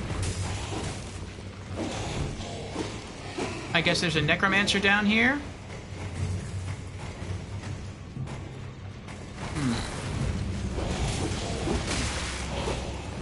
I'm gonna die. I just started exploring this cave and I'm already gonna die.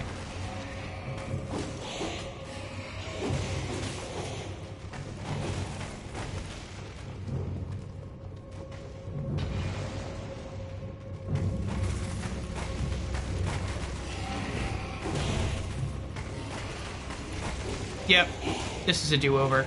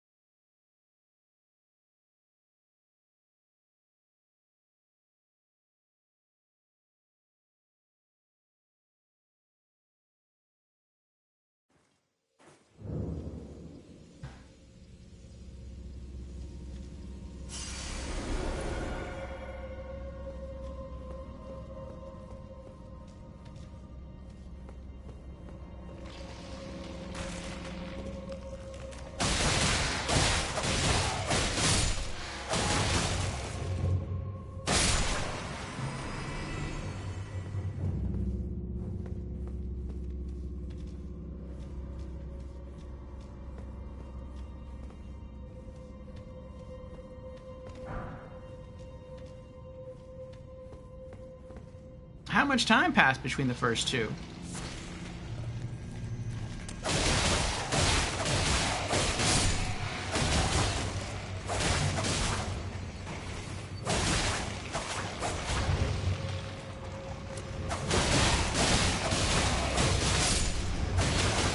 Oh, this stinks.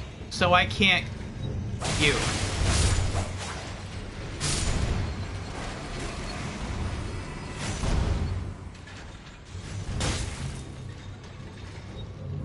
I see, I see. If I find the mage, if I find the necromancer that's keeping them alive, and I just kill him, then the skeletons die immediately.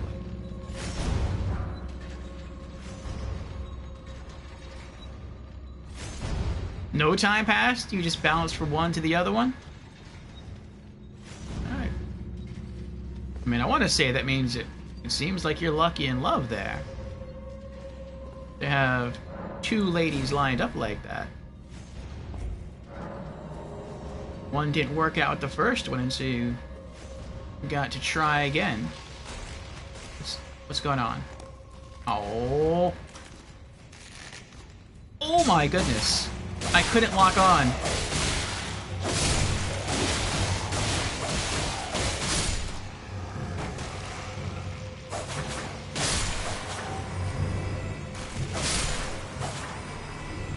Oh. Ross's axe. Huh.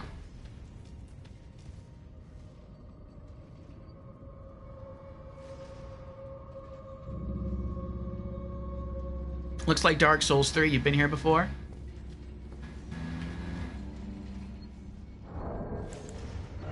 Alright. What is this? Ross's axe. Usher of Death, Rossus, who shows the path to the catacombs throughout the lands between, is depicted on this ritual axe. The dead easily lose their way and have always been in sore need of a guiding hand. Unique skill, Rossus Summons. Raise the axe aloft to summon those lost in death. 3 skeletons will appear at a distance and attack in tandem before vanishing. That's cool.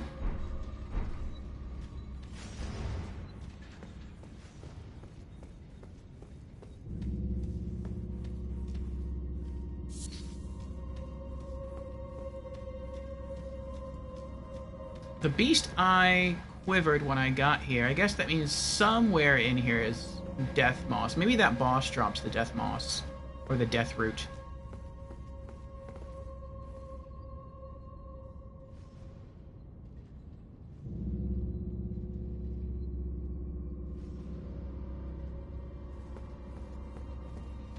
It saves time.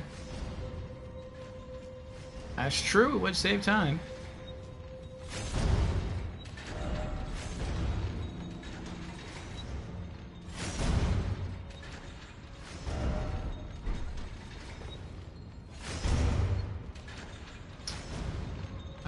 So I'm gonna have to run through the blades, 3 blades, and an archer, at least 1 archer. Alright.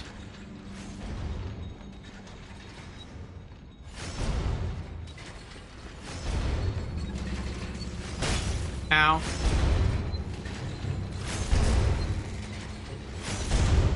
2 archers. Ah! This is not how I like to play.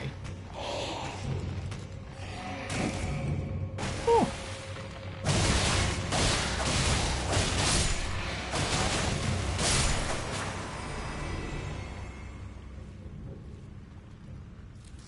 I almost died there.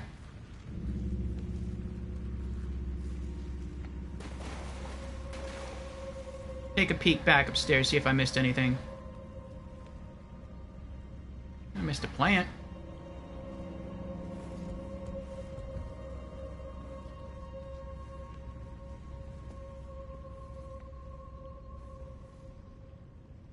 Oh, good, they didn't chase me.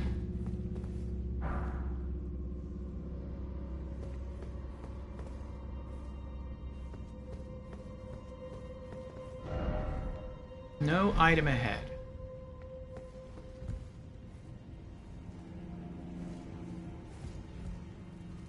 Oh.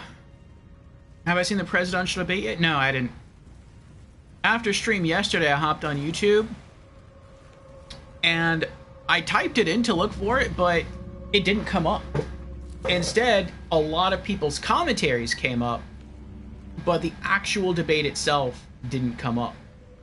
So I just spent a little bit of time watching snippets here and there, but I didn't see the whole thing yet. They really got hate for each other. It seems like that.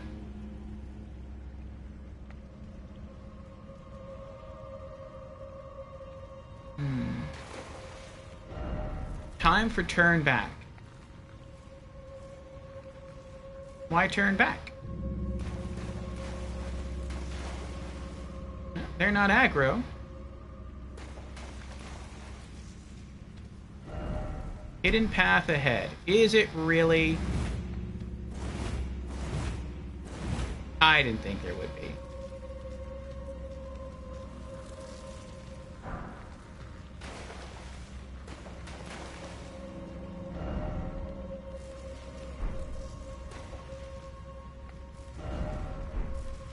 Oh, the lever's over there. I see. This seems like a... Yeah, okay, so that's the lever over there to open the boss door. That's the lever to open this gate. So, eventually, I'll be over there, and then I can pull that lever as a shortcut to get back here. I see.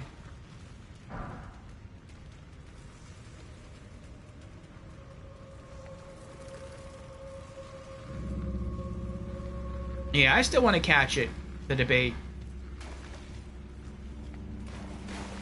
I think it's always good for people to be informed who they're voting for and what they stand for. And watching the debates can be a good way to do that. Now, there are some assumptions to be made there, which is you're assuming that they're going to be honest. But,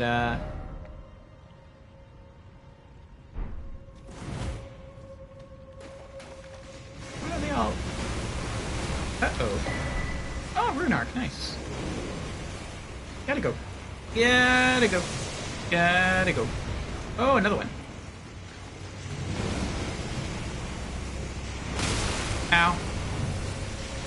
Oh. Oh, oh, oh, oh. He really wanted me dead. Look at it, he's glitching into the wall. Bye.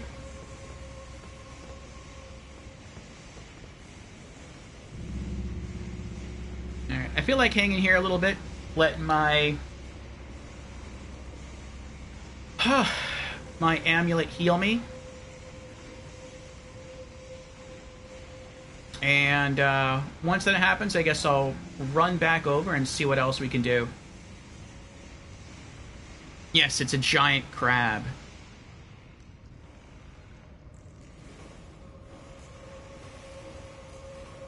You think they're both lying? It's just who has the better lies? Possibly.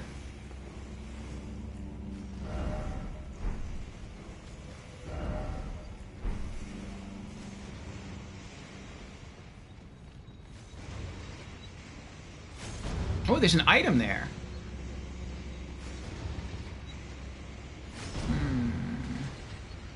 But how do I get up there, though?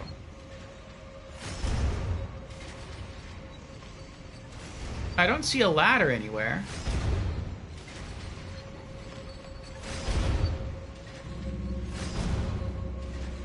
I don't understand what I'm supposed to do here. Uh-oh.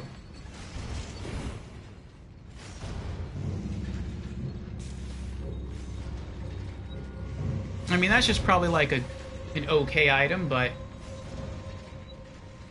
There's no ladders around here to climb. There's no other passageways here. Did I miss something this way? Be wary of... Maybe be wary of right doesn't mean...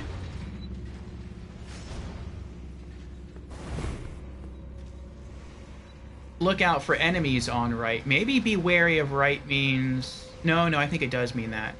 Because when we ran this way, we got attacked from this direction. Okay.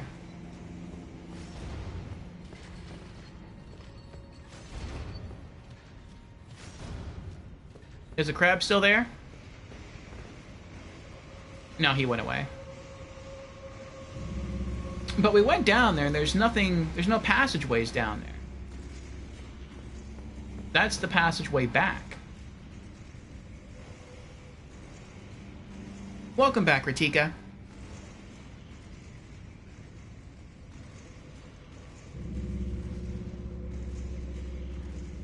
No? I don't think I've ever heard that group there, Swank.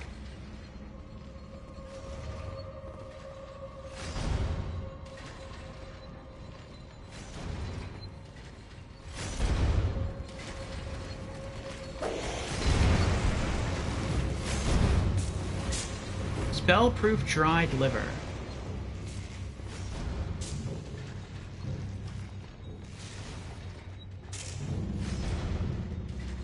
Oh, I got an idea. I don't know if this is how you're supposed to do it, but I have an idea of how to get up there. Maybe you have to run up to the blades after they fall, and as they go back up to the ceiling, they carry you up. And then you jump off, and you land on that platform up there. That seems like it'd be really hard to do, though.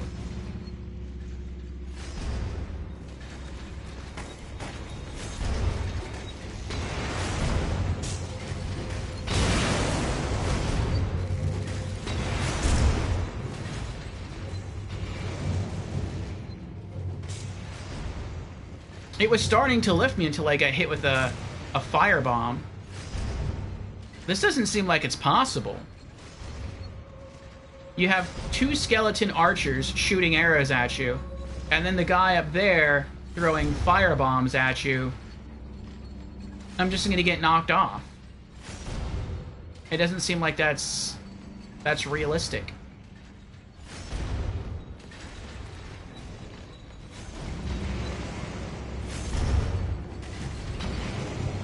Ah, I messed up.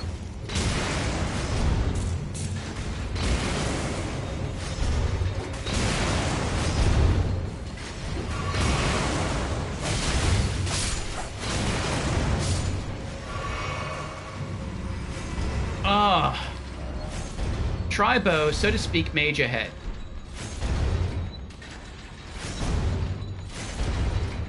Well, I don't know if that's the way I was supposed to do it, but that's the way I did it. Whew.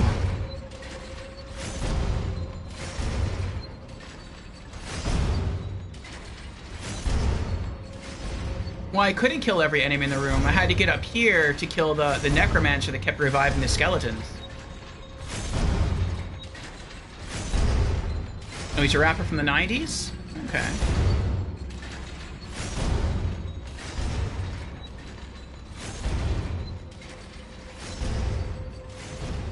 Oh, that's not a good sign. These are statues of the watchdogs.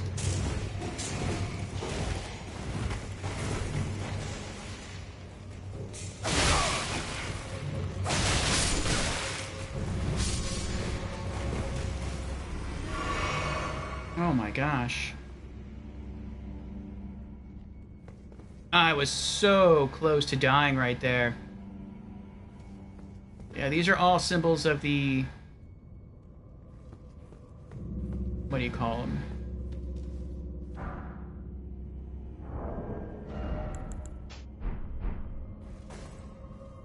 The Erdtree Burial Watchdogs.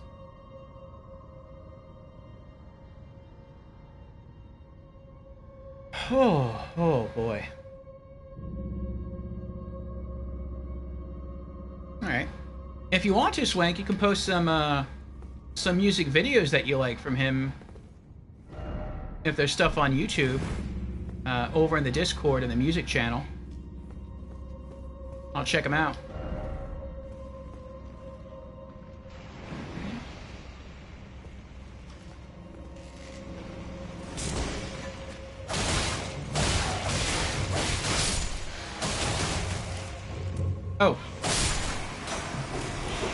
Ah.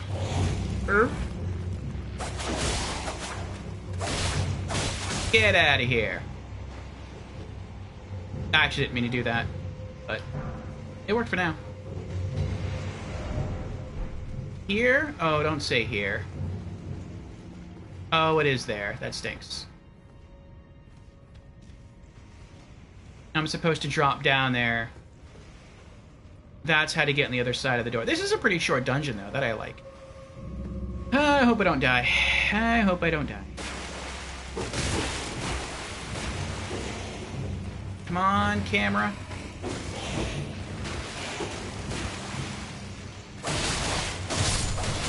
Yes! Uh-oh. Oh, another one?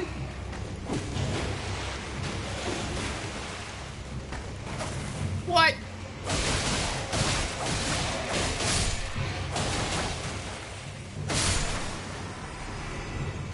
Oh. Smoldering butterfly. Let's open the shortcut first. This way, if I do die down here... Hello. At least I can just run down here real quick. And pull the lever.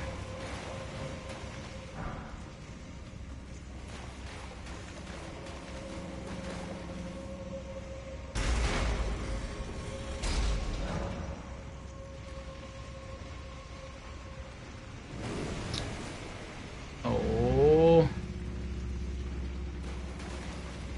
He's blocking my door.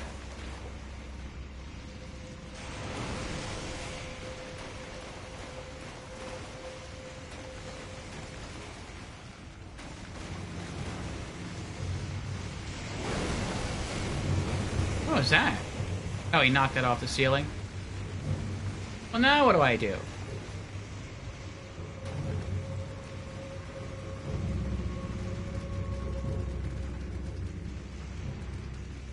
Oh. Why is he killing his little crabby friends? This guy's crazy.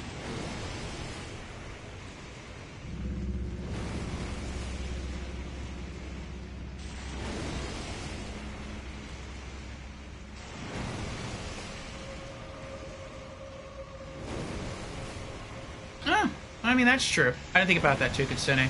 I mean, I did think about that, but I'm like, if I use Rejuvia's ability to kill him, then I'm not going to be able to use it to, like, fight the boss. But I'm probably going to leave anyway. And then I'll come back later. Once I got... Oh, his water can't get past the metal bars. That's funny.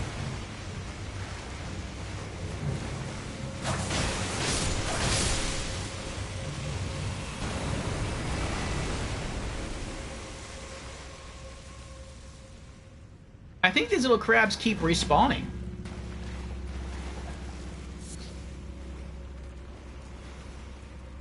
I think that's why they're here. They're not here to hurt you, they're here to help you by distracting the large crabs.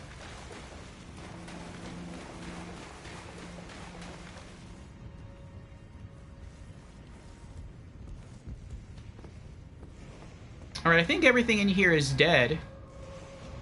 All we have to do, and I hope I'm not jinxing myself by saying this, but all we have to do is just make our way back to the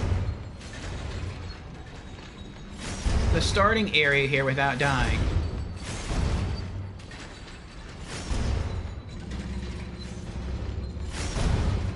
That's crazy. So that is what you had to do. Because there's no other way through. Between two skeletal archers and a skeleton up on the balcony throwing firebombs at you, you had to run around, dodge all of that, let one of the two blades that are closest to the balcony there lift you up, and then get up there, run past them, and then kill the necromancer. That is crazy.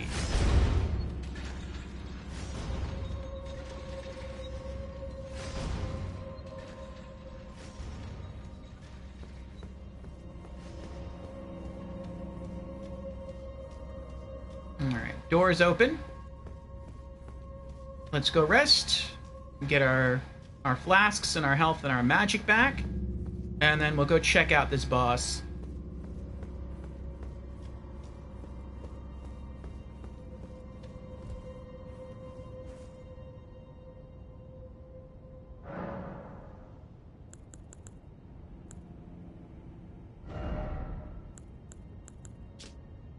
Spell-proof dried liver. Cured animal liver, dried out after pickling in a blue medicinal solution. Craftable item. Temporarily boosts magic damage negation, improving damage mitigation against attacks imbued with magic.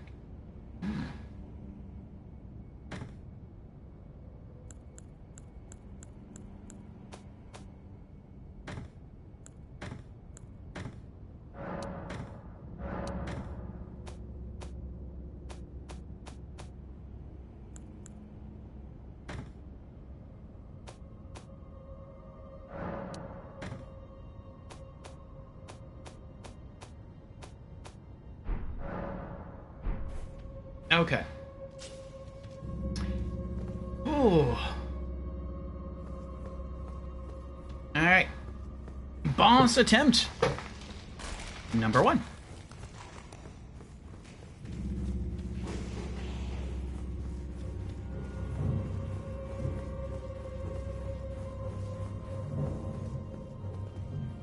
Oh, I made a mistake already.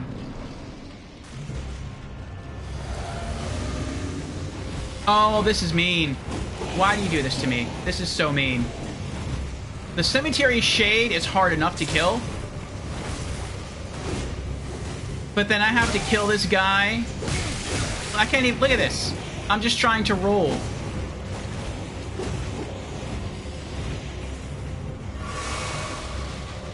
And I can't move. He paralyzed me.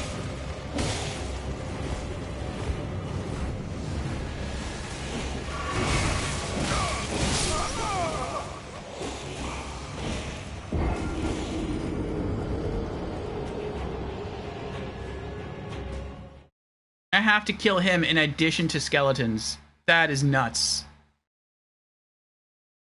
I didn't even hit the boss once.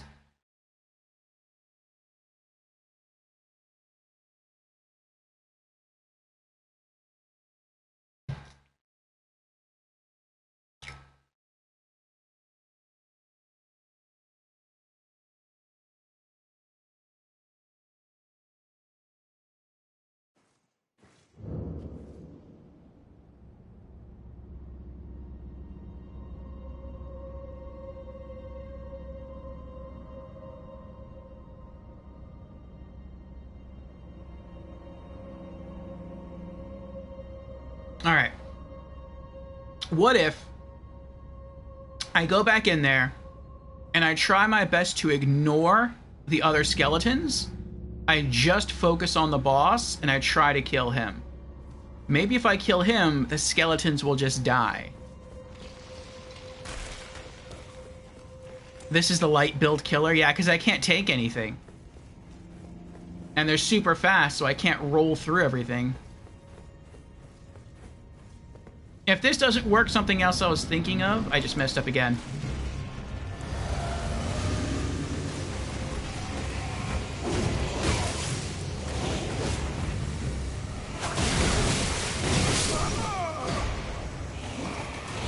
I deal a lot of damage with the Rejuvia when I hit him, though.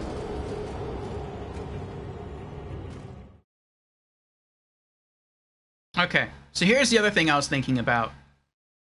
I have that cracked tier that I can use in my flask, and I've been told that kind of works like an AoE explosion. I could try to use that when I walk through the door and the skeletons surround me. It may not kill them, but it may stagger them. And within that time, maybe I can spam the special attack of Rejuvia to kill the boss. That's what I'm going to hope. So, let's try that.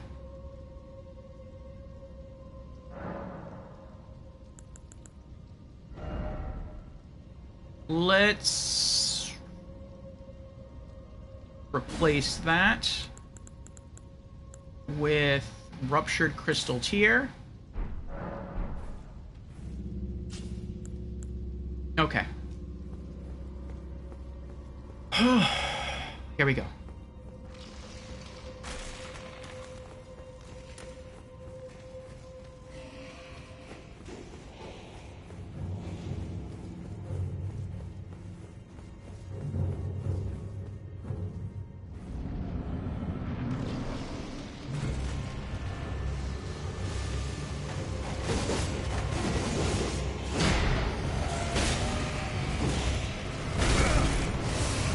Oh, that hurt me.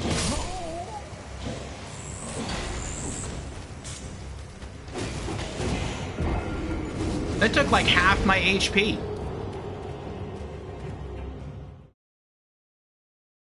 I thought it was gonna like activate instantaneously. I didn't know I had to build up first.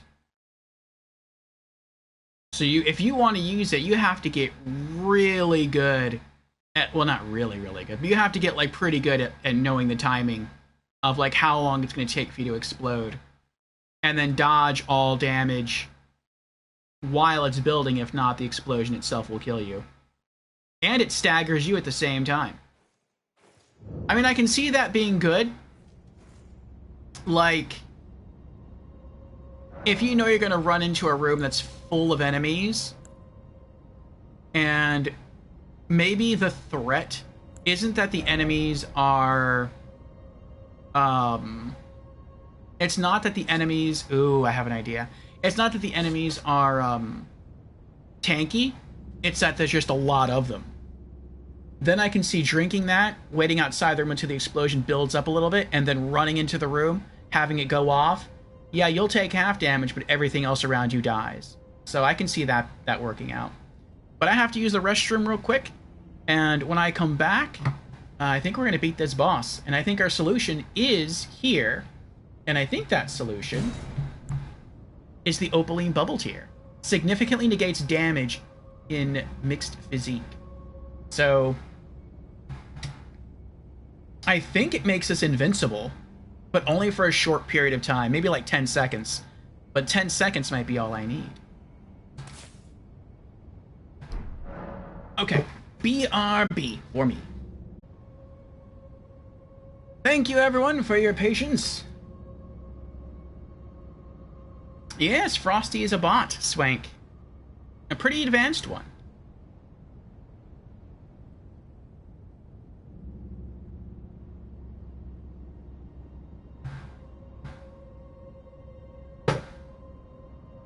Okay.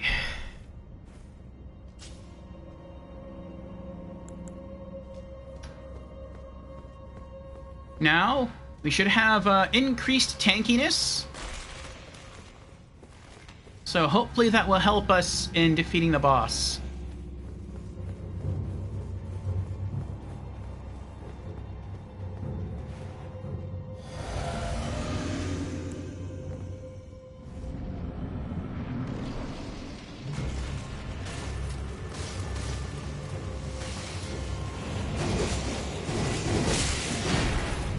That can only happen, though, if I can actually lock on to the boss. Which is proving to be quite difficult.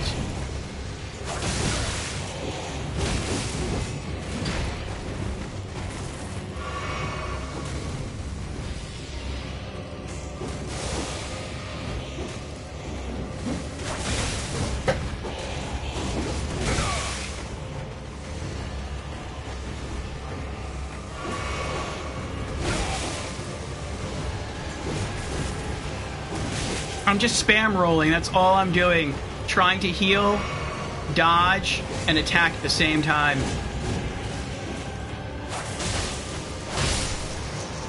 Oh my goodness, we got him. We did it! Enemy felled! Twin Sage Sorcerer Ashes. That was rough. And we gained 3,500 runes, which is about what we lost when we came in here the first time. I think we lost like 3,200 runes. Oh.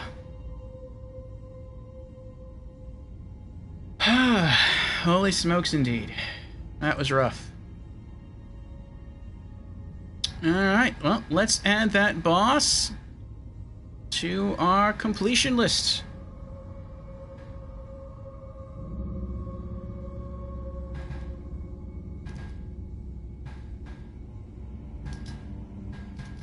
And Symmetry Shade.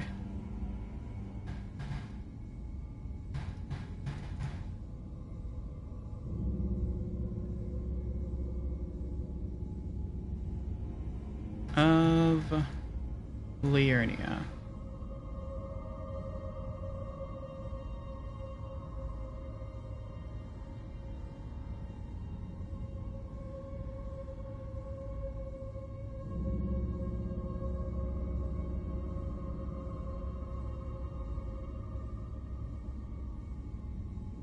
Thank you for the GGs to Kitsune and Ratika.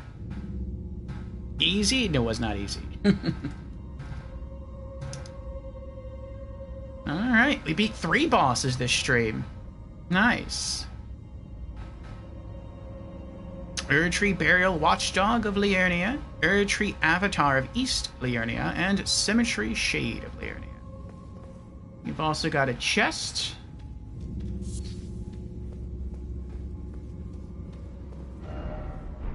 Precious item, that sounds good. See what we got here. Oh, a death root. Nice. Alright. Alright, 0 runes.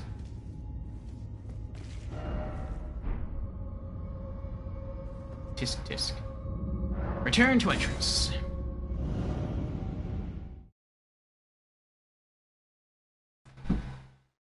Now we can go turn that in and see what happens.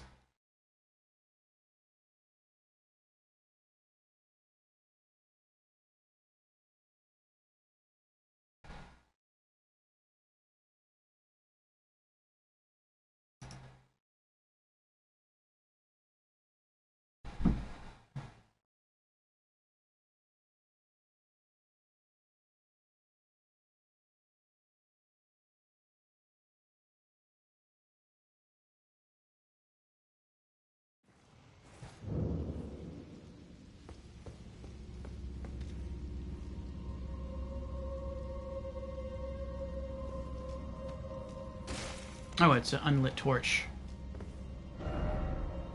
Alright. Zoom out. He was over here in Caelid.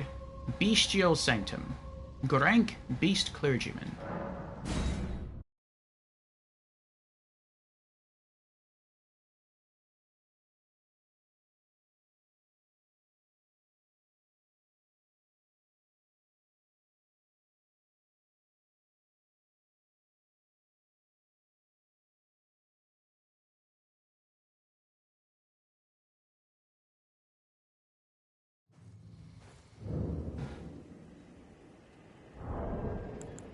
Does that death root have a unique description? Beast Clergyman seeks and devours these. A source that gives rise to those who live in death. The Beast Clergyman, found at Bestial Sanctum in the distant east, collects and devours these roots. On the night of the dire plot, the stolen Rune of Death enabled the first death of a demigod. Later, the Rune of Death spread across the lands between through the underground roots of the Great Tree, sprouting in the form of Deathroot.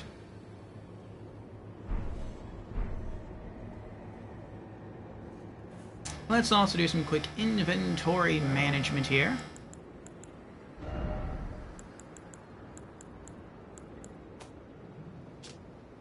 Twin Sage Sorcerer Ashen. Ashen remains in which spirits yet dwell. Used to summon the spirit of a Twin Sage Sorcerer. Spirit of a Raya Lucaria Sorcerer wearing a stone crown. Those who study the Twin Sage Conspectus are the Academy's elite, capable of mastering the Glintstone Comet Shard and Crystal Burst Sorcery.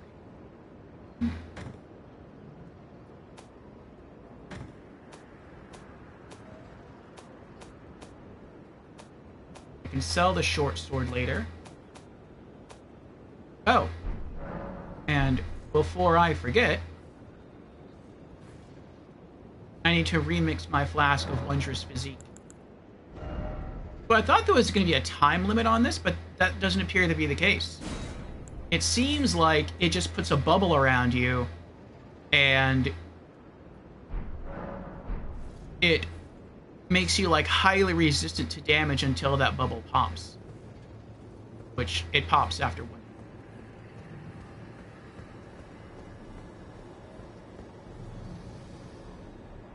Hello again. Hand over death root. Talk.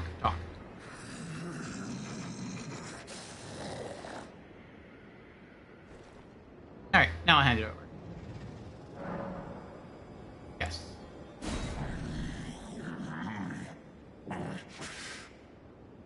More. I am not sated. Feed me more. Death. Bestial Sling. More. I am not sated. Feed me more. Death. Alright.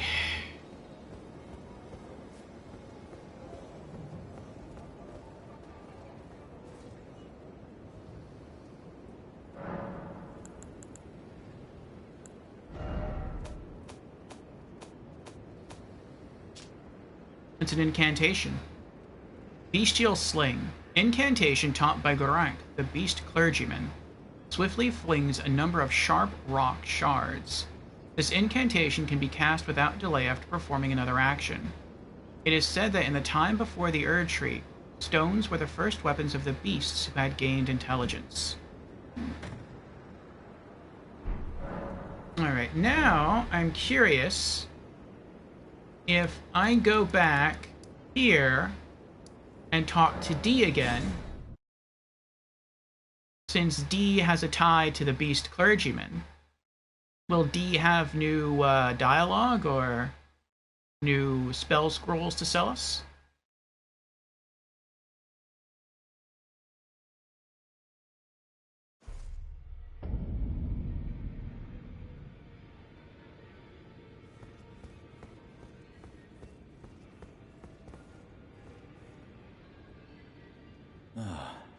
Hello there.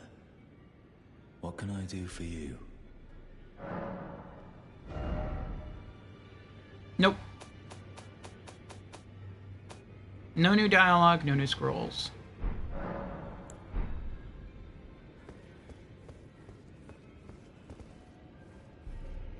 Alright, well.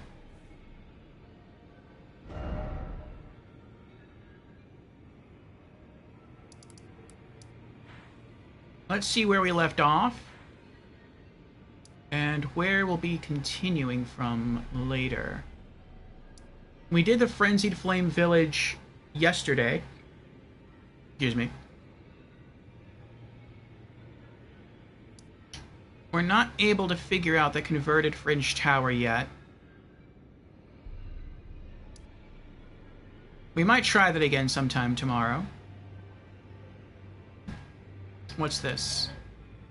Church of Inhibition.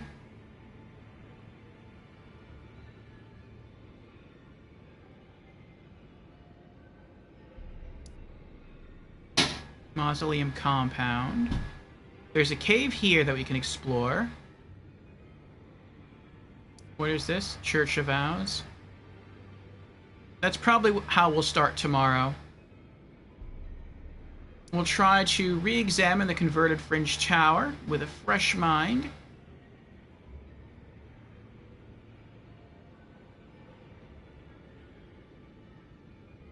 I think that's the tower that has the crazy eye, the Eye of Madness there. And then we'll warp over here to the Mausoleum Compound, ride around, and see if we can drop down here and enter this cave. Since that's closer to the starting area, I would guess that's an easier area to explore. Let's head to the nearest... Actually, we'll just park ourselves outside there right now.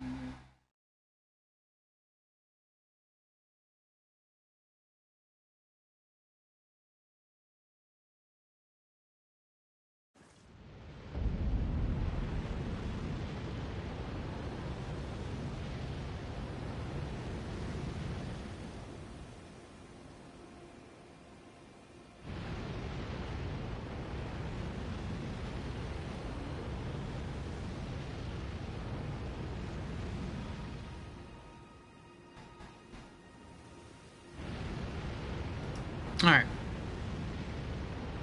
Let's make our way back to the tower.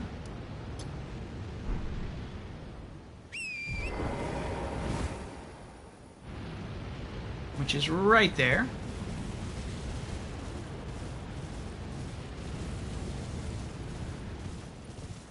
Wait, what's that?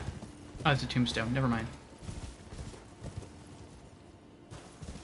Oh, is the night guy gone for good? I mean, that'd be nice. Maybe he is gone for good.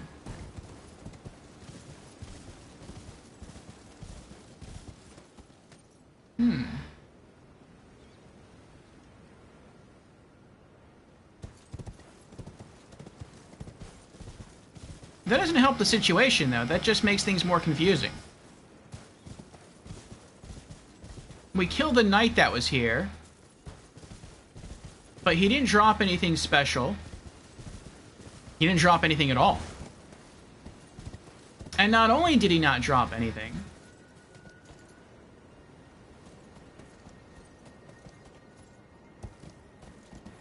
but nothing happened as a result of killing him. Like, if we had come out here and killed him and he didn't drop anything, but then we rode back into the tower and the door was missing, like, then okay, that makes sense. But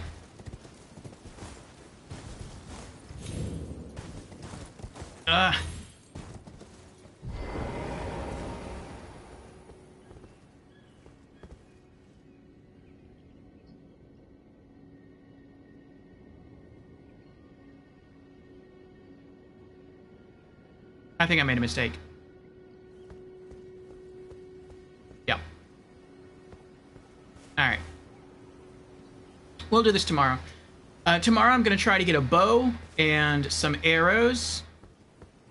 And then come back and see if I can shoot that blue plate there in the ceiling. Maybe that... I can't view it now. Maybe that will do something. Maybe that'll unlock that. And we can explore the rest of this area. And regardless as to whether or not that works, then we'll try to enter this cave and do some exploring. Is there an easier way inside? Is there a faster way inside?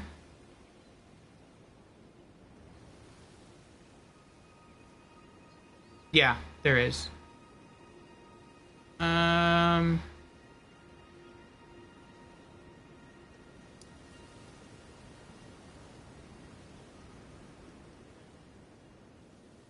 I think we'll probably spawn here, Sorcerer's Isle, and then just ride around through here.